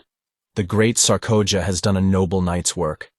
I go, and if you fail to capture him when he comes, I commend your carcasses to the cold bosom of Isses. Chapter 17. A Costly Recapture. As the speaker ceased, he turned to leave the apartment by the door where I was standing. But I needed to wait no longer. I had heard enough to fill my soul with dread, and stealing quietly away, I returned to the courtyard by the way I had come. My plan of action was formed upon the instant, and crossing the square and the bordering avenue upon the opposite side, I soon stood within the courtyard of Tal Hajus. The brilliantly lighted apartments of the first floor told me where first to seek, and advancing to the windows, I peered within. I soon discovered that my approach was not to be the easy thing I had hoped, for the rear rooms bordering the court were filled with warriors and women. I then glanced up at the stories above, discovering that the 3rd was apparently unlighted, and so decided to make my entrance to the building from that point. It was the work of but a moment for me to reach the windows above, and soon I had drawn myself within the sheltering shadows of the unlighted 3rd floor. Fortunately, the room I had selected was untenanted, and creeping noiselessly to the corridor beyond, I discovered a light in the apartments ahead of me. Reaching what appeared to be a doorway, I discovered that it was but an opening upon an immense inner chamber, which towered from the 1st floor, 2 stories below me, to the dome-like roof of the building, high above my head. The floor of this great circular hall was thronged with chieftains, warriors, and women, and at one end was a great raised platform, upon which squatted the most hideous beast I had ever put my eyes upon. He had all the cold, hard, cruel, terrible features of the green warriors, but accentuated and debased by the animal passions to which he had given himself over for many years. There was not a mark of dignity or pride upon his bestial countenance, while his enormous bulk spread itself out upon the platform, where he squatted like some huge devil fish, his 6 limbs accentuating the similarity in a horrible and startling manner. But the sight that froze me with apprehension was that of Dejah Thoris and Sola standing there before him, and the fiendish leer of him as he let his great protruding eyes gloat upon the lines of her beautiful figure. She was speaking, but I could not hear what she said, nor could I make out the low grumbling of his reply. She stood there erect before him, her head high held, and even at the distance I was from them, I could read the scorn and disgust upon her face, as she let her haughty glance rest without sign of fear upon him. She was indeed the proud daughter of 1,000 Jedaks, every inch of her dear, precious little body, so small, so frail beside the towering warriors around her, but in her majesty dwarfing them into insignificance. She was the mightiest figure among them, and I verily believe that they felt it. Presently, Dejah made a sign that the chamber be cleared, and that the prisoners be left alone before him. Slowly the chieftains, the warriors, and the women melted away into the shadows of the surrounding chambers, and Dejah, Thoris, and Sola stood alone before the Jeddak of the Tharks. One chieftain alone had hesitated before departing. I saw him standing in the shadows of a mighty column, his fingers nervously toying with the hilt of his great sword, and his cruel eyes bent in implacable hatred upon Dejah. It was Tarkas, and I could read his thoughts as they were an open book for the undisguised loathing upon his face. He was thinking of that other woman who, 40 years ago, had stood before this beast, and could I have spoken a word into his ear at that moment, the reign of Dejah would have been over. But finally he also strode from the room, not knowing that he left his own daughter at the mercy of the creature he most loathed. Dejah arose, and I, half fearing, half anticipating his intentions, hurried to the winding runway which led to the floors below. No one was near to intercept me, and I reached the main floor of the chamber unobserved, taking my station in the shadow of the same column that Tarkas had but just deserted. As I reached the floor, Dejah was speaking. "Princess of Helium, I might wring a mighty ransom from your people, would I but return you to them unharmed. But 1,000 times rather would I watch that beautiful face writhe in the agony of torture. It shall be long drawn out, that I promise you. 10 days of pleasure were all too short to show the love I harbor for your race. The terrors of your death shall haunt the slumbers of the red men through all the ages to come. They will shudder in the shadows of the night as their fathers tell them of the awful vengeance of the green men, of the power and might and hate and cruelty of Dejah. But before the torture, you shall be mine for 1 short hour. And word of that too shall go forth to Tardos Mors, Jeddak of Helium, your grandfather, that he may grovel upon the ground in the agony of his sorrow. Tomorrow the torture will commence. Tonight thou art Dejah. Come." He sprang down from the platform and grasped her roughly by the arm, but scarcely had he touched her than I leaped between them. My short sword, sharp and gleaming, was in my right hand. I could have plunged it into his putrid heart before he realized that I was upon him. But as I raised my arm to strike, I thought of Tarkas, and with all my rage, with all my hatred, I could not rob him of that sweet moment for which he had lived and hoped all these long, weary years. And so, instead, I swung my good right fist full upon the point of his jaw. Without a sound he slipped to the floor as one dead. In the same deathly silence, I grasped Dejah Thoris by the hand, and motioning Sola to follow, we sped noiselessly from the chamber and to the floor above. Unseen, we reached a rear window, and with the straps and leather of my trappings, I lowered, first Sola, and then Dejah Thoris to the ground below. Dropping lightly after them, I drew them rapidly around the court in the shadows of the buildings, and thus we returned over the same course I had so recently followed from the distant boundary of the city. We finally came upon my thoats in the courtyard where I had left them, and placing the trappings upon them, we hastened through the building to the avenue beyond. Mounting, Sola upon one beast, and Dejah Thoris behind me upon the other, we rode from the city of Thark, through the hills to the south. Instead of circling back around the city to the northwest and toward the nearest waterway which lay so short a distance from us, we turned to the northeast and struck out upon the mossy waste across which, for 200 dangerous and weary miles, lay another main artery leading to Helium. No word was spoken until we had left the city far behind, but I could hear the quiet sobbing of Dejah Thoris as she clung to me with her dear head resting against my shoulder. "If we make it, my chieftain, the debt of Helium will be a mighty one, greater than she can ever pay you. And should we not make it," she continued, "the debt is no less, though Helium will never know, for you have saved the last of our line from worse than death." I did not answer, but instead reached to my side and pressed the little fingers of her I loved, where they clung to me for support. And then, in unbroken silence, we sped over the yellow, moonlit moss, each of us occupied with his own thoughts. For my part, I could not be other than joyful had I tried, with Dejah Thoris's warm body pressed close to mine, and with all our unpassed danger, my heart was singing as gaily as though we were already entering the gates of Helium. Our earlier plans had been so sadly upset that we now found ourselves without food or drink, and I alone was armed. We therefore urged our beasts to a speed that must tell on them sorely before we could hope to sight the ending of the first stage of our journey. We rode all night and all the following day with only a few short rests.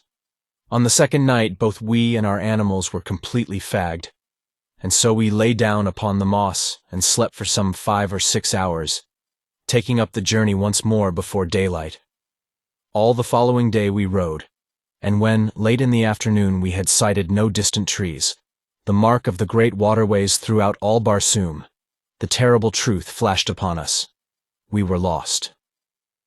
Evidently we had circled, but which way it was difficult to say, nor did it seem possible with the sun to guide us by day and the moons and stars by night. At any rate, no waterway was in sight, and the entire party was almost ready to drop from hunger, thirst, and fatigue. Far ahead of us, and a trifle to the right, we could distinguish the outlines of low mountains.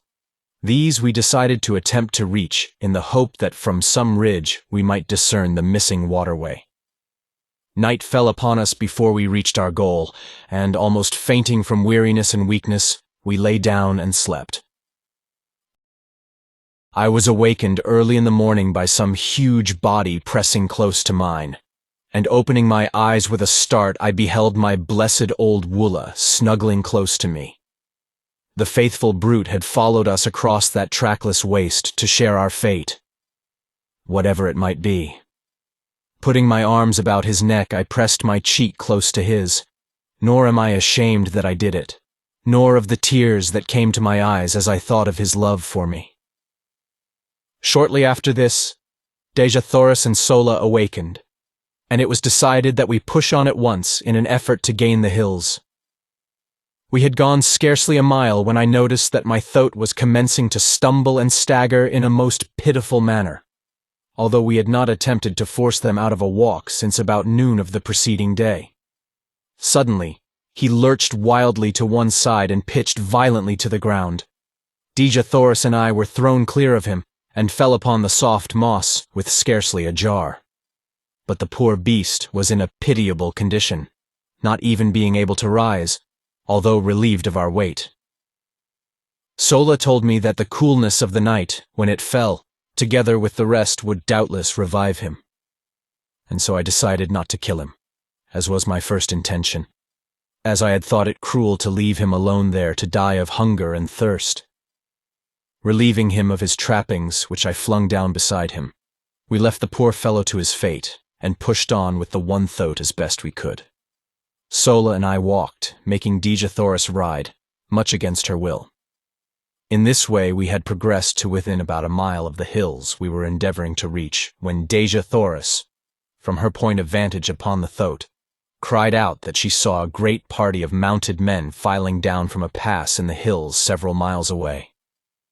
Sola and I both looked in the direction she indicated, and there, plainly discernible, were several hundred mounted warriors. They seemed to be headed in a southwesterly direction, which would take them away from us. They doubtless were Thark warriors who had been sent out to capture us, and we breathed a great sigh of relief that they were traveling in the opposite direction. Quickly lifting Dejah Thoris from the thoat, I commanded the animal to lie down, and we three did the same, presenting as small an object as possible for fear of attracting the attention of the warriors toward us. We could see them as they filed out of the pass, just for an instant, before they were lost to view behind a friendly ridge.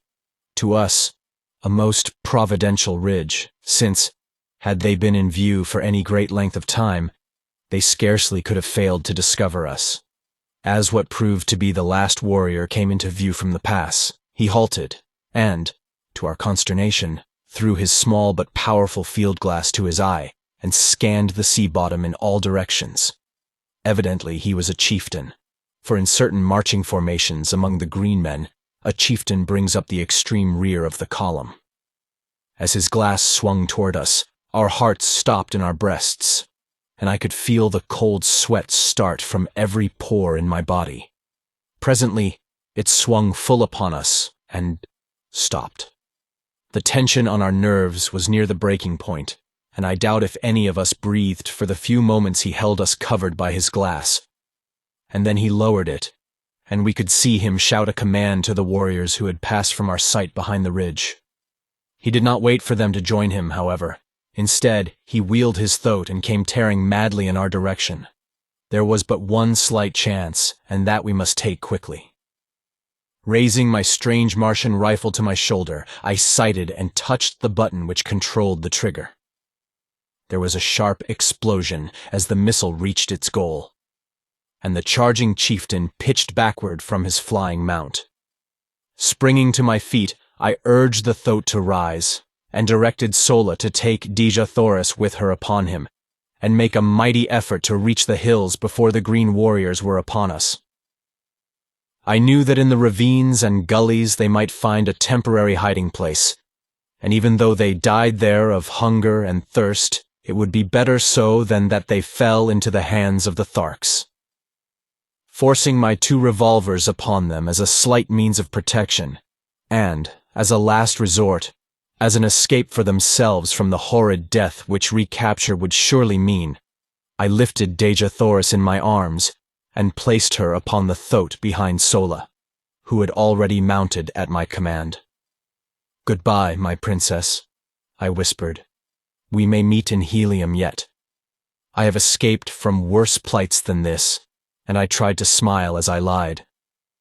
"What?" she cried. "Are you not coming with us?" "How may I, Dejah Thoris? Someone must hold these fellows off for a while, and I can better escape them alone than could the 3 of us together."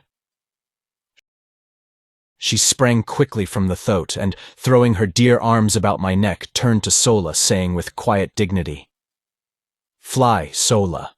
Dejah Thoris remains to die with the man she loves." Those words are engraved upon my heart. Ah, gladly would I give up my life 1,000 times could I only hear them once again. But I could not then give even a second to the rapture of her sweet embrace, and pressing my lips to hers for the first time, I picked her up bodily and tossed her to her seat behind Sola again, commanding the latter in peremptory tones to hold her there by force, and then, slapping the thoat upon the flank, I saw them borne away. Dejah Thoris struggling to the last to free herself from Sola's grasp. Turning, I beheld the green warriors mounting the ridge and looking for their chieftain. In a moment they saw him, and then me. But scarcely had they discovered me than I commenced firing, lying flat upon my belly in the moss. I had an even 100 rounds in the magazine of my rifle, and another 100 in the belt at my back, and I kept up a continuous stream of fire until I saw all of the warriors who had been first to return from behind the ridge, either dead or scurrying to cover. My respite was short-lived, however, for soon the entire party, numbering some 1,000 men, came charging into view, racing madly toward me. I fired until my rifle was empty and they were almost upon me, and then a glance showing me that Dejah Thoris and Sola had disappeared among the hills, I sprang up, throwing down my useless gun, and started away in the direction opposite to that taken by Sola and her charge. If ever Martians had an exhibition of jumping, it was granted those astonished warriors on that day long years ago. But while it led them away from Dejah Thoris, it did not distract their attention from endeavoring to capture me. They raced wildly after me until, finally, my foot struck a projecting piece of quartz, and down I went sprawling upon the moss. As I looked up, they were upon me, and although I drew my long sword in an attempt to sell my life as dearly as possible, it was soon over. I reeled beneath their blows, which fell upon me in perfect torrents. My head swam, all was black, and I went down beneath them to oblivion. Chapter 18. Chained in Warhoon. It must have been several hours before I regained consciousness, and I well remember the feeling of surprise which swept over me as I realized that I was not dead. I was lying among a pile of sleeping silks and furs in the corner of a small room in which were several green warriors, and bending over me was an ancient and ugly female. As I opened my eyes, she turned to one of the warriors, saying, "He will live, O Jed." "'Tis well," replied the one so addressed, rising and approaching my couch. "He should render rare sport for the great games." And now as my eyes fell upon him, I saw that he was no Thark, for his ornaments and metal were not of that horde. He was a huge fellow, terribly scarred about the face and chest, and with one broken tusk and a missing ear. Strapped on either breast were human skulls, and depending from these, a number of dried human hands. His reference to the great games of which I had heard so much while among the Tharks convinced me that I had but jumped from purgatory into Gehenna. After a few more words with the female, during which she assured him that I was now fully fit to travel, the Jed ordered that we mount and ride after the main column.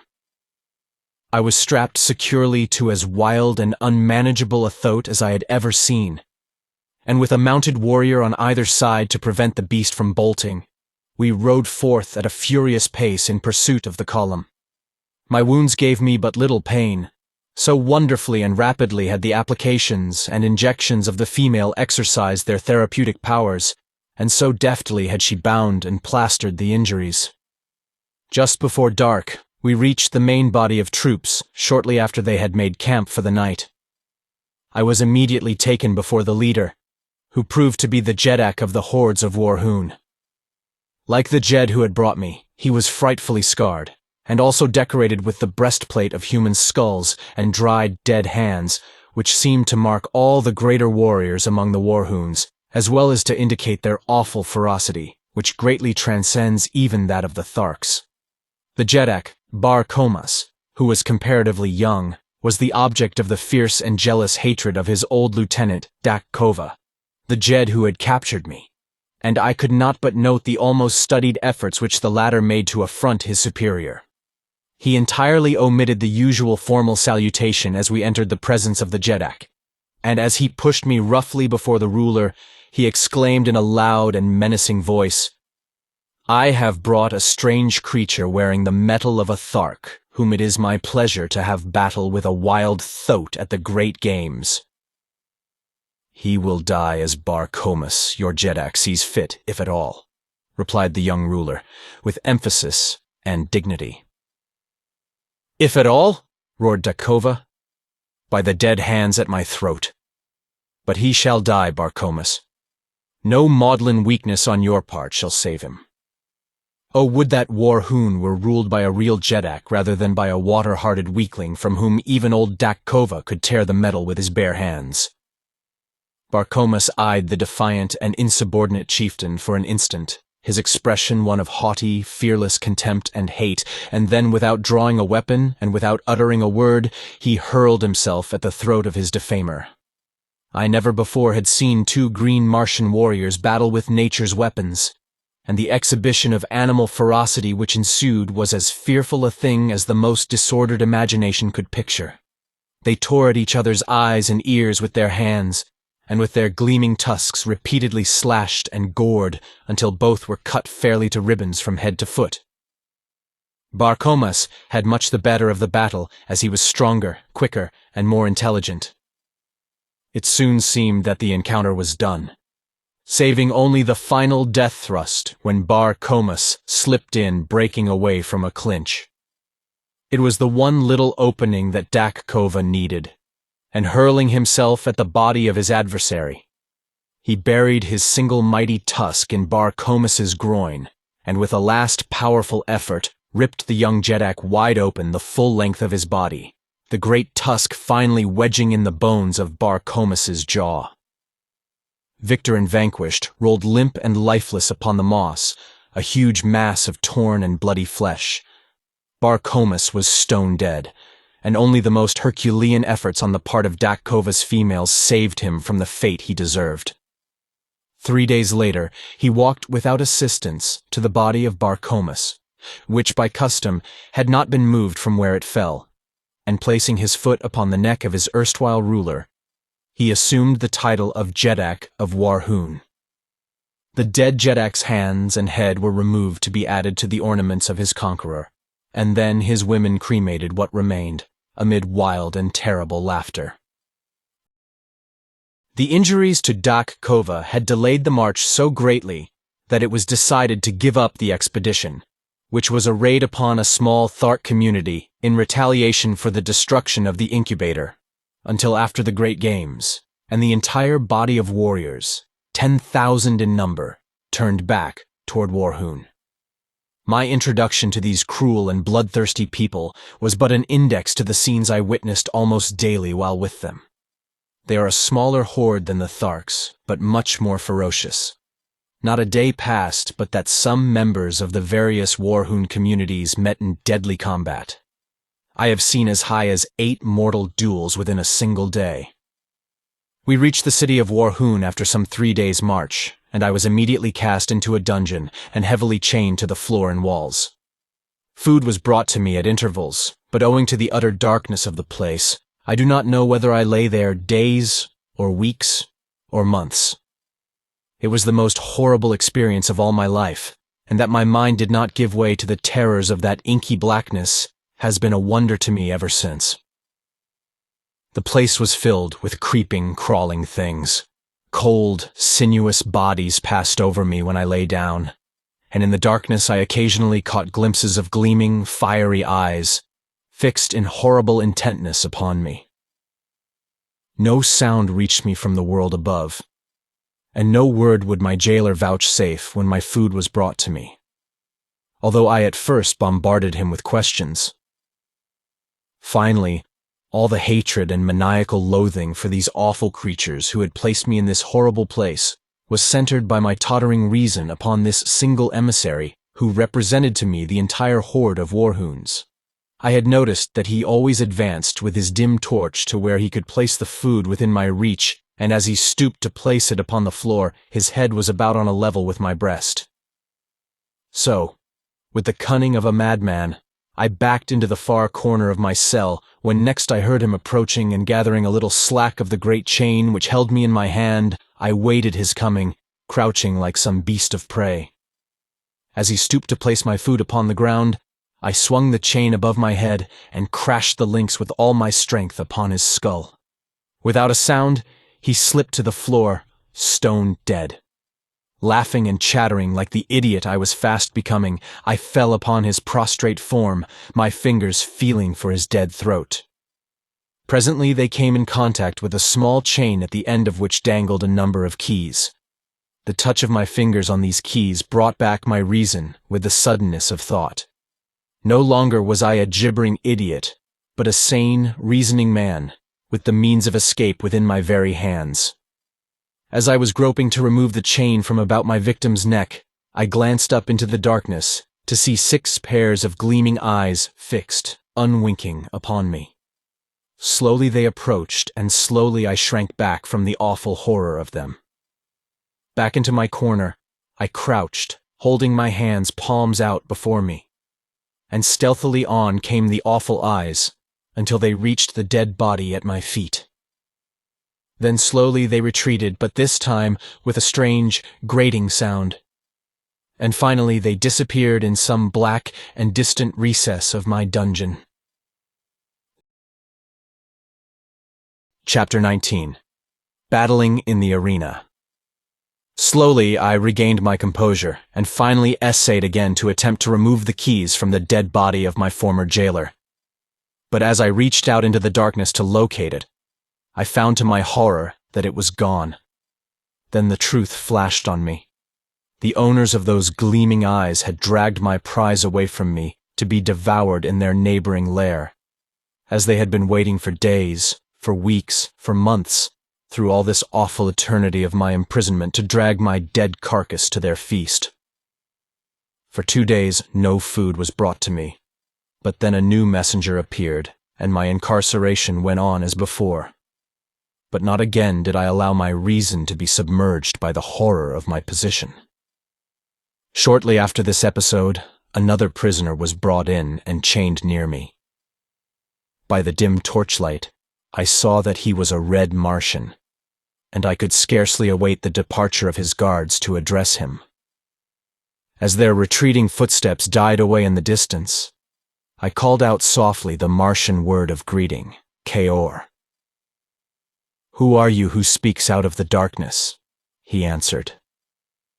"John Carter, a friend of the Red Men of Helium." "I am of Helium," he said, "but I do not recall your name." And then I told him my story as I have written it here, omitting only any reference to my love for Dejah Thoris. He was much excited by the news of Helium's princess, and seemed quite positive that she and Sola could easily have reached a point of safety from where they left me. He said that he knew the place well because the defile through which the Warhoon warriors had passed when they discovered us was the only one ever used by them when marching to the south. Dejah Thoris and Sola entered the hills not 5 miles from a great waterway and are now probably quite safe, he assured me. My fellow prisoner was Kantos Khan, a Padwar, lieutenant, in the Navy of Helium. He had been a member of the ill-fated expedition which had fallen into the hands of the Tharks at the time of Dejah Thoris's capture, and he briefly related the events which followed the defeat of the battleships. Badly injured and only partially manned, they had limped slowly toward Helium. But while passing near the city of Zodanga, the capital of Helium's hereditary enemies among the Red Men of Barsoom, they had been attacked by a great body of war vessels, and all but the craft to which Kantos Khan belonged were either destroyed or captured. His vessel was chased for days by 3 of the Zodangan warships, but finally escaped during the darkness of a moonless night. 30 days after the capture of Dejah Thoris, or about the time of our coming to Thark, his vessel had reached Helium with about 10 survivors of the original crew of 700 officers and men. Immediately 7 great fleets, each of 100 mighty warships, had been dispatched to search for Dejah Thoris, and from these vessels 2,000 smaller craft had been kept out continuously in futile search for the missing princess. 2 green Martian communities had been wiped off the face of Barsoom by the avenging fleets, but no trace of Dejah Thoris had been found. They had been searching among the northern hordes, and only within the past few days had they extended their quest to the south. Kantos Khan had been detailed to one of the small one-man flyers and had had the misfortune to be discovered by the Warhoons while exploring their city. The bravery and daring of the man won my greatest respect and admiration. Alone he had landed at the city's boundary, and on foot had penetrated to the buildings surrounding the plaza. For 2 days and nights he had explored their quarters and their dungeons in search of his beloved princess, only to fall into the hands of a party of Warhoons as he was about to leave, after assuring himself that Dejah Thoris was not a captive there. During the period of our incarceration, Kantos Khan and I became well acquainted and formed a warm personal friendship. A few days only elapsed, however, before we were dragged forth from our dungeon for the great games. We were conducted early one morning to an enormous amphitheater, which, instead of having been built upon the surface of the ground, was excavated below the surface. It had partially filled with debris so that how large it had originally been was difficult to say. In its present condition, it held the entire 20,000 Warhoons of the assembled hordes. The arena was immense, but extremely uneven and unkempt. Around it, the Warhoons had piled building stone from some of the ruined edifices of the ancient city to prevent the animals and the captives from escaping into the audience.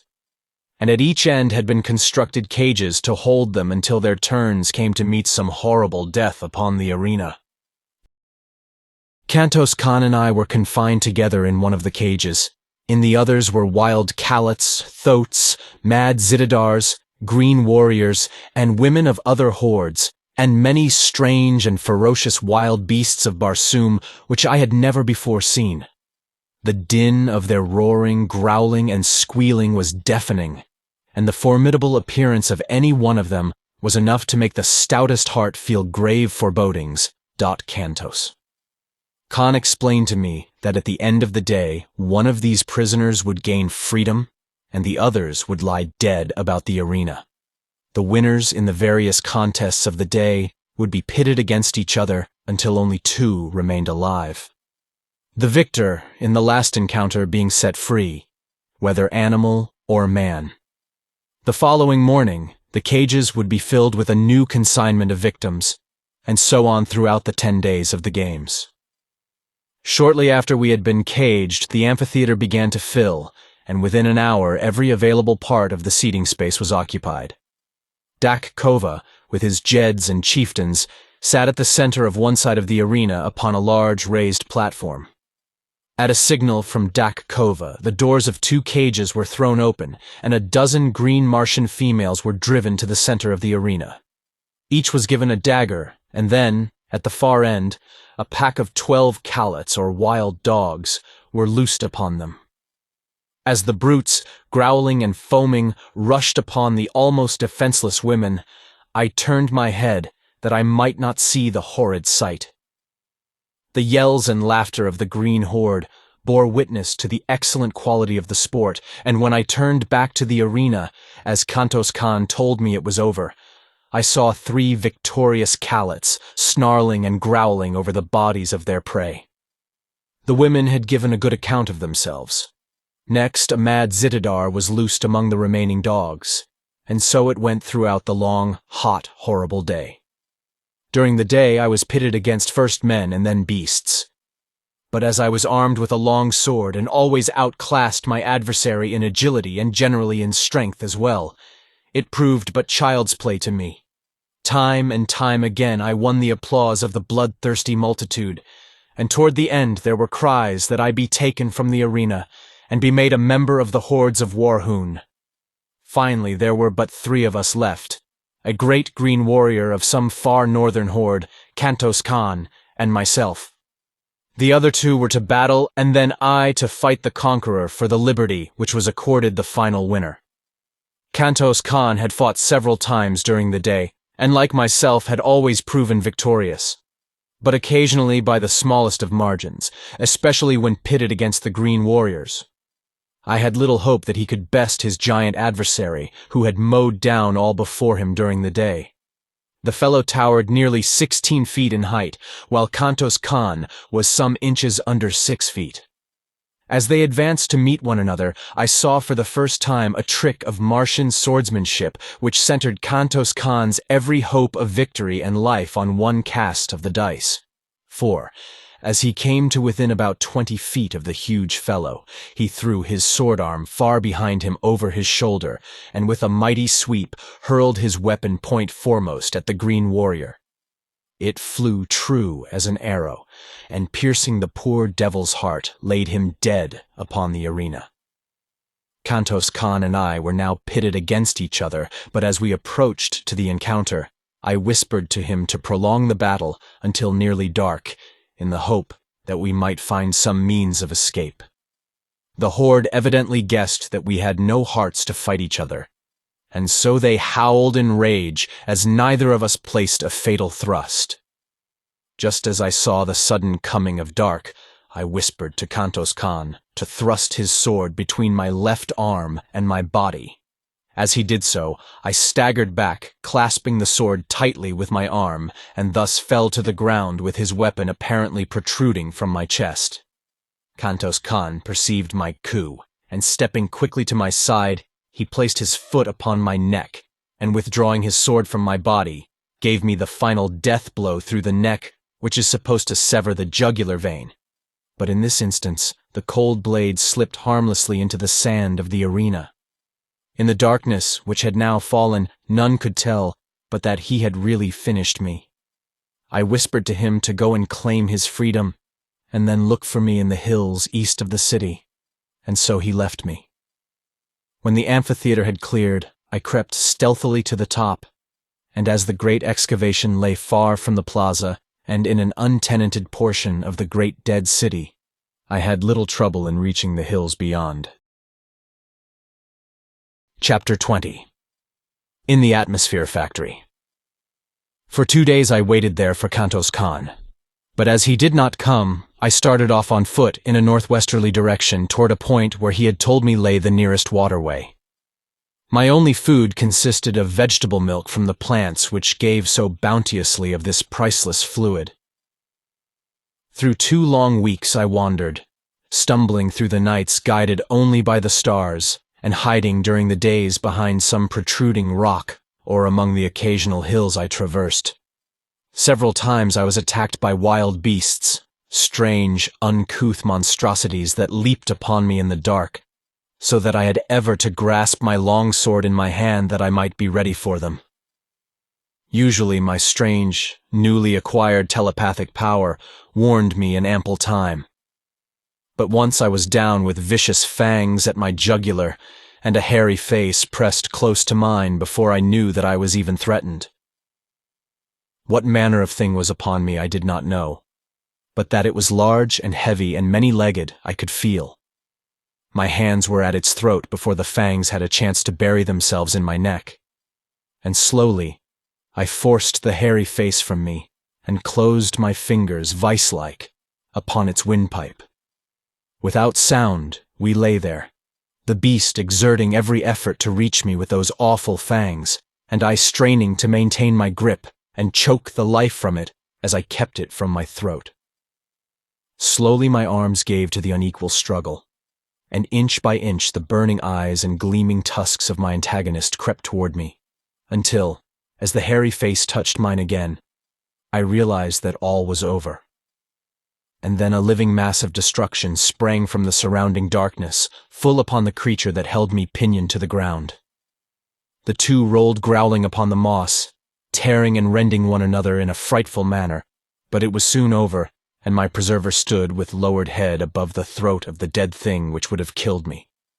The nearer moon, hurtling suddenly above the horizon and lighting up the Barsoomian scene, showed me that my preserver was Woola, but from whence he had come, or how found me, I was at a loss to know.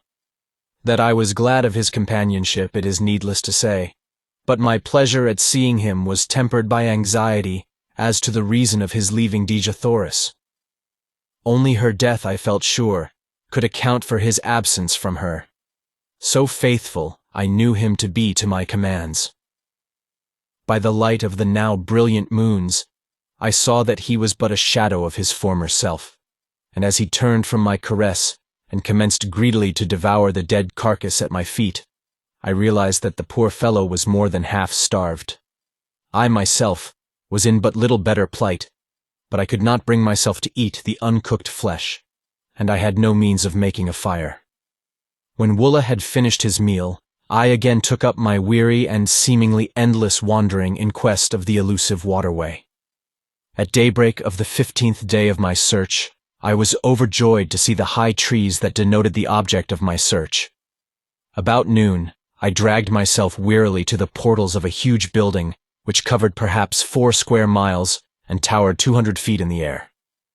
It showed no aperture in the mighty walls other than the tiny door at which I sank exhausted, nor was there any sign of life about it. I could find no bell or other method of making my presence known to the inmates of the place, unless a small, round hole in the wall near the door was for that purpose. It was of about the bigness of a lead pencil, and, thinking that it might be in the nature of a speaking tube, I put my mouth to it and was about to call into it when a voice issued from it, asking me whom I might be, where from, and the nature of my errand. I explained that I had escaped from the Warhoons and was dying of starvation and exhaustion. You wear the metal of a green warrior and are followed by a callet, yet you are of the figure of a red man. In color you are neither green nor red. In the name of the 9th ray, what manner of creature are you?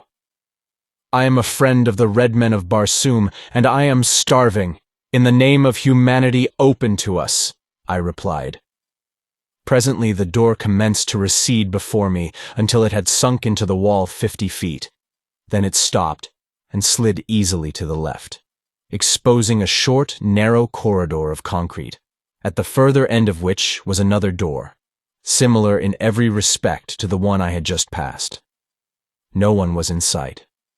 Yet immediately we passed the first door, it slid gently into place behind us and receded rapidly to its original position in the front wall of the building. As the door had slipped aside, I had noted its great thickness, fully 20 feet, and as it reached its place once more after closing behind us, great cylinders of steel had dropped from the ceiling behind it and fitted their lower ends into apertures countersunk in the floor.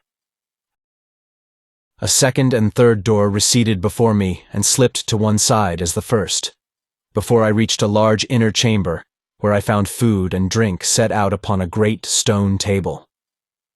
A voice directed me to satisfy my hunger and to feed my palate, and while I was thus engaged, my invisible host put me through a severe and searching cross-examination. "Your statements are most remarkable," said the voice, on concluding its questioning. "But you are evidently speaking the truth, and it is equally evident that you are not of Barsoom. I can tell that by the conformation of your brain and the strange location of your internal organs, and the shape and size of your heart." "Can you see through me?" I exclaimed. "Yes, I can see all but your thoughts, and were you a Barsoomian, I could read those." Then a door opened at the far side of the chamber, and a strange, dried-up, little mummy of a man came toward me. He wore but a single article of clothing or adornment, a small collar of gold from which depended upon his chest a great ornament as large as a dinner plate set solid with huge diamonds, except for the exact center which was occupied by a strange stone, an inch in diameter, that scintillated 9 different and distinct rays, the 7 colors of our earthly prism, and 2 beautiful rays which, to me, were new and nameless. I cannot describe them any more than you could describe red to a blind man. I only know that they were beautiful in the extreme. The old man sat and talked with me for hours, and the strangest part of our intercourse was that I could read his every thought, while he could not fathom an iota from my mind, unless I spoke. I did not apprise him of my ability to sense his mental operations, and thus I learned a great deal which proved of immense value to me later, and which I would never have known had he suspected my strange power, for the Martians have such perfect control of their mental machinery that they are able to direct their thoughts with absolute precision. The building in which I found myself contained the machinery which produces that artificial atmosphere which sustains life on Mars. The secret of the entire process hinges on the use of the 9th ray, one of the beautiful scintillations which I had noted emanating from the great stone in my host's diadem. This ray is separated from the other rays of the sun by means of finely adjusted instruments placed upon the roof of the huge building, 3/4 of which is used for reservoirs in which the 9th ray is stored. This product is then treated electrically, or rather, certain proportions of refined electric vibrations are incorporated with it, and the result is then pumped to the 5 principal air centers of the planet where, as it is released, contact with the ether of space transforms it into atmosphere.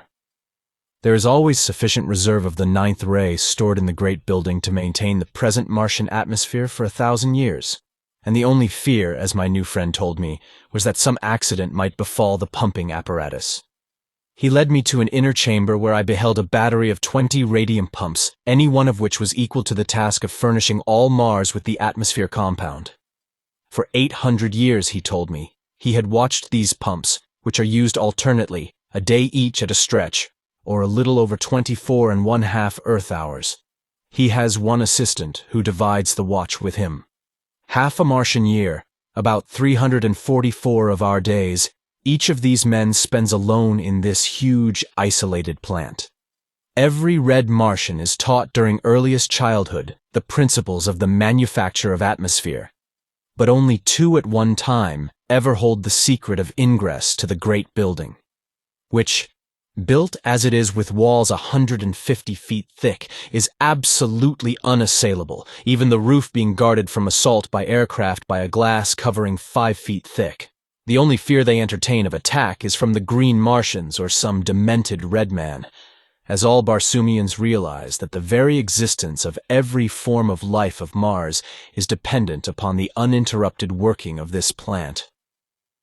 One curious fact I discovered as I watched his thoughts was that the outer doors are manipulated by telepathic means. The locks are so finely adjusted that the doors are released by the action of a certain combination of thought waves. To experiment with my newfound toy, I thought to surprise him into revealing this combination, and so I asked him in a casual manner how he had managed to unlock the massive doors for me from the inner chambers of the building. As quick as a flash, there leaped to his mind 9 Martian sounds, but as quickly faded as he answered that this was a secret he must not divulge. From then on, his manner toward me changed, as though he feared that he had been surprised into divulging his great secret, and I read suspicion and fear in his looks and thoughts, though his words were still fair. Before I retired for the night, he promised to give me a letter to a nearby agricultural officer who would help me on my way to Zodanga, which he said was the nearest Martian city. But be sure that you do not let them know you are bound for Helium, as they are at war with that country. My assistant and I are of no country. We belong to all Barsoom, and this talisman which we wear protects us in all lands, even among the green men, though we do not trust ourselves to their hands if we can avoid it, he added. And so, good night, my friend, he continued. May you have a long and restful sleep. Yes, a long sleep. And though he smiled pleasantly, I saw in his thoughts the wish that he had never admitted me, and then a picture of him standing over me in the night, and the swift thrust of a long dagger, and the half-formed words, I am sorry, but it is for the best good of Barsoom. As he closed the door of my chamber behind him, his thoughts were cut off from me, as was the sight of him, which seemed strange to me in my little knowledge of thought transference. What was I to do? How could I escape through these mighty walls? Easily could I kill him now that I was warned, but once he was dead I could no more escape, and with the stopping of the machinery of the great plant, I should die with all the other inhabitants of the planet, all, even Dejah Thoris, were she not already dead. For the others I did not give the snap of my finger, but the thought of Dejah Thoris drove from my mind all desire to kill my mistaken host. Cautiously I opened the door of my apartment and, followed by Woola, sought the inner of the great doors. A wild scheme had come to me. I would attempt to force the great locks by the 9 thought waves I had read in my host's mind. Creeping stealthily through corridor after corridor and down winding runways which turned hither and thither, I finally reached the great hall in which I had broken my long fast that morning. Nowhere had I seen my host, nor did I know where he kept himself by night. I was on the point of stepping boldly out into the room, when a slight noise behind me warned me back into the shadows of a recess in the corridor. Dragging Woola after me, I crouched low in the darkness. Presently the old man passed close by me, and as he entered the dimly lighted chamber which I had been about to pass through, I saw that he held a long, thin dagger in his hand, and that he was sharpening it upon a stone. In his mind was the decision to inspect the radium pumps, which would take about 30 minutes, and then return to my bedchamber and finish me. As he passed through the great hall and disappeared down the runway which led to the pump room, I stole stealthily from my hiding place and crossed to the great door, the inner of the 3 which stood between me and liberty. Concentrating my mind upon the massive lock, I hurled the 9 thought waves against it. In breathless expectancy I waited, when finally the great door moved softly toward me and slid quietly to one side. One after the other the remaining mighty portals opened at my command, and Woola and I stepped forth into the darkness, free, but little better off than we had been before, other than that we had full stomachs. Hastening away from the shadows of the formidable pile, I made for the first crossroad, intending to strike the central turnpike as quickly as possible. This I reached about morning, and entering the first enclosure I came to, I searched for some evidences of a habitation. There were low, rambling buildings of concrete barred with heavy, impassable doors, and no amount of hammering and hallooing brought any response. Weary and exhausted from sleeplessness, I threw myself upon the ground, commanding Woola to stand guard. Some time later, I was awakened by his frightful growlings, and opened my eyes to see 3 red Martians standing a short distance from us and covering me with their rifles. "I am unarmed and no enemy," I hastened to explain. "I have been a prisoner among the green men, and am on my way to Zodanga. All I ask is food and rest for myself and my Kalat, and the proper directions for reaching my destination." They lowered their rifles and advanced pleasantly toward me, placing their right hands upon my left shoulder, after the manner of their custom of salute, and asking me many questions about myself and my wanderings. They then took me to the house of one of them, which was only a short distance away.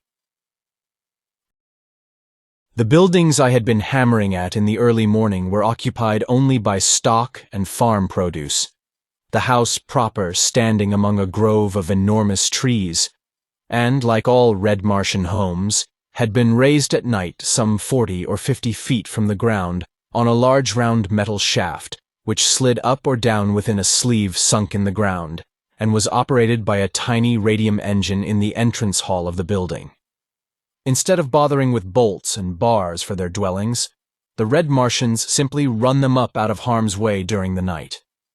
They also have private means for lowering or raising them from the ground, without if they wish to go away and leave them.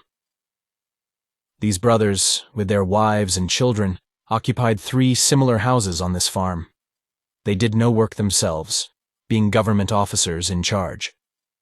The labor was performed by convicts, prisoners of war, delinquent debtors, and confirmed bachelors who were too poor to pay the high celibate tax which all red Martian governments impose. They were the personification of cordiality and hospitality, and I spent several days with them, resting and recuperating from my long and arduous experiences. When they had heard my story, I omitted all reference to Dejah Thoris and the old man of the atmosphere plant. They advised me to color my body, to more nearly resemble their own race, and then attempt to find employment in Zodanga, either in the army or the navy. The chances are small that your tale will be believed until after you have proven your trustworthiness and won friends among the higher nobles of the court. This you can most easily do through military service, as we are a warlike people on Barsoom, explained one of them, and save our richest favors for the fighting man. When I was ready to depart, they furnished me with a small domestic bull thoat, such as is used for saddle purposes by all red Martians. The animal is about the size of a horse and quite gentle, but in color and shape an exact replica of his huge and fierce cousin of the wilds. The brothers had supplied me with a reddish oil with which I anointed my entire body, and one of them cut my hair, which had grown quite long, in the prevailing fashion of the time, square at the back and banged in front, so that I could have passed anywhere upon Barsoom as a full-fledged red Martian. My metal and ornaments were also renewed in the style of a Zodangan gentleman, attached to the house of Pator, which was the family name of my benefactors. They filled a little sack at my side with Zodangan money. The medium of exchange upon Mars is not dissimilar from our own, except that the coins are oval. Paper money is issued by individuals as they require it and redeemed twice yearly. If a man issues more than he can redeem, the government pays his creditors in full, and the debtor works out the amount upon the farms or in mines, which are all owned by the government. This suits everybody except the debtor, as it has been a difficult thing to obtain sufficient voluntary labor to work the great isolated farmlands of Mars, stretching as they do like narrow ribbons from pole to pole, through wild stretches peopled by wild animals and wilder men. When I mentioned my inability to repay them for their kindness to me, they assured me that I would have ample opportunity if I lived long upon Barsoom, and bidding me farewell, they watched me until I was out of sight upon the broad white turnpike. Chapter 21. An Air Scout for Zodanga.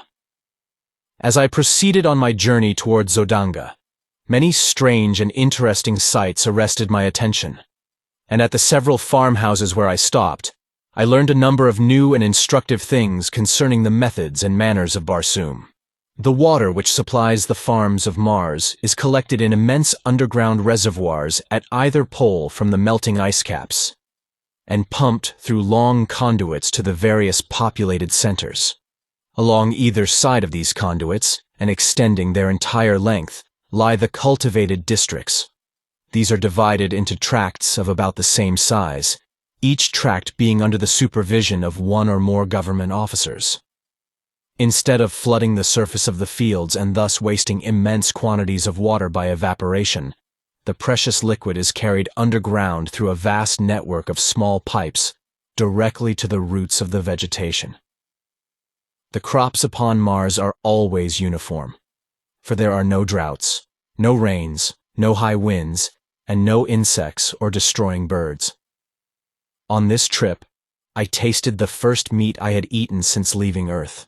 Large, juicy steaks and chops from the well-fed domestic animals of the farms. Also, I enjoyed luscious fruits and vegetables, but not a single article of food which was exactly similar to anything on Earth. Every plant and flower and vegetable and animal has been so refined by ages of careful scientific cultivation and breeding that the like of them on Earth dwindled into pale, gray, characterless nothingness by comparison. At a second stop, I met some highly cultivated people of the noble class, and while in conversation, we chanced to speak of helium. One of the older men had been there on a diplomatic mission several years before, and spoke with regret of the conditions which seemed destined ever to keep these two countries at war. Helium, he said, rightly boasts the most beautiful women of Barsoom, and of all her treasures, the wondrous daughter of Mor's Kajak, Dejah Thoris, is the most exquisite flower. Why, he added, the people really worship the ground she walks upon, and since her loss on that ill-starred expedition, all Helium has been draped in mourning. That our ruler should have attacked the disabled fleet as it was returning to Helium was but another of his awful blunders which I fear will sooner or later compel Zodanga to elevate a wiser man to his place. Even now, though our victorious armies are surrounding Helium, the people of Zodanga are voicing their displeasure, for the war is not a popular one, since it is not based on right or justice. Our forces took advantage of the absence of the principal fleet of Helium on their search for the princess, and so we have been able easily to reduce the city to a sorry plight. It is said she will fall within the next few passages of the further moon. And what, think you, may have been the fate of the princess, Dejah Thoris? I asked, as casually as possible. She is dead, he answered. This much was learned from a green warrior recently captured by our forces in the south. She escaped from the hordes of Thark with a strange creature of another world, only to fall into the hands of the Warhoons. Their thoats were found wandering upon the sea bottom, and evidences of a bloody conflict were discovered nearby. While this information was in no way reassuring, neither was it at all conclusive proof of the death of Dejah Thoris, and so I determined to make every effort possible to reach Helium as quickly as I could and carry to Tardos Mors such news of his granddaughter's possible whereabouts as lay in my power. 10 days after leaving the 3 Pertor brothers, I arrived at Zodanga. From the moment that I had come in contact with the red inhabitants of Mars, I had noticed that Woola drew a great amount of unwelcome attention to me, since the huge brute belonged to a species which is never domesticated by the red men. Were one to stroll down Broadway with a Numidian lion at his heels, the effect would be somewhat similar to that which I should have produced had I entered Zodanga with Woola. The very thought of parting with the faithful fellow caused me so great regret and genuine sorrow that I put it off until just before we arrived at the city's gates. But then, finally, it became imperative that we separate. Had nothing further than my own safety or pleasure been at stake, No argument could have prevailed upon me to turn away the one creature upon Barsoom that had never failed in a demonstration of affection and loyalty. But as I would willingly have offered my life in the service of her in search of whom I was about to challenge the unknown dangers of this, to me, mysterious city, I could not permit even Woola's life to threaten the success of my venture, much less his momentary happiness, for I doubted not he soon would forget me. And so I bade the poor beast an affectionate farewell, promising him, however, that if I came through my adventure in safety, that in some way I should find the means to search him out. He seemed to understand me fully, and when I pointed back in the direction of Thark, he turned sorrowfully away, nor could I bear to watch him go, but resolutely set my face toward Zodanga, and with a touch of heartsickness approached her frowning walls. The letter I bore from them gained me immediate entrance to the vast, walled city. It was still very early in the morning, and the streets were practically deserted. The residences, raised high upon their metal columns, resembled huge rookeries, while the uprights themselves presented the appearance of steel tree trunks. The shops, as a rule, were not raised from the ground, nor were their doors bolted or barred, since thievery is practically unknown upon Barsoom. Assassination is the ever-present fear of all Barsoomians, and for this reason alone their homes are raised high above the ground at night or in times of danger. The Pator brothers had given me explicit directions for reaching the point of the city where I could find living accommodations and be near the offices of the government agents to whom they had given me letters. My way led to the central square or plaza, which is a characteristic of all Martian cities. The plaza of Zodanga covers a square mile, and is bounded by the palaces of the Jeddak, the Jeds, and other members of the royalty and nobility of Zodanga, as well as by the principal public buildings, cafes, and shops. As I was crossing the great square, lost in wonder and admiration of the magnificent architecture and the gorgeous scarlet vegetation which carpeted the broad lawns, I discovered a red Martian walking briskly toward me from one of the avenues. He paid not the slightest attention to me, but as he came abreast, I recognized him, and turning I placed my hand upon his shoulder, calling out, "Kaor! Kantos Khan!" Like lightning he wheeled, and before I could so much as lower my hand, the point of his long sword was at my breast.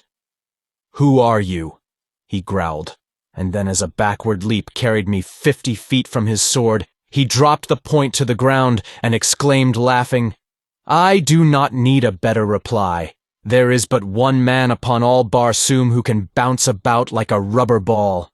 By the mother of the further moon, John Carter, how came you here, and have you become a Darseen that you can change your color at will?" "You gave me a bad half-minute, my friend," he continued, after I had briefly outlined my adventures since parting with him in the arena at Warhoon. Were my name and city known to the Zodangans, I would shortly be sitting on the banks of the lost Sea of Koros with my revered and departed ancestors. I am here in the interest of Tardos Mors, Jeddak of Helium, to discover the whereabouts of Dejah Thoris, our princess. Sab Than, Prince of Zodanga, has her hidden in the city, and has fallen madly in love with her. His father, Than Kosis, Jeddak of Zodanga, has made her voluntary marriage to his son the price of peace between our countries. But Tardos Mors will not accede to the demands, and has sent word that he and his people would rather look upon the dead face of their princess than see her wed to any than her own choice, and that personally he would prefer being engulfed in the ashes of a lost and burning helium to joining the metal of his house with that of Than Kosis.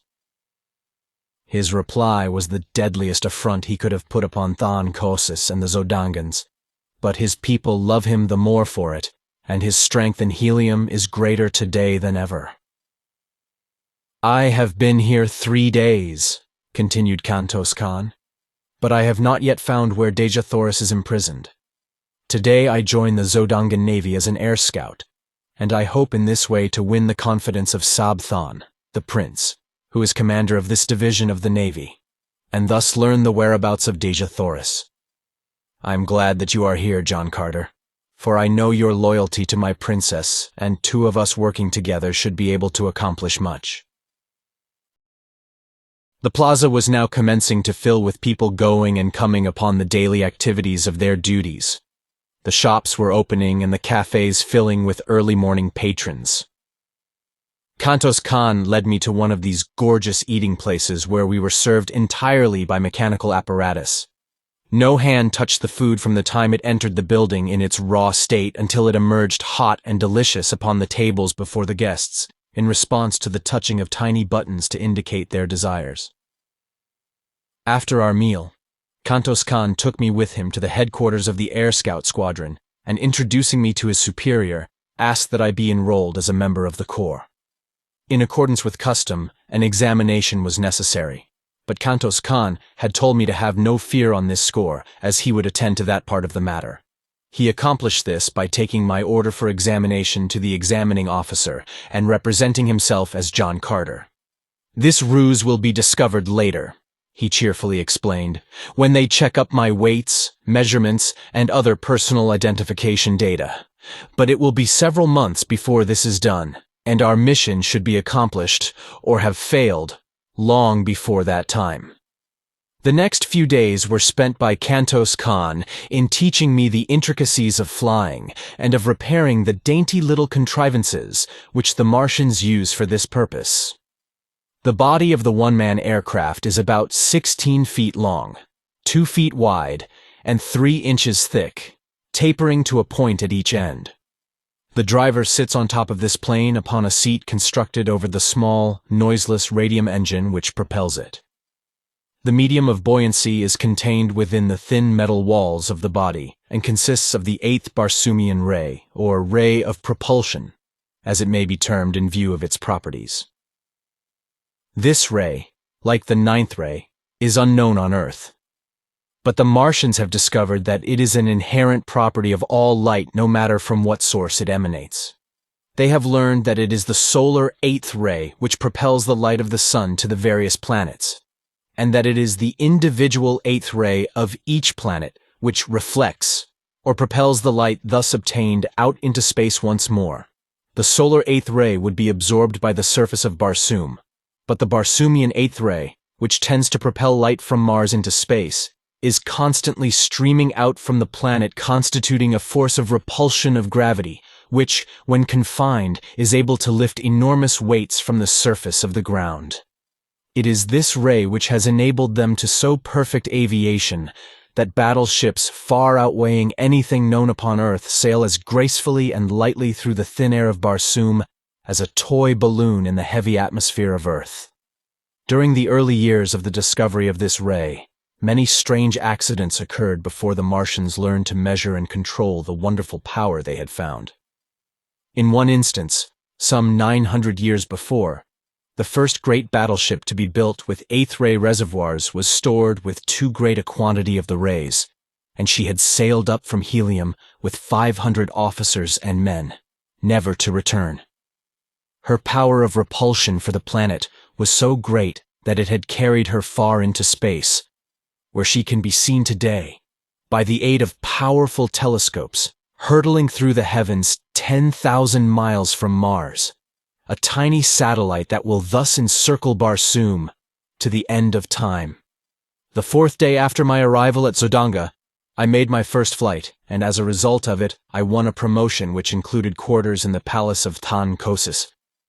As I rose above the city, I circled several times, as I had seen Kantos Khan do, and then, throwing my engine into top speed, I raced at terrific velocity toward the south, following one of the great waterways which enter Zodanga from that direction. I had traversed perhaps 200 miles in a little less than an hour, when I descried far below me a party of 3 green warriors racing madly toward a small figure on foot, which seemed to be trying to reach the confines of one of the walled fields.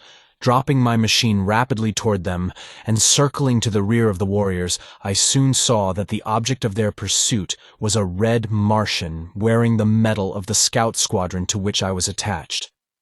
A short distance away lay his tiny flyer, surrounded by the tools with which he had evidently been occupied in repairing some damage when surprised by the green warriors. They were now almost upon him, their flying mounts charging down on the relatively puny figure at terrific speed, while the warriors leaned low to the right, with their great metal-shod spears. Each seemed striving to be the first to impale the poor Zodangan, and in another moment, his fate would have been sealed had it not been for my timely arrival. Driving my fleet aircraft at high speed directly behind the warriors, I soon overtook them, and without diminishing my speed, I rammed the prow of my little flyer between the shoulders of the nearest. The impact, sufficient to have torn through inches of solid steel, hurled the fellow's headless body into the air over the head of his throat, where it fell sprawling upon the moss. The mounts of the other two warriors turned squealing in terror and bolted in opposite directions. Reducing my speed, I circled and came to the ground at the feet of the astonished Zodangan. He was warm in his thanks for my timely aid and promised that my day's work would bring the reward it merited, for it was none other than a cousin of the Jeddak of Zodanga whose life I had saved. We wasted no time in talk, as we knew that the warriors would surely return as soon as they had gained control of their mounts. Hastening to his damaged machine, we were bending every effort to finish the needed repairs, and had almost completed them when we saw the two green monsters returning at top speed from opposite sides of us. When they had approached within 100 yards, their throats again became unmanageable, and absolutely refused to advance further toward the aircraft which had frightened them. The warriors finally dismounted, and, hobbling their animals, advanced toward us on foot with drawn longswords. I advanced to meet the larger, telling the Zodangan to do the best he could with the other. Finishing my man with almost no effort, as had now from much practice become habitual with me, I hastened to return to my new acquaintance, whom I found indeed in desperate straits.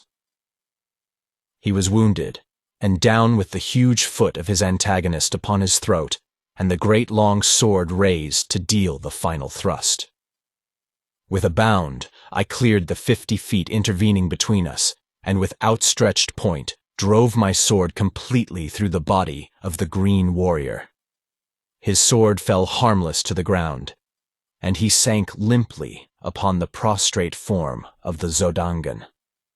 A cursory examination of the latter revealed no mortal injuries, and after a brief rest, he asserted that he felt fit to attempt the return voyage. He would have to pilot his own craft, however, as these frail vessels are not intended to convey but a single person.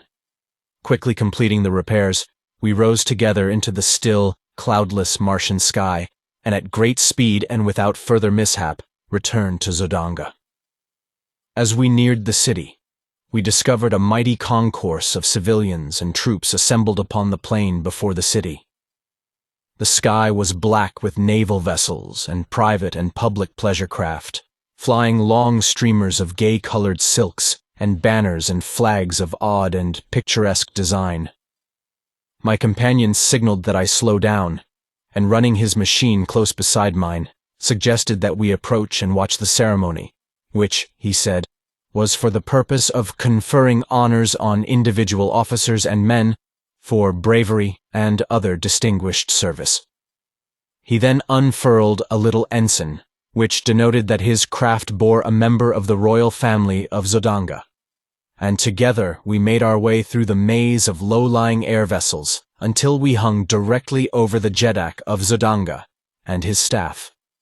All were mounted upon the small domestic bull-thoats of the Red Martians, and their trappings and ornamentation bore such a quantity of gorgeously colored feathers that I could not but be struck with the startling resemblance the concourse bore to a band of the Red Indians of my own earth. One of the staff called the attention of Thoris to the presence of my companion above them, and the ruler motioned for him to descend.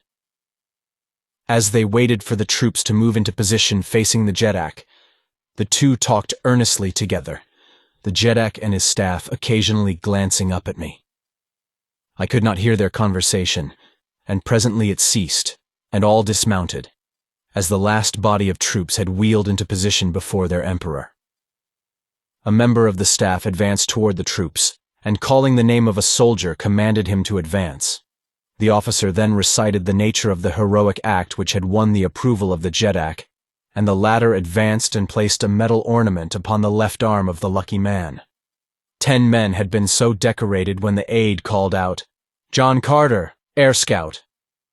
Never in my life had I been so surprised, but the habit of military discipline is strong within me, and I dropped my little machine lightly to the ground and advanced on foot as I had seen the others do. As I halted before the officer, he addressed me in a voice audible to the entire assemblage of troops and spectators. "In recognition, John Carter," he said, "of your remarkable courage and skill in defending the person of the cousin of the Jeddak Thoris, and single-handed vanquishing 3 green warriors, it is the pleasure of our Jeddak to confer on you the mark of his esteem." Thoris then advanced toward me, and placing an ornament upon me, said, "My cousin has narrated the details of your wonderful achievement, which seems little short of miraculous, and if you can so well defend a cousin of the Jeddak, how much better could you defend the person of the Jeddak himself?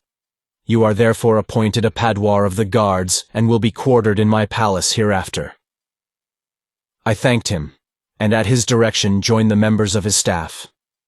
After the ceremony, I returned my machine to its quarters on the roof of the barracks of the Air Scout Squadron, and with an orderly from the palace to guide me, I reported to the officer in charge of the palace. Chapter 22. I Find Dejah.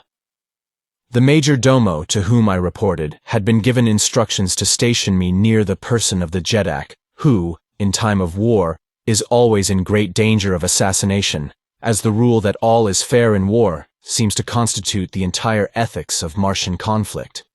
He therefore escorted me immediately to the apartment in which Thoris then was. The ruler was engaged in conversation with his son, Sabthon, and several courtiers of his household, and did not perceive my entrance. The walls of the apartment were completely hung with splendid tapestries which hid any windows or doors that may have pierced them. The room was lighted by imprisoned rays of sunshine held between the ceiling proper and what appeared to be a ground-glass false ceiling a few inches below. My guide drew aside one of the tapestries, disclosing a passage which encircled the room, between the hangings and the walls of the chamber. "Within this passage I was to remain," he said, "so long as Thoris was in the apartment. When he left, I was to follow. My only duty was to guard the ruler and keep out of sight as much as possible. I would be relieved after a period of 4 hours. The major domo then left me. The tapestries were of a strange weaving, which gave the appearance of heavy solidity from one side. But from my hiding place, I could perceive all that took place within the room as readily as though there had been no curtain intervening. Scarcely had I gained my post, than the tapestry at the opposite end of the chamber separated, and 4 soldiers of the guard entered, surrounding a female figure. As they approached Thoris, the soldiers fell to either side, and there, standing before the Jeddak, and not 10 feet from me, her beautiful face radiant with smiles, was Dejah Thoris. Sabthon, Prince of Zodanga, advanced to meet her, and hand in hand they approached close to the Jeddak. Thoris looked up in surprise, and rising saluted her. To what strange freak do I owe this visit from the Princess of Helium, who, 2 days ago, with rare consideration for my pride, assured me that she would prefer Talhajus, the green Thark, to my son? Dejah Thoris only smiled the more, and with the roguish dimples playing at the corners of her mouth she made answer, "From the beginning of time upon Barsoom it has been the prerogative of woman to change her mind as she listed and to dissemble in matters concerning her heart. That you will forgive, Thoris, as has your son. 2 days ago I was not sure of his love for me, but now I am, and I have come to beg of you to forget my rash words, and to accept the assurance of the Princess of Helium that when the time comes, she will wed Sabthon, Prince of Zodanga. I am glad that you have so decided, replied Thoris. "It is far from my desire to push war further against the people of Helium, and your promise shall be recorded and a proclamation to my people issued forthwith." "It were better, Thoris," interrupted Dejah Thoris, "that the proclamation wait the ending of this war. It would look strange indeed to my people and to yours were the Princess of Helium to give herself to her country's enemy in the midst of hostilities." "Cannot the war be ended at once?" spoke Sabthan. "It requires but the word of Thoris to bring peace. Say it, my father. Say the word that will hasten my happiness and end this unpopular strife." "We shall see," replied Thoris, "how the people of Helium take to peace. I shall at least offer it to them."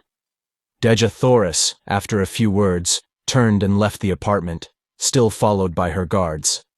Thus was the edifice of my brief dream of happiness dashed, broken, to the ground of reality. The woman for whom I had offered my life, and from whose lips I had so recently heard a declaration of love for me, had lightly forgotten my very existence, and smilingly given herself to the son of her people's most hated enemy. Although I had heard it with my own ears, I could not believe it. I must search out her apartments and force her to repeat the cruel truth to me alone before I would be convinced, and so I deserted my post and hastened through the passage behind the tapestries toward the door by which she had left the chamber. Slipping quietly through this opening, I discovered a maze of winding corridors, branching and turning in every direction. Running rapidly down first one and then another of them, I soon became hopelessly lost, and was standing panting against a side wall when I heard voices near me. Apparently they were coming from the opposite side of the partition against which I leaned, and presently I made out the tones of Dejah Thoris. I could not hear the words, but I knew that I could not possibly be mistaken in the voice. Moving on a few steps, I discovered another passageway at the end of which lay a door. Walking boldly forward, I pushed into the room, only to find myself in a small antechamber in which were the 4 guards who had accompanied her.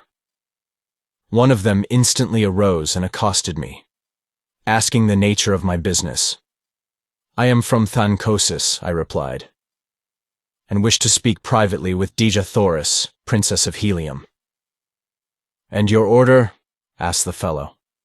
I did not know what he meant, but replied that I was a member of the guard, and without waiting for a reply from him, I strode toward the opposite door of the antechamber, behind which I could hear Dejah Thoris conversing. But my entrance was not to be so easily accomplished. The guardsman stepped before me, saying, "No one comes from Thoris without carrying an order or the password. You must give me one or the other before you may pass." "The only order I require, my friend, to enter where I will, hangs at my side," I answered, tapping my longsword. "Will you let me pass in peace or no?" For reply, he whipped out his own sword, calling to the others to join him, and thus the 4 stood, with drawn weapons, barring my further progress. "You are not here by the order of Thoris," cried the one who had first addressed me, "and not only shall you not enter the apartments of the Princess of Helium, but you shall go back to Thoris under guard to explain this unwarranted temerity. Throw down your sword. You cannot hope to overcome 4 of us," he added with a grim smile. My reply was a quick thrust, which left me but 3 antagonists, and I can assure you that they were worthy of my mettle. They had me backed against the wall in no time, fighting for my life. Slowly I worked my way to a corner of the room where I could force them to come at me only one at a time, and thus we fought upward of 20 minutes, the clanging of steel on steel producing a veritable bedlam in the little room. The noise had brought Dejah Thoris to the door of her apartment, and there she stood throughout the conflict with Sola at her back, peering over her shoulder. Her face was set and emotionless, and I knew that she did not recognize me, nor did Sola. Finally, a lucky cut brought down a 2nd guardsman, and then, with only 2 opposing me, I changed my tactics and rushed them down after the fashion of my fighting that had won me many a victory. The 3rd fell within 10 seconds after the 2nd, and the last lay dead upon the bloody floor a few moments later. They were brave men and noble fighters, and it grieved me that I had been forced to kill them. But I would have willingly depopulated all Barsoom could I have reached the side of my Dejah Thoris in no other way. Sheathing my bloody blade, I advanced toward my Martian princess, who still stood mutely gazing at me without sign of recognition. "Who are you, Zodangan?" she whispered. "Another enemy to harass me in my misery?" "I am a friend," I answered. "A once cherished friend." "No friend of Helium's princess wears that metal," she replied. "And yet the voice, I have heard it before. It is not. It cannot be. No, for he is dead." "It is, though, my princess. None other than John Carter," I said. "Do you not recognize, even through paint and strange metal, the heart of your chieftain?" As I came close to her, she swayed toward me with outstretched hands. But as I reached to take her in my arms, she drew back with a shudder and a little moan of misery. Too late, she grieved. "Oh, my chieftain that was, and whom I thought dead, had you but returned 1 little hour before. But now it is too late. Too late." "What do you mean, Dejah Thoris?" I cried. "That you would not have promised yourself to the Zodangan prince had you known that I lived?" "Think you, John Carter, that I would give my heart to you yesterday and today to another? I thought that it lay buried with your ashes in the pits of Warhoon. And so today I have promised my body to another to save my people from the curse of a victorious Zodangan army." "But I am not dead, my princess. I have come to claim you, and all Zodanga cannot prevent it." "It is too late, John Carter. My promise is given, and on Barsoom that is final. The ceremonies which follow later are but meaningless formalities. They make the fact of marriage no more certain than does the funeral cortege of a Jeddak again place the seal of death upon him. I am as good as married, John Carter. No longer may you call me your princess. No longer are you my chieftain. I know but little of your customs here upon Barsoom, Dejah Thoris, but I do know that I love you. And if you meant the last words you spoke to me that day as the hordes of Warhoon were charging down upon us, no other man shall ever claim you as his bride. You meant them then, my princess, and you mean them still. Say that it is true." "I meant them, John Carter," she whispered. "I cannot repeat them now, for I have given myself to another. Ah, if you had only known our ways, my friend," she continued half to herself.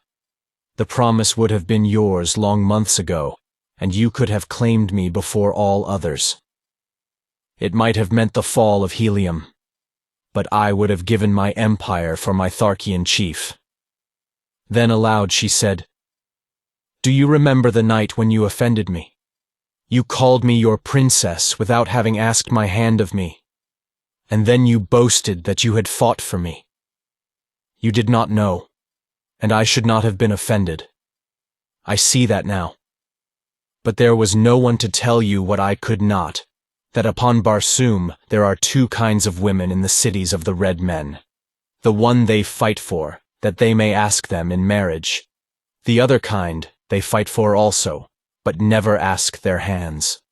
When a man has won a woman, he may address her as his princess, or in any of the several terms which signify possession. You had fought for me, but had never asked me in marriage. And so when you called me your princess, you see," she faltered, "I was hurt. But even then, John Carter, I did not repulse you, as I should have done, until you made it doubly worse by taunting me with having won me through combat. I do not need to ask your forgiveness now, Dejah Thoris," I cried. "You must know that my fault was of ignorance of your Barsoomian customs. What I failed to do, through implicit belief that my petition would be presumptuous and unwelcome, I do now, Dejah Thoris. I ask you to be my wife, and by all the Virginian fighting blood that flows in my veins, you shall be." "No, John Carter. It is useless," she cried hopelessly. "I may never be yours while Sab-Thon lives. You have sealed his death warrant, my princess. Sab-Thon dies." "Nor that either," she hastened to explain. "I may not wed the man who slays my husband, even in self-defense. It is custom. We are ruled by custom upon Barsoom. It is useless, my friend. You must bear the sorrow with me, that at least we may share in common. That, and the memory of the brief days among the Tharks. You must go now, nor ever see me again. Goodbye. My chieftain that was." Disheartened and dejected, I withdrew from the room. But I was not entirely discouraged, nor would I admit that Dejah Thoris was lost to me until the ceremony had actually been performed. As I wandered along the corridors, I was as absolutely lost in the mazes of winding passageways as I had been before I discovered Dejah Thoris's apartments. I knew that my only hope lay in escape from the city of Zodanga, for the matter of the 4 dead guardsmen would have to be explained, and as I could never reach my original post without a guide, suspicion would surely rest on me so soon as I was discovered wandering aimlessly through the palace. Presently, I came upon a spiral runway leading to a lower floor, and this I followed downward for several stories until I reached the doorway of a large apartment in which were a number of guardsmen. The walls of this room were hung with transparent tapestries behind which I secreted myself without being apprehended. The conversation of the guardsmen was general, and awakened no interest in me until an officer entered the room and ordered 4 of the men to relieve the detail who were guarding the Princess of Helium. Now I knew my troubles would commence in earnest, and indeed they were upon me all too soon, for it seemed that the squad had scarcely left the guard-room before one of their number burst in again breathlessly, crying that they had found their 4 comrades butchered in the antechamber. In a moment, the entire palace was alive with people. Guardsmen, officers, courtiers, servants, and slaves ran helter-skelter through the corridors and apartments carrying messages and orders, and searching for signs of the assassin. This was my opportunity, and slim as it appeared, I grasped it. For as a number of soldiers came hurrying past my hiding place, I fell in behind them and followed through the mazes of the palace until, in passing through a great hall, I saw the blessed light of day coming in through a series of larger windows. Here I left my guides, and slipping to the nearest window, sought for an avenue of escape. The windows opened upon a great balcony which overlooked one of the broad avenues of Zodanga. The ground was about 30 feet below, and at a like distance from the building was a wall fully 20 feet high, constructed of polished glass, about a foot in thickness. To a Red Martian escape by this path would have appeared impossible, but to me, with my earthly strength and agility, it seemed already accomplished. My only fear was in being detected before darkness fell, for I could not make the leap in broad daylight, while the court below and the avenue beyond were crowded with Zodangans. Accordingly, I searched for a hiding place and finally found one by accident, inside a huge hanging ornament, which swung from the ceiling of the hall, and about 10 feet from the floor. Into the capacious bowl-like vase I sprang with ease, and scarcely had I settled down within it than I heard a number of people enter the apartment. The group stopped beneath my hiding place, and I could plainly overhear their every word. "It is the work of Heliumites," said one of the men. "Yes, O Jedak, but how had they access to the palace? I could believe that even with the diligent care of your guardsmen, a single enemy might reach the inner chambers. But how a force of 6 or 8 fighting men could have done so unobserved is beyond me. We shall soon know, however, for here comes the royal psychologist." Another man now joined the group, and after making his formal greetings to his ruler said, "O mighty Jedak, it is a strange tale I read in the dead minds of your faithful guardsmen. They were felled not by a number of fighting men, but by a single opponent." He paused to let the full weight of this announcement impress his hearers, and that his statement was scarcely credited was evidenced by the impatient exclamation of incredulity which escaped the lips of Thankosis. "What manner of weird tale are you bringing me, Notan?" he cried. "It is the truth, my Jeddak," replied the psychologist. In fact, the impressions were strongly marked on the brain of each of the 4 guardsmen. Their antagonist was a very tall man, wearing the medal of one of your own guardsmen, and his fighting ability was little short of marvelous, for he fought fair against the entire 4 and vanquished them by his surpassing skill and superhuman strength and endurance. Though he wore the medal of Zodanga, my Jeddak, such a man was never seen before in this or any other country upon Barsoom. The mind of the Princess of Helium, whom I have examined and questioned, was a blank to me. She has perfect control, and I could not read one iota of it. She said that she witnessed a portion of the encounter, and that when she looked, there was but one man engaged with the guardsmen, a man whom she did not recognize as ever having seen. "Where is my erstwhile savior?" spoke another of the party, and I recognized the voice of the cousin of Thankosis, whom I had rescued from the Green Warriors. "By the medal of my first ancestor," he went on, "but the description fits him to perfection, especially as to his fighting ability." "Where is this man?" cried Thankosis. "Have him brought to me at once. What know you of him, cousin? It seems strange to me now that I think upon it that there should have been such a fighting man in Zodanga, of whose name, even, we were ignorant before today. And his name, too, John Carter. Who ever heard of such a name upon Barsoom?" Word was soon brought that I was nowhere to be found, either in the palace or at my former quarters in the barracks of the Air Scout Squadron. Kantos Khan they had found and questioned, but he knew nothing of my whereabouts, and as to my past, he had told them he knew as little, since he had but recently met me during our captivity among the Warhoons. "Keep your eyes on this other one," commanded Thankosis. "He also is a stranger, and likely as not they both hail from Helium, and where one is, we shall sooner or later find the other. Quadruple the air patrol, and let every man who leaves the city by air or ground be subjected to the closest scrutiny." Another messenger now entered with word that I was still within the palace walls. "The likeness of every person who has entered or left the palace grounds today has been carefully examined," concluded the fellow, "and not one approaches the likeness of this new padwar of the guards, other than that which was recorded of him at the time he entered." "Then we will have him shortly," commented Thankosis contentedly. "And in the meanwhile, we will repair to the apartments of the Princess of Helium and question her in regard to the affair. She may know more than she cared to divulge to you, Notan. Come." They left the hall, and as darkness had fallen without, I slipped lightly from my hiding place and hastened to the balcony. Few were in sight, and choosing a moment when none seemed near, I sprang quickly to the top of the glass wall and from there to the avenue beyond the palace grounds. Chapter 23. Lost in the Sky. Without effort at concealment, I hastened to the vicinity of our quarters, where I felt sure I should find Kantos Khan.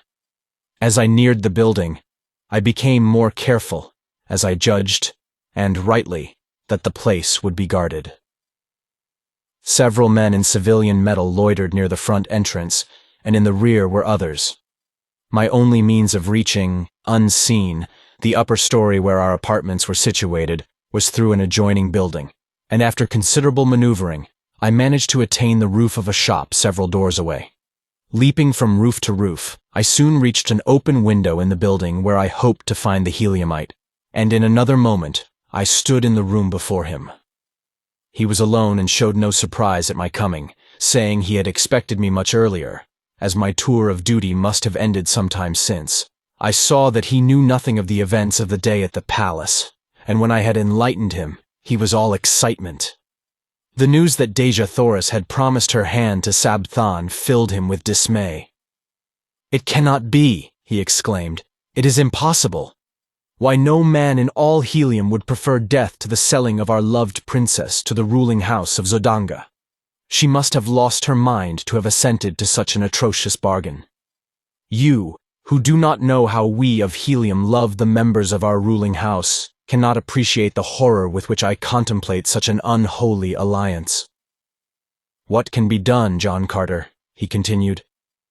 You are a resourceful man. Can you not think of some way to save Helium from this disgrace? If I can come within sword's reach of XVIII, I answered, I can solve the difficulty insofar as Helium is concerned, but for personal reasons, I would prefer that another struck the blow that frees Dejah Thoris. Kantos Khan eyed me narrowly before he spoke. You love her, he said. Does she know it? She knows it, Kantos Khan, and repulses me only because she is promised to XVIII. The splendid fellow sprang to his feet, and grasping me by the shoulder, raised his sword on high, exclaiming, And had the choice been left to me, I could not have chosen a more fitting mate for the first princess of Barsoom. Here is my hand upon your shoulder, John Carter, and my word that XVIII shall go out at the point of my sword for the sake of my love for Helium, for Dejah Thoris, and for you. This very night I shall try to reach his quarters in the palace. How? I asked. You are strongly guarded, and a quadruple force patrols the sky. He bent his head in thought a moment, then raised it with an air of confidence. I only need to pass these guards, and I can do it, he said at last. I know a secret entrance to the palace through the pinnacle of the highest tower. I fell upon it by chance one day as I was passing above the palace on patrol duty. In this work, it is required that we investigate any unusual occurrence we may witness, and a face peering from the pinnacle of the high tower of the palace was, to me, most unusual. I therefore drew near, and discovered that the possessor of the peering face was none other than XVIII. He was slightly put out at being detected, and commanded me to keep the matter to myself, explaining that the passage from the tower led directly to his apartments, and was known only to him. If I can reach the roof of the barracks and get my machine, I can be in XVIII's quarters in 5 minutes. But how am I to escape from this building, guarded as you say it is?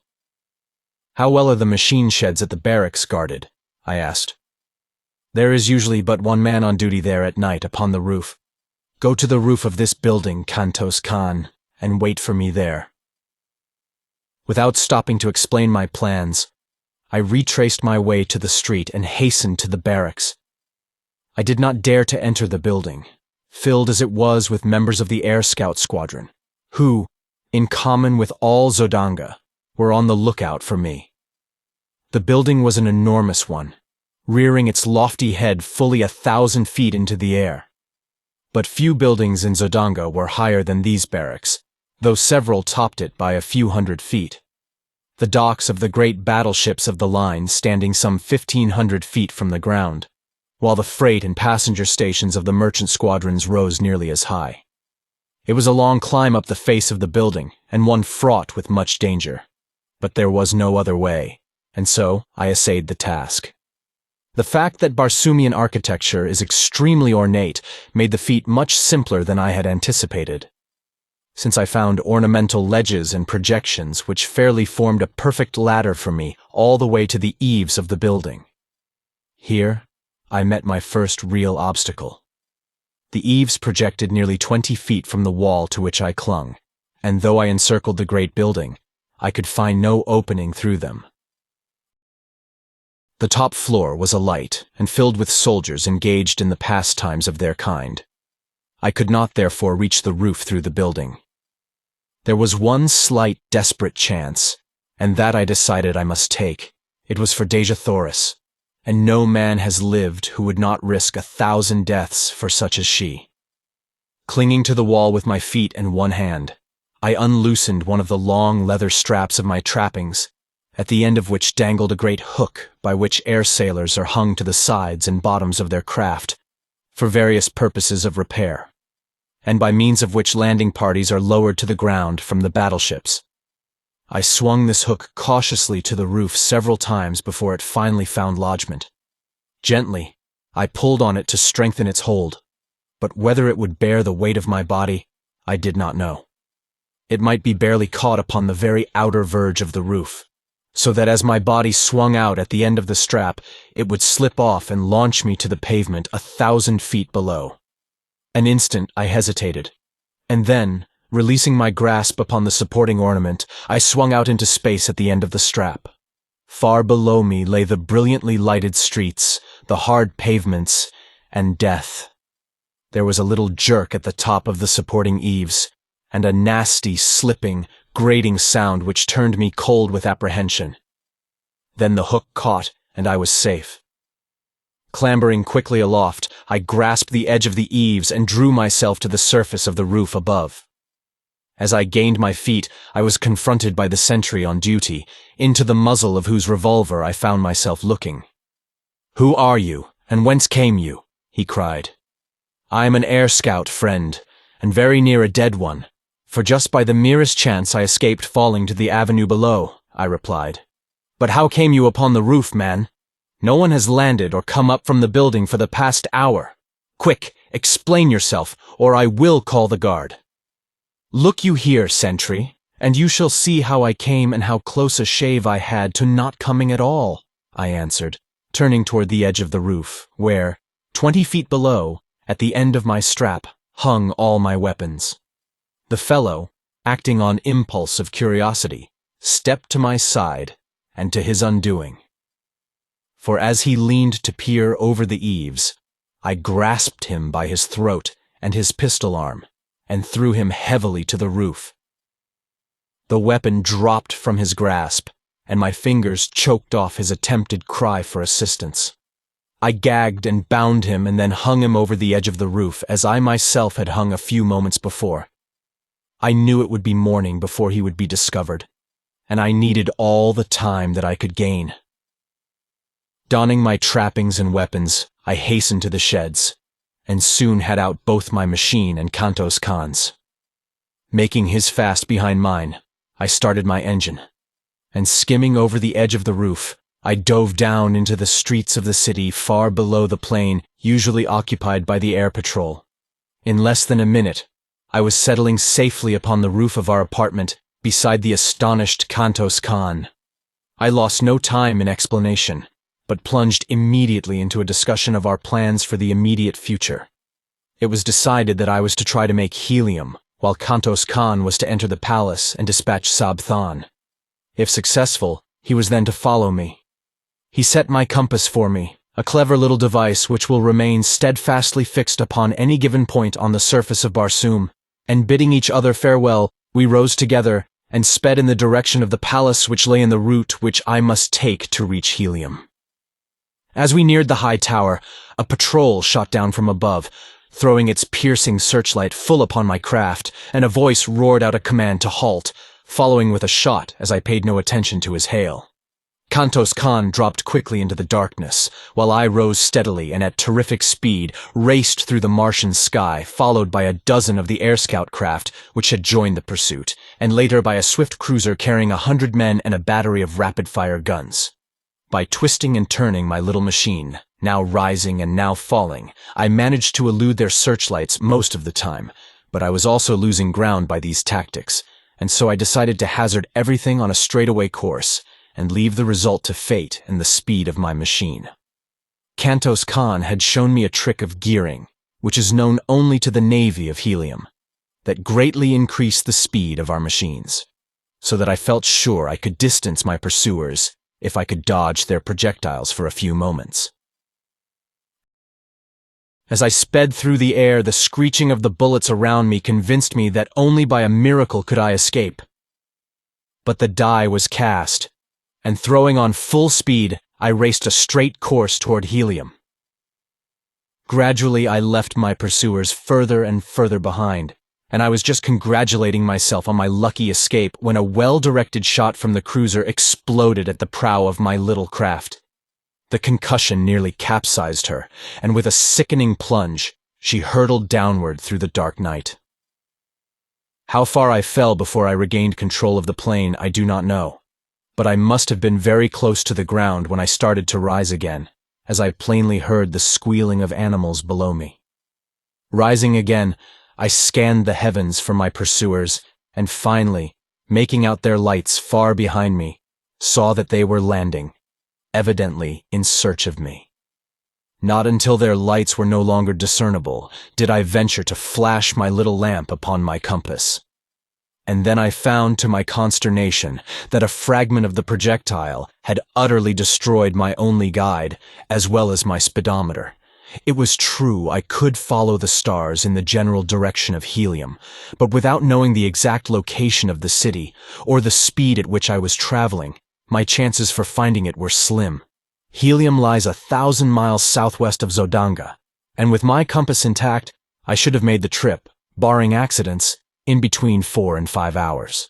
As it turned out, however, morning found me speeding over a vast expanse of dead sea bottom, after nearly 6 hours of continuous flight at high speed.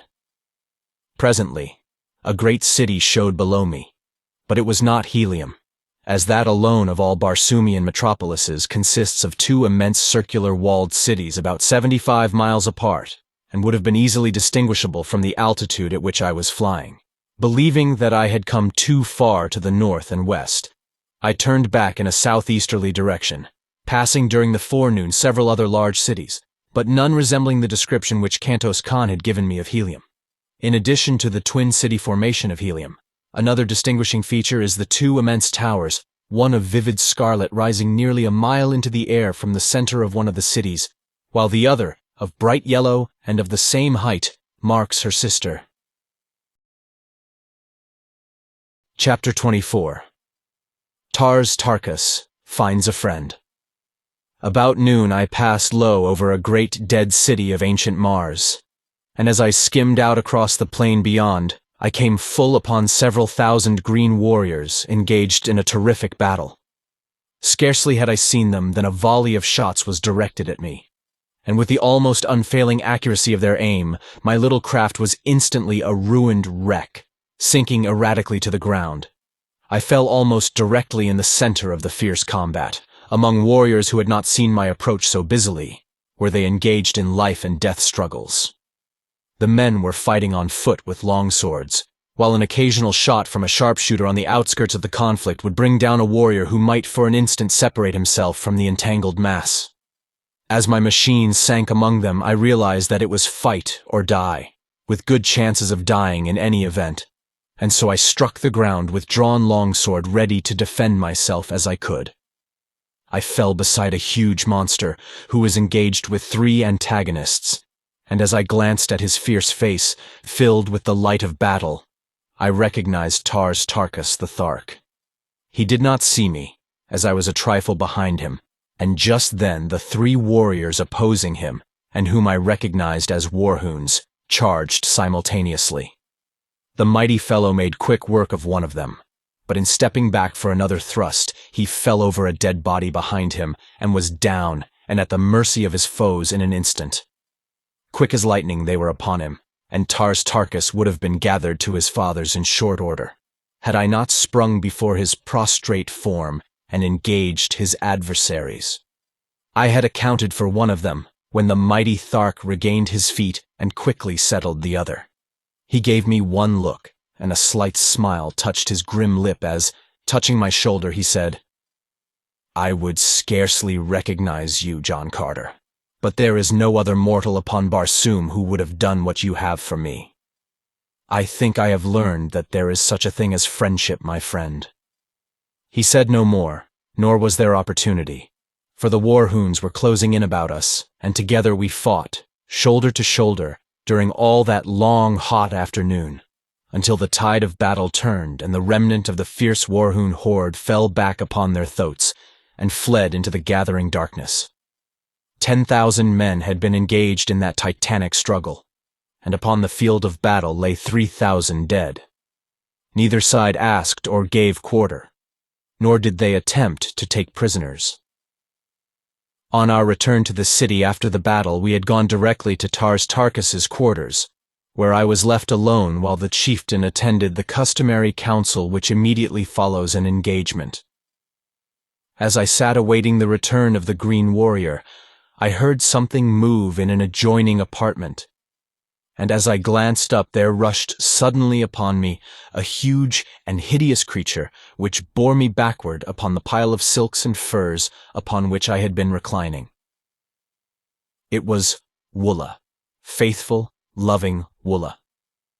He had found his way back to Thark and, as Tarkas later told me, had gone immediately to my former quarters, where he had taken up his pathetic and seemingly hopeless watch for my return. "Tal-Hajus knows that you are here, John Carter," said Tarkas on his return from the Jedak's quarters. "Sarkoja saw and recognized you as we were returning. Tal-Hajus has ordered me to bring you before him tonight. I have 10 thoats, John Carter. You may take your choice from among them, and I will accompany you to the nearest waterway that leads to Helium. Tarkas may be a cruel green warrior, but he can be a friend as well. Come, we must start." "And when you return, Tarkas?" I asked. "The wild Calots, possibly, or worse," he replied. "Unless I should chance to have the opportunity I have so long waited of battling with Tal-Hajus. We will stay, Tarkas, and see Tal-Hajus tonight. You shall not sacrifice yourself, and it may be that tonight you can have the chance you wait." He objected strenuously, saying that Tal-Hajus often flew into wild fits of passion at the mere thought of the blow I had dealt him, and that if ever he laid his hands upon me I would be subjected to the most horrible tortures. While we were eating, I repeated to Tarkas the story which Sola had told me that night upon the sea bottom during the march to Thark. He said but little, but the great muscles of his face worked in passion and in agony at recollection of the horrors which had been heaped upon the only thing he had ever loved in all his cold, cruel, terrible existence. He no longer demurred when I suggested that we go before Tal-Hajus, only saying that he would like to speak to Sarkoja first. At his request, I accompanied him to her quarters, and the look of venomous hatred she cast upon me was almost adequate recompense for any future misfortunes this accidental return to Thark might bring me. "Sarkoja," said Tarkas, 40 years ago you were instrumental in bringing about the torture and death of a woman named Gozava. I have just discovered that the warrior who loved that woman has learned of your part in the transaction. He may not kill you, Sarkoja. It is not our custom. But there is nothing to prevent him tying one end of a strap about your neck and the other end to a wild thoat, merely to test your fitness to survive and help perpetuate our race. Having heard that he would do this on the morrow, I thought it only right to warn you, for I am a just man. The river Isis is but a short pilgrimage, Sarkoja. Come, John Carter." The next morning, Sarkoja was gone, nor was she ever seen after. In silence, we hastened to the Jedak's palace, where we were immediately admitted to his presence. In fact, he could scarcely wait to see me, and was standing erect upon his platform, glowering at the entrance as I came in. "Strap him to that pillar!" he shrieked. "We shall see who it is dares strike the mighty Tal-Hajus. Heat the irons! With my own hands I shall burn the eyes from his head that he may not pollute my person with his vile gaze." "Chieftains of Thark," I cried, turning to the assembled council and ignoring Tal-Hajus. "I have been a chief among you, and today I have fought for Thark shoulder to shoulder with her greatest warrior. You owe me at least a hearing. I have won that much today. You claim to be a just people." "Silence!" roared Tal-Hajus. "Gag the creature and bind him as I command." "Justice, Tal-Hajus," exclaimed Lorquas Pummel. "Who are you to set aside the customs of ages among the Tharks?" "Yes, justice!" echoed a dozen voices. And so, while Tal-Hajus fumed and frothed, I continued. "You are a brave people, and you love bravery.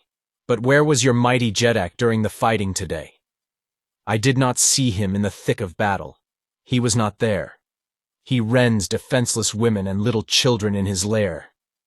But how recently has one of you seen him fight with men? Why, even I, a midget beside him, felled him with a single blow of my fist. Is it of such that the Tharks fashion their Jedaks? There stands beside me now a great Thark, a mighty warrior, and a noble man. Chieftains, how sounds Tarkas, Jeddak of Thark? A roar of deep-toned applause greeted this suggestion. It but remains for this council to command, and Tal Hajus must prove his fitness to rule. Were he a brave man, he would invite Tarkas to combat, for he does not love him. But Tal Hajus is afraid. Tal Hajus, your Jeddak, is a coward.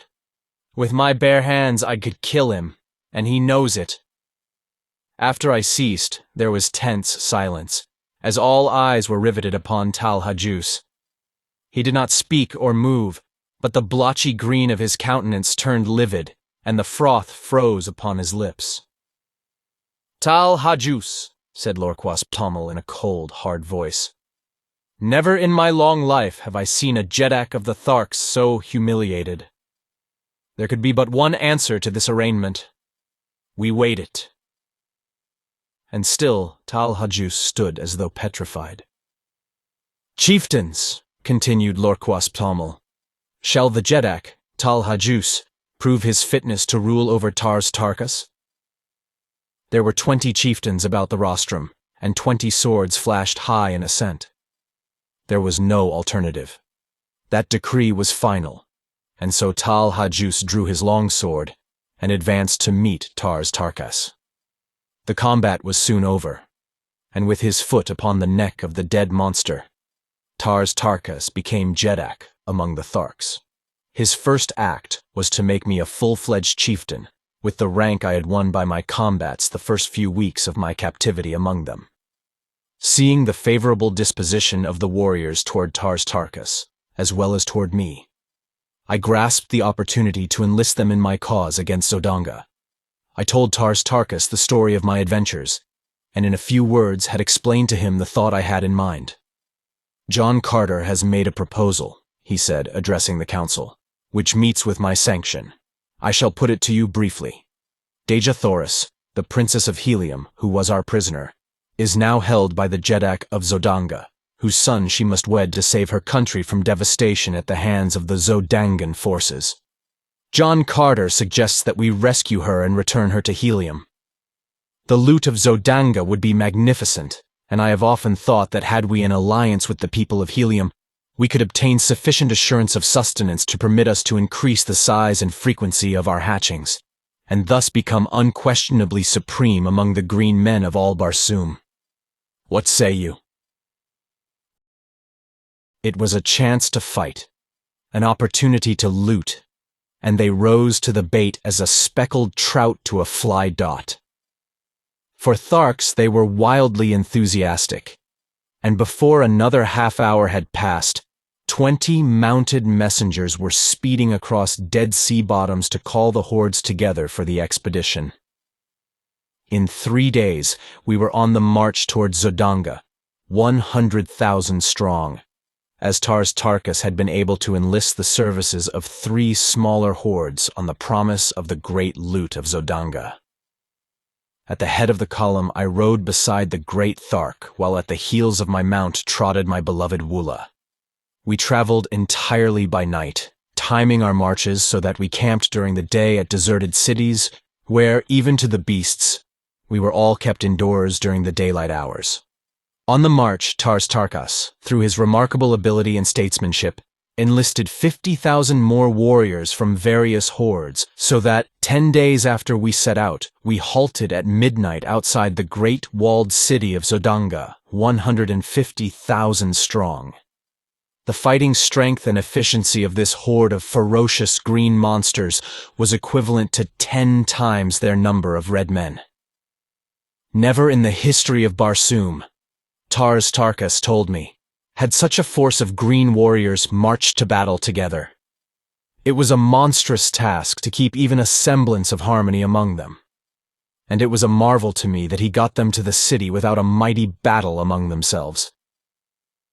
But as we neared Zodanga, their personal quarrels were submerged by their greater hatred for the red men, and especially for the Zodangans, who had for years waged a ruthless campaign of extermination against the green men, directing special attention toward despoiling their incubators. Now that we were before Zodanga, the task of obtaining entry to the city devolved upon me, and directing Tarkas to hold his forces in 2 divisions out of earshot of the city, with each division opposite a large gateway. I took 20 dismounted warriors and approached one of the small gates that pierced the walls at short intervals. These gates have no regular guard but are covered by sentries, who patrol the avenue that encircles the city just within the walls as our metropolitan police patrol their beats. The walls of Zodanga are 75 feet in height and 50 feet thick. They are built of enormous blocks of carborundum, and the task of entering the city seemed to my escort of green warriors an impossibility. The fellows who had been detailed to accompany me were of one of the smaller hordes, and therefore did not know me. Placing 3 of them with their faces to the wall and arms locked, I commanded 2 more to mount to their shoulders, and a 6th I ordered to climb upon the shoulders of the upper 2. The head of the topmost warrior towered over 40 feet from the ground. In this way, with 10 warriors, I built a series of 3 steps from the ground to the shoulders of the topmost man. Then, starting from a short distance behind them, I ran swiftly up from one tier to the next, and with a final bound from the broad shoulders of the highest, I clutched the top of the great wall and quietly drew myself to its broad expanse. After me, I dragged 6 lengths of leather from an equal number of my warriors. These lengths we had previously fastened together, and passing one end to the topmost warrior, I lowered the other end cautiously over the opposite side of the wall toward the avenue below. No one was in sight, so, lowering myself to the end of my leather strap, I dropped the remaining 30 feet to the pavement below.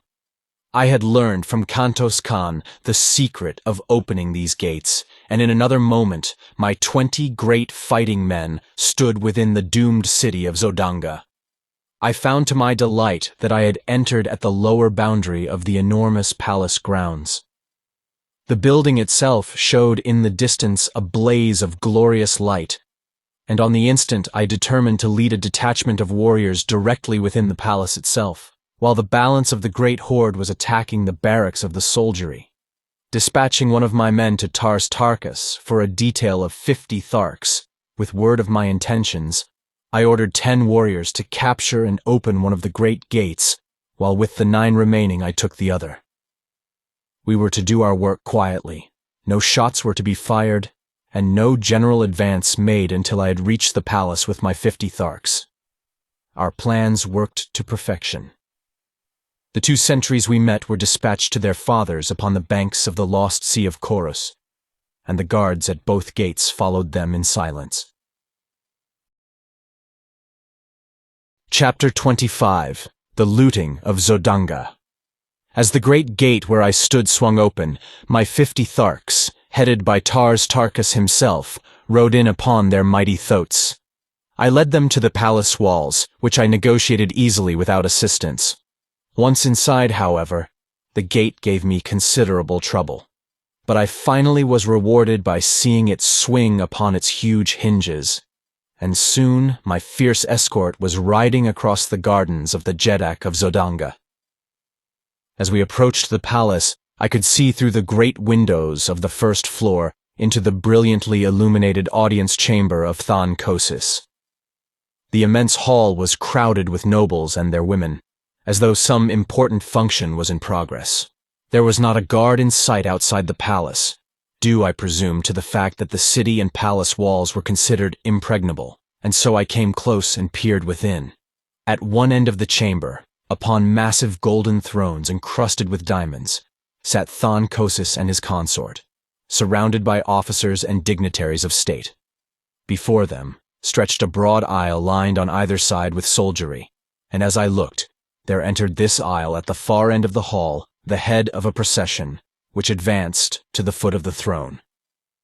First there marched 4 officers of the Jeddak's guard, bearing a huge salver, on which reposed, upon a cushion of scarlet silk, a great golden chain with a collar and padlock at each end.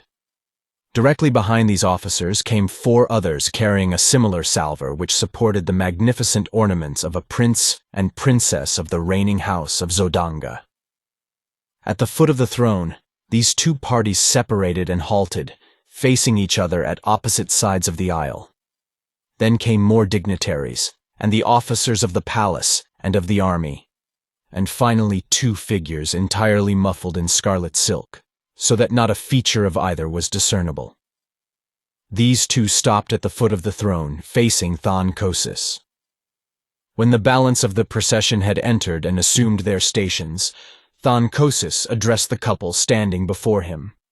I could not hear his words, but presently 2 officers advanced and removed the scarlet robe from one of the figures, and I saw that Kantos Khan had failed in his mission, for it was XVIII, Prince of Zodanga, who stood revealed before me.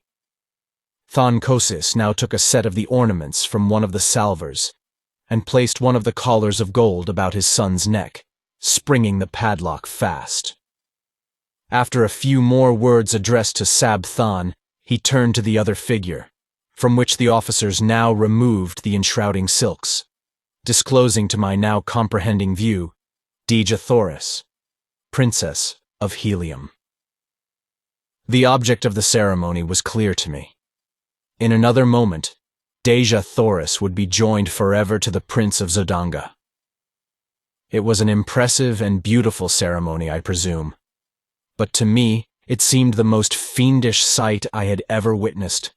And as the ornaments were adjusted upon her beautiful figure and her collar of gold swung open in the hands of Tarkas, I raised my long sword above my head, and with the heavy hilt, I shattered the glass of the great window and sprang into the midst of the astonished assemblage.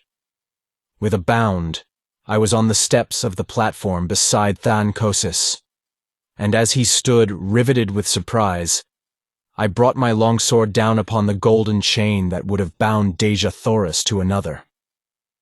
In an instant all was confusion. 1,000 drawn swords menaced me from every quarter, and XVIII sprang upon me with a jeweled dagger he had drawn from his nuptial ornaments. I could have killed him as easily as I might a fly, but the age-old custom of Barsoom stayed my hand, and grasping his wrist as the dagger flew toward my heart, I held him as though in a vice, and with my long sword pointed to the far end of the hall. "Zodanga has fallen!" I cried. "Look!" All eyes turned in the direction I had indicated, and there, forging through the portals of the entranceway, rode Tarkas and his 50 warriors on their great thoats. A cry of alarm and amazement broke from the assemblage, but no word of fear, and in a moment the soldiers and nobles of Zodanga were hurling themselves upon the advancing Tharks. Thrusting XVIII headlong from the platform, I drew Dejah Thoris to my side. Behind the throne was a narrow doorway, and in this, Tarkas now stood facing me with drawn long sword.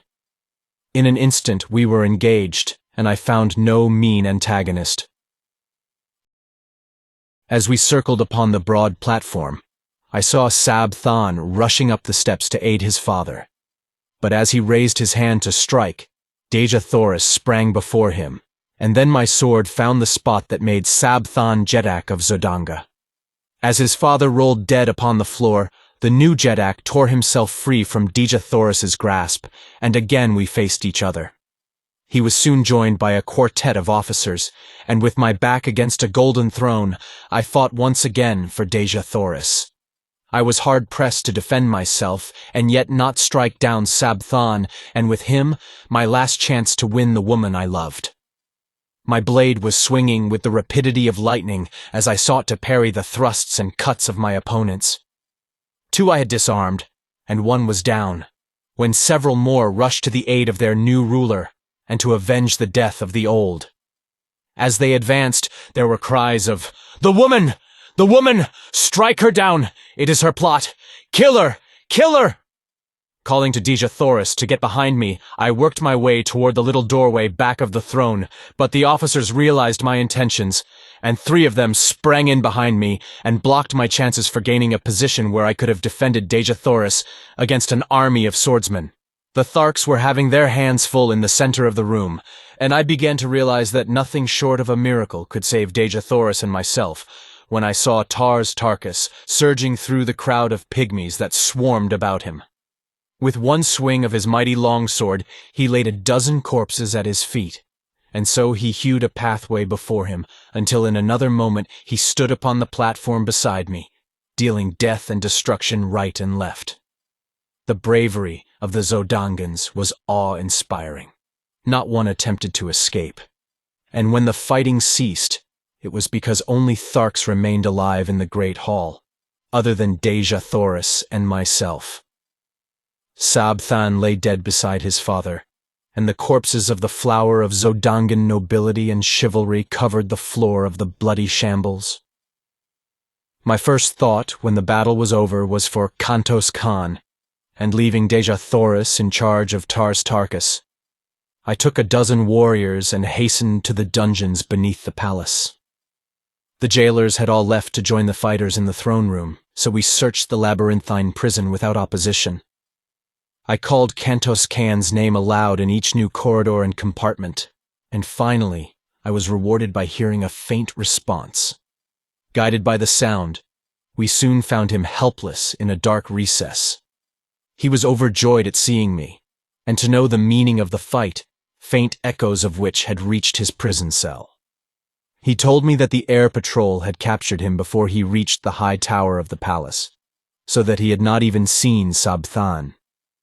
We discovered that it would be futile to attempt to cut away the bars and chains which held him prisoner, so, at his suggestion, I returned to search the bodies on the floor above for keys to open the padlocks of his cell and of his chains. Fortunately, among the first I examined, I found his jailer, and soon we had Kantos Khan with us in the throne room. The sounds of heavy firing, mingled with shouts and cries, came to us from the city's streets, and Tarkas hastened away to direct the fighting without. Kantos Khan accompanied him to act as guide, the green warriors commencing a thorough search of the palace for other Zodangans and for loot, and Dejah Thoris and I were left alone. She had sunk into one of the golden thrones, and as I turned to her, she greeted me with a wan smile. "Was there ever such a man?" she exclaimed. "I know that Barsoom has never before seen your like. Can it be that all Earthmen are as you? Alone, a stranger, hunted, threatened, persecuted, you have done in a few short months what in all the past ages of Barsoom no man has ever done. Joined together the wild hordes of the sea bottoms and brought them to fight as allies of a red Martian people." "The answer is easy, Dejah Thoris," I replied, smiling. "It was not I who did it. It was love. Love for Dejah Thoris, a power that would work greater miracles than this you have seen." A pretty flush overspread her face, and she answered, "You may say that now, John Carter, and I may listen, for I am free." "And more still I have to say, ere it is again too late," I returned. "I have done many strange things in my life, many things that wiser men would not have dared, but never in my wildest fancies have I dreamed of winning a Dejah Thoris for myself. For never had I dreamed that in all the universe dwelt such a woman as the Princess of Helium. That you are a princess does not abash me, but that you are you is enough to make me doubt my sanity as I ask you, my princess, to be mine." "He does not need to be abashed who so well knew the answer to his plea before the plea were made," she replied, rising and placing her dear hands upon my shoulders, and so I took her in my arms and kissed her. And thus in the midst of a city of wild conflict, filled with the alarms of war, with death and destruction reaping their terrible harvest around her, did Dejah Thoris, Princess of Helium, true daughter of Mars, the god of war, promise herself in marriage to John Carter, gentleman of Virginia. Chapter 26. Through Carnage to Joy. Sometime later, Tarkas and Kantos Khan returned to report that Zodanga had been completely reduced. Her forces were entirely destroyed or captured, and no further resistance was to be expected from within. Several battleships had escaped, but there were thousands of war and merchant vessels under guard of Thark warriors. The lesser hordes had commenced looting and quarreling among themselves, so it was decided that we collect what warriors we could, man as many vessels as possible with Zodangan prisoners, and make for Helium without further loss of time. 5 hours later, we sailed from the roofs of the dock buildings with a fleet of 250 battleships, carrying nearly 100,000 green warriors, followed by a fleet of transports with our thoats. Behind us, we left the stricken city in the fierce and brutal clutches of some 40,000 green warriors of the lesser hordes. They were looting, murdering, and fighting amongst themselves. In 100 places they had applied the torch, and columns of dense smoke were rising above the city as though to blot out from the eye of heaven the horrid sights beneath. In the middle of the afternoon we sighted the scarlet and yellow towers of Helium, and a short time later, a great fleet of Zodangan battleships rose from the camps of the besiegers without the city and advanced to meet us. The banners of Helium had been strung from stem to stern of each of our mighty craft, but the Zodangans did not need this sign to realize that we were enemies. For our green Martian warriors had opened fire upon them almost as they left the ground. With their uncanny marksmanship, they raked the oncoming fleet with volley after volley. The twin cities of Helium, perceiving that we were friends, sent out hundreds of vessels to aid us, and then began the first real air battle I had ever witnessed. The vessels carrying our green warriors were kept circling above the contending fleets of Helium and Zodanga, since their batteries were useless in the hands of the Tharks, who, having no navy, had no skill in naval gunnery. Their small-arm fire, however, was most effective, and the final outcome of the engagement was strongly influenced, if not wholly determined, by their presence. At first the two forces circled at the same altitude, pouring broadside after broadside into each other. Presently, a great hole was torn in the hull of one of the immense battlecraft from the Zodangan camp. With a lurch, she turned completely over, the little figures of her crew plunging, turning, and twisting toward the ground 1,000 feet below. Then, with sickening velocity, she tore after them, almost completely burying herself in the soft loam of the ancient sea bottom. A wild cry of exultation arose from the Heliumite squadron, and with redoubled ferocity, they fell upon the Zodangan fleet. By a pretty maneuver, 2 of the vessels of Helium gained a position above their adversaries, from which they poured upon them, from their keel bomb batteries, a perfect torrent of exploding bombs.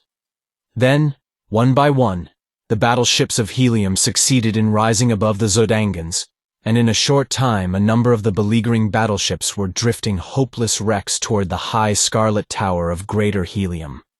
Several others attempted to escape, but they were soon surrounded by thousands of tiny individual flyers.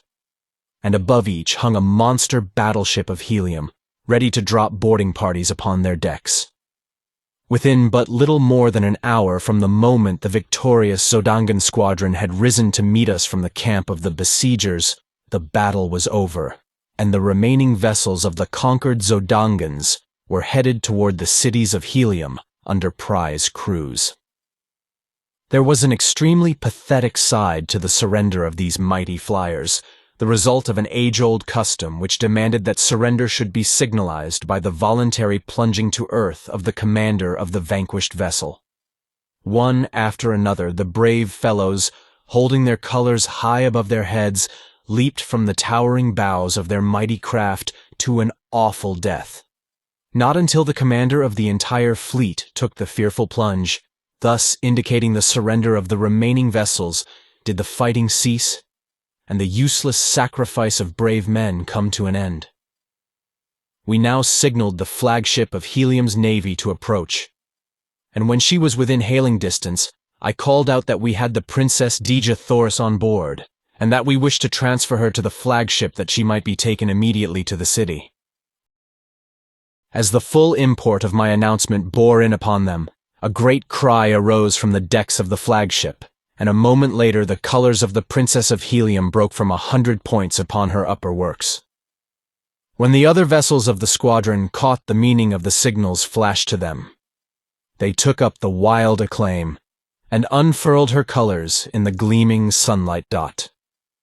The flagship bore down upon us, and as she swung gracefully to and touched our side, a dozen officers sprang upon our decks. As their astonished gaze fell upon the hundreds of green warriors who now came forth from the fighting shelters, they stopped aghast. But at sight of Kantos Khan, who advanced to meet them, they came forward, crowding about him. Dejah, Thoris, and I then advanced, and they had no eyes for other than her. She received them gracefully, calling each by name, for they were men high in the esteem and service of her grandfather, and she knew them well.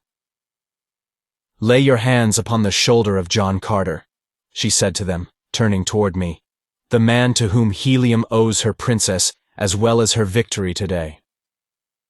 They were very courteous to me, and said many kind and complimentary things.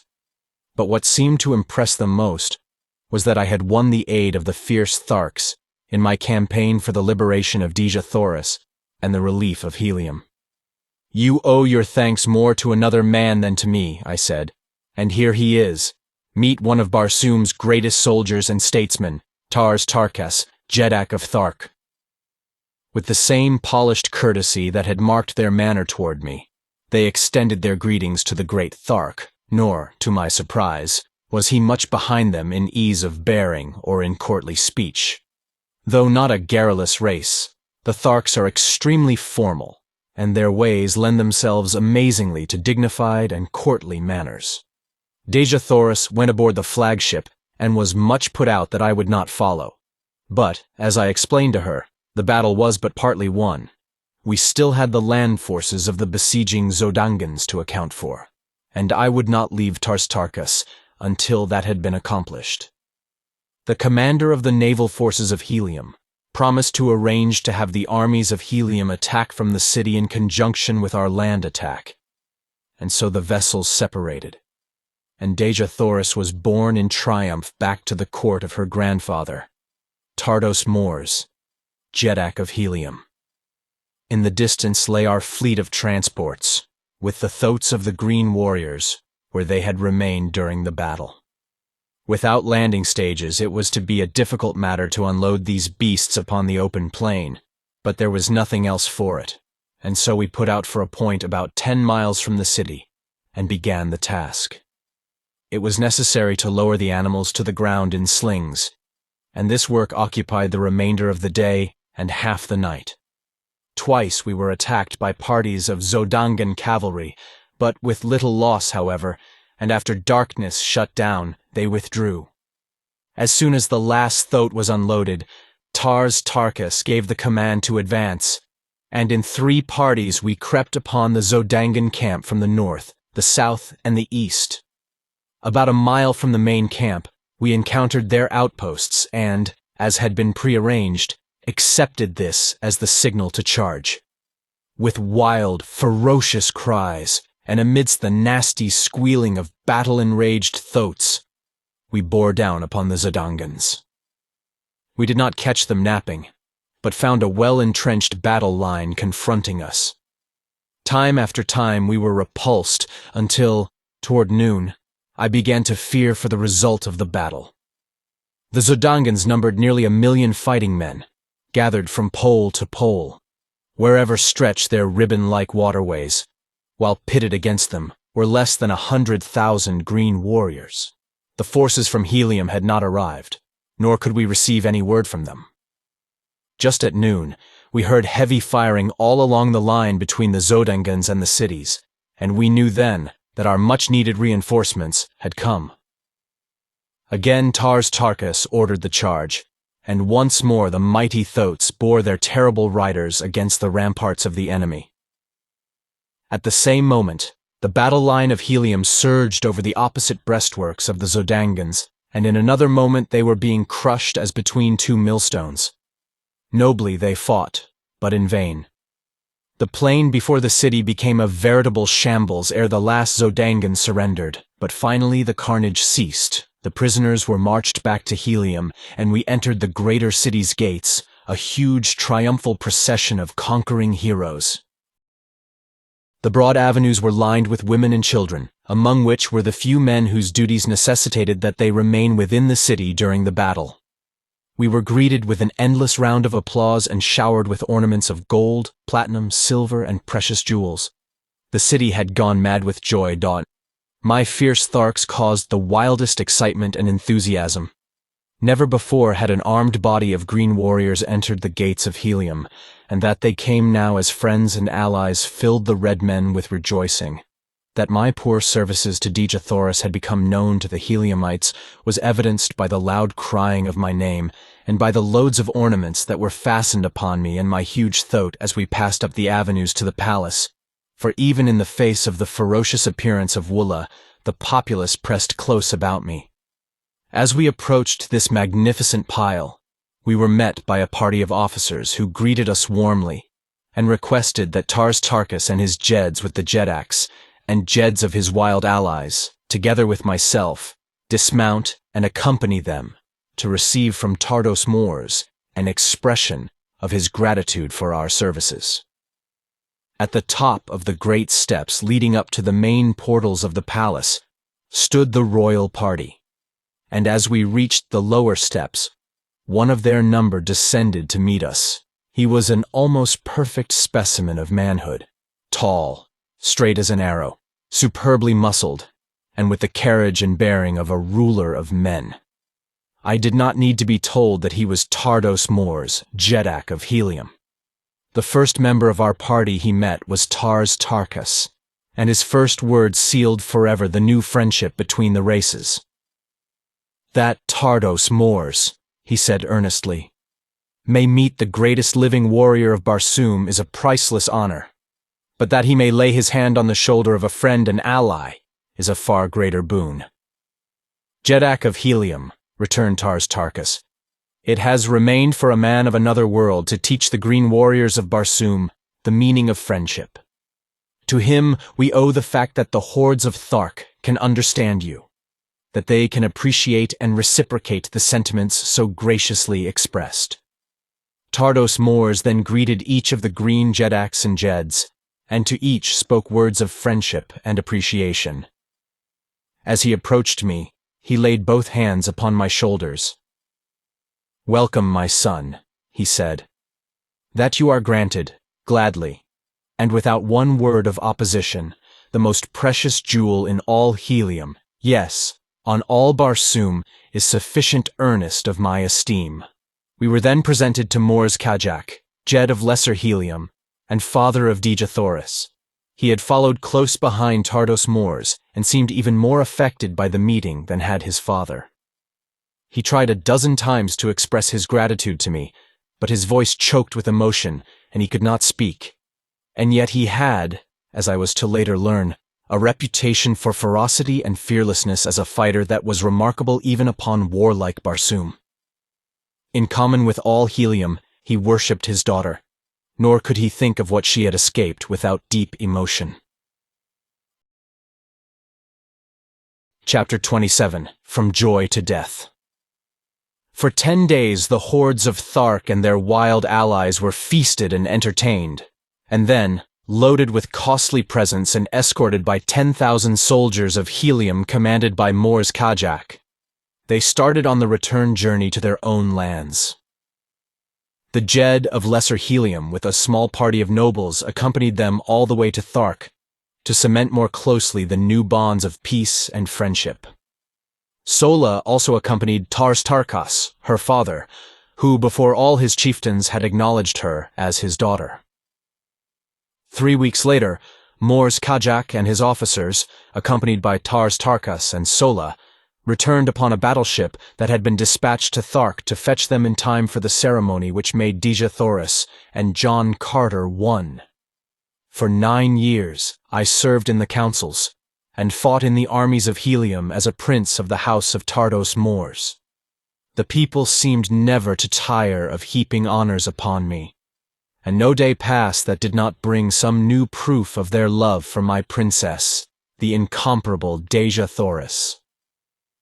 In a golden incubator upon the roof of our palace, lay a snow-white egg. For nearly 5 years, 10 soldiers of the Jedak's guard had constantly stood over it, and not a day passed when I was in the city that Dejah, Thoris, and I did not stand hand in hand before our little shrine, planning for the future when the delicate shell should break.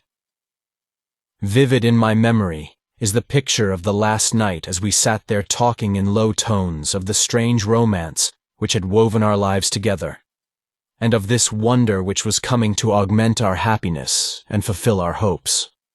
In the distance we saw the bright white light of an approaching airship, but we attached no special significance to so common a sight. Like a bolt of lightning it raced toward helium until its very speed bespoke the unusual. Flashing the signals which proclaimed it a dispatch-bearer for the Jedak, it circled impatiently awaiting the tardy patrol boat which must convoy it to the palace docks. 10 minutes after it touched at the palace, a message called me to the council chamber, which I found filling with the members of that body. On the raised platform of the throne was Tardos Mors, pacing back and forth with tense, drawn face. When all were in their seats, he turned toward us. "This morning," he said, "word reached the several governments of Barsoom that the keeper of the atmosphere plant had made no wireless report for 2 days, nor had almost ceaseless calls upon him from a score of capitals elicited a sign of response. The ambassadors of the other nations asked us to take the matter in hand and hasten the assistant keeper to the plant. All day 1,000 cruisers have been searching for him until just now one of them returns bearing his dead body, which was found in the pits beneath his house, horribly mutilated by some assassin. I do not need to tell you what this means to Barsoom.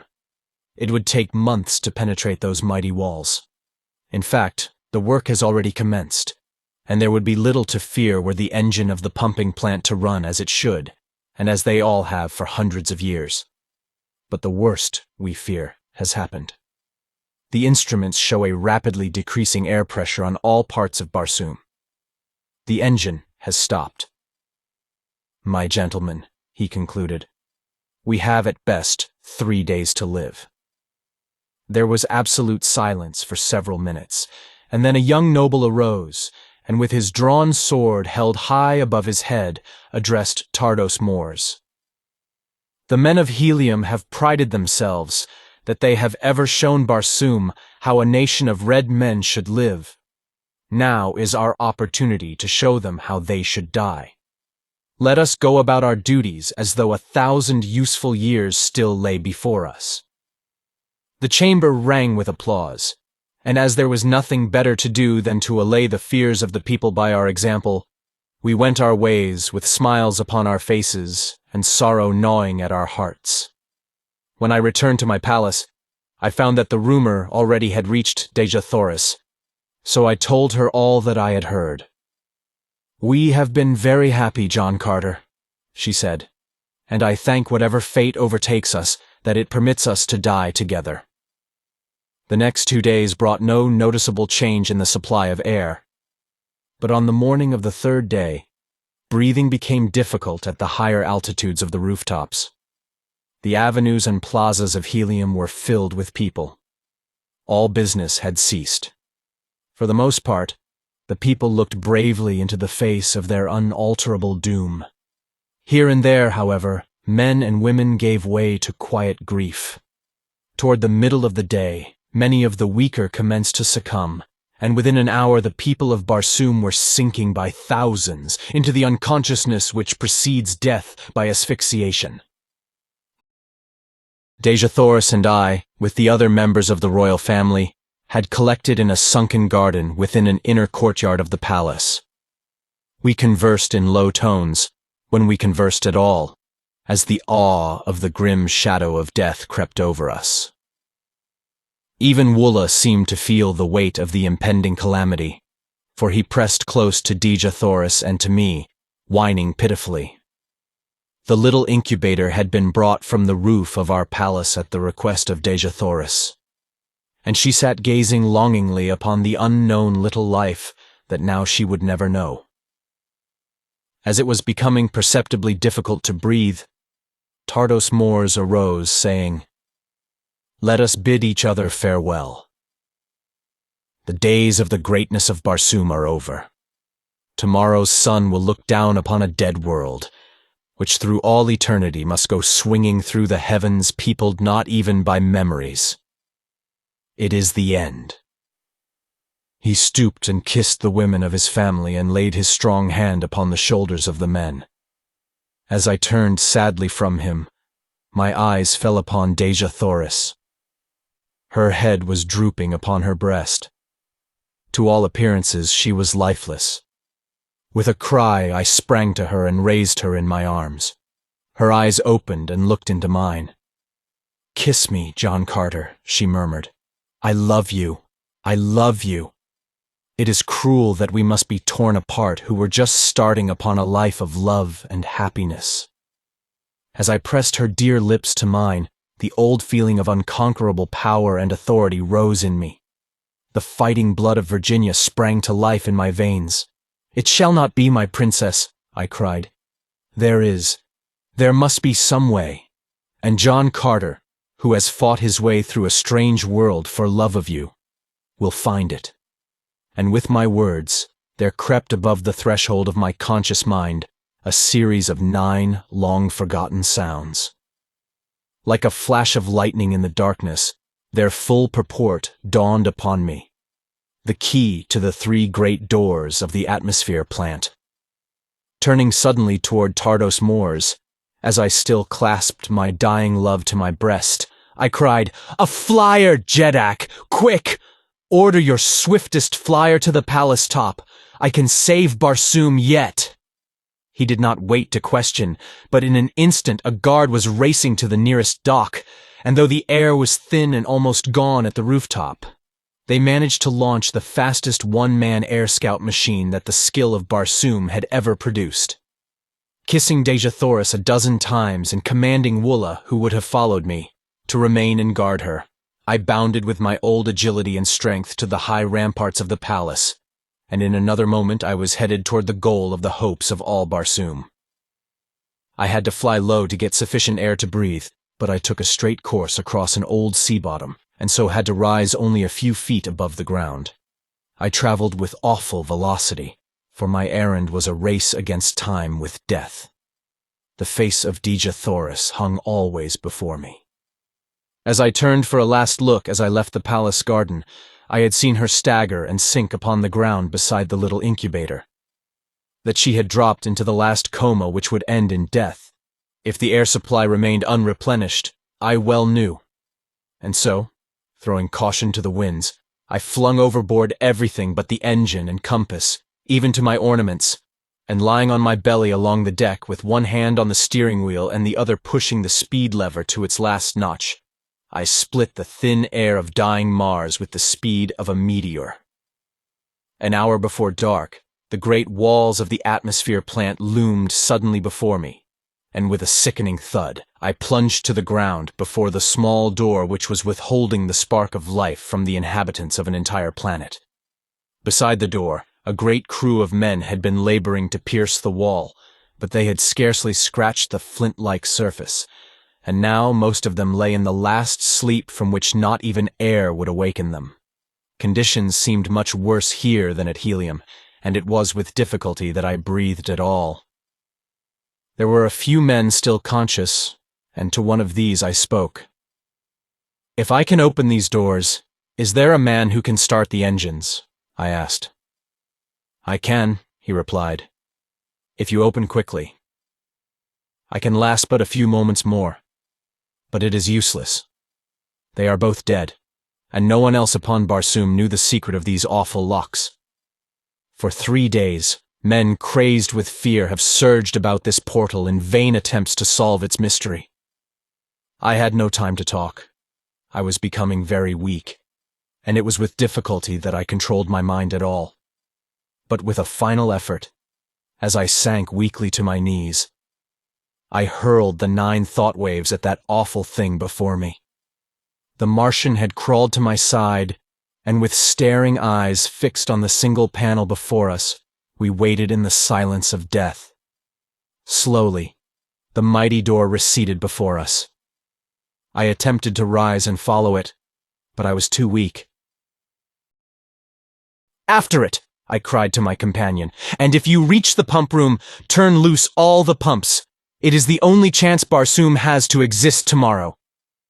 From where I lay, I opened the second door, and then the third, and as I saw the hope of Barsoom crawling weakly on hands and knees through the last doorway, I sank unconscious upon the ground. Chapter 28. At the Arizona Cave. It was dark when I opened my eyes again. Strange, stiff garments were upon my body, garments that cracked and powdered away from me as I rose to a sitting posture. I felt myself over from head to foot, and from head to foot I was clothed. Though when I fell unconscious at the little doorway, I had been naked. Before me was a small patch of moonlit sky, which showed through a ragged aperture.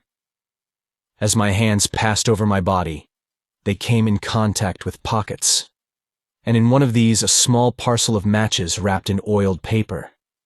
One of these matches I struck, and its dim flame lighted up what appeared to be a huge cave, toward the back of which I discovered a strange, still figure huddled over a tiny bench.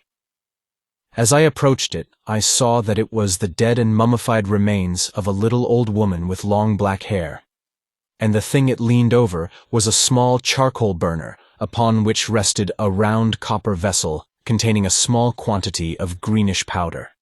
Behind her, depending from the roof upon rawhide thongs and stretching entirely across the cave, was a row of human skeletons. From the thong which held them stretched another to the dead hand of the little old woman. As I touched the cord, the skeletons swung to the motion with a noise as of the rustling of dry leaves. It was a most grotesque and horrid tableau, and I hastened out into the fresh air, glad to escape from so gruesome a place. The sight that met my eyes as I stepped out upon a small ledge which ran before the entrance of the cave filled me with consternation. A new heaven and a new landscape met my gaze. The silvered mountains in the distance, the almost stationary moon hanging in the sky, the cacti-studded valley below me were not of Mars. I could scarce believe my eyes, but the truth slowly forced itself upon me. I was looking upon Arizona from the same ledge from which 10 years before I had gazed with longing upon Mars. Burying my head in my arms, I turned, broken and sorrowful, down the trail from the cave. Above me shone the red eye of Mars holding her awful secret, 48 million miles away. Did the Martian reach the pump room? Did the vitalizing air reach the people of that distant planet in time to save them? Was my Dejah Thoris alive, or did her beautiful body lie cold in death beside the tiny golden incubator in the sunken garden of the inner courtyard of the palace of Tardos Mors, the Jeddak of Helium? For 10 years I have waited and prayed for an answer to my questions. For 10 years I have waited and prayed to be taken back to the world of my lost love.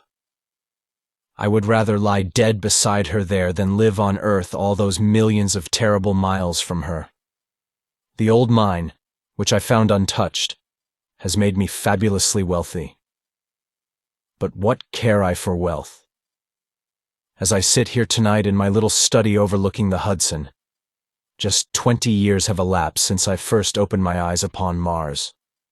I can see her shining in the sky through the little window by my desk, and tonight she seems to be calling to me again, as she has not called before since that long dead night. And I think I can see, across that awful abyss of space, a beautiful black-haired woman standing in the garden of a palace, and at her side is a little boy who puts his arm around her as she points into the sky toward the planet Earth, while at their feet is a huge and hideous creature with a heart of gold. I believe that they are waiting there for me, and something tells me that I shall soon know.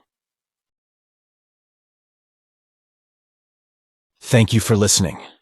If you like our recordings, consider liking this video and subscribing to our channel so you don't miss any more audiobooks.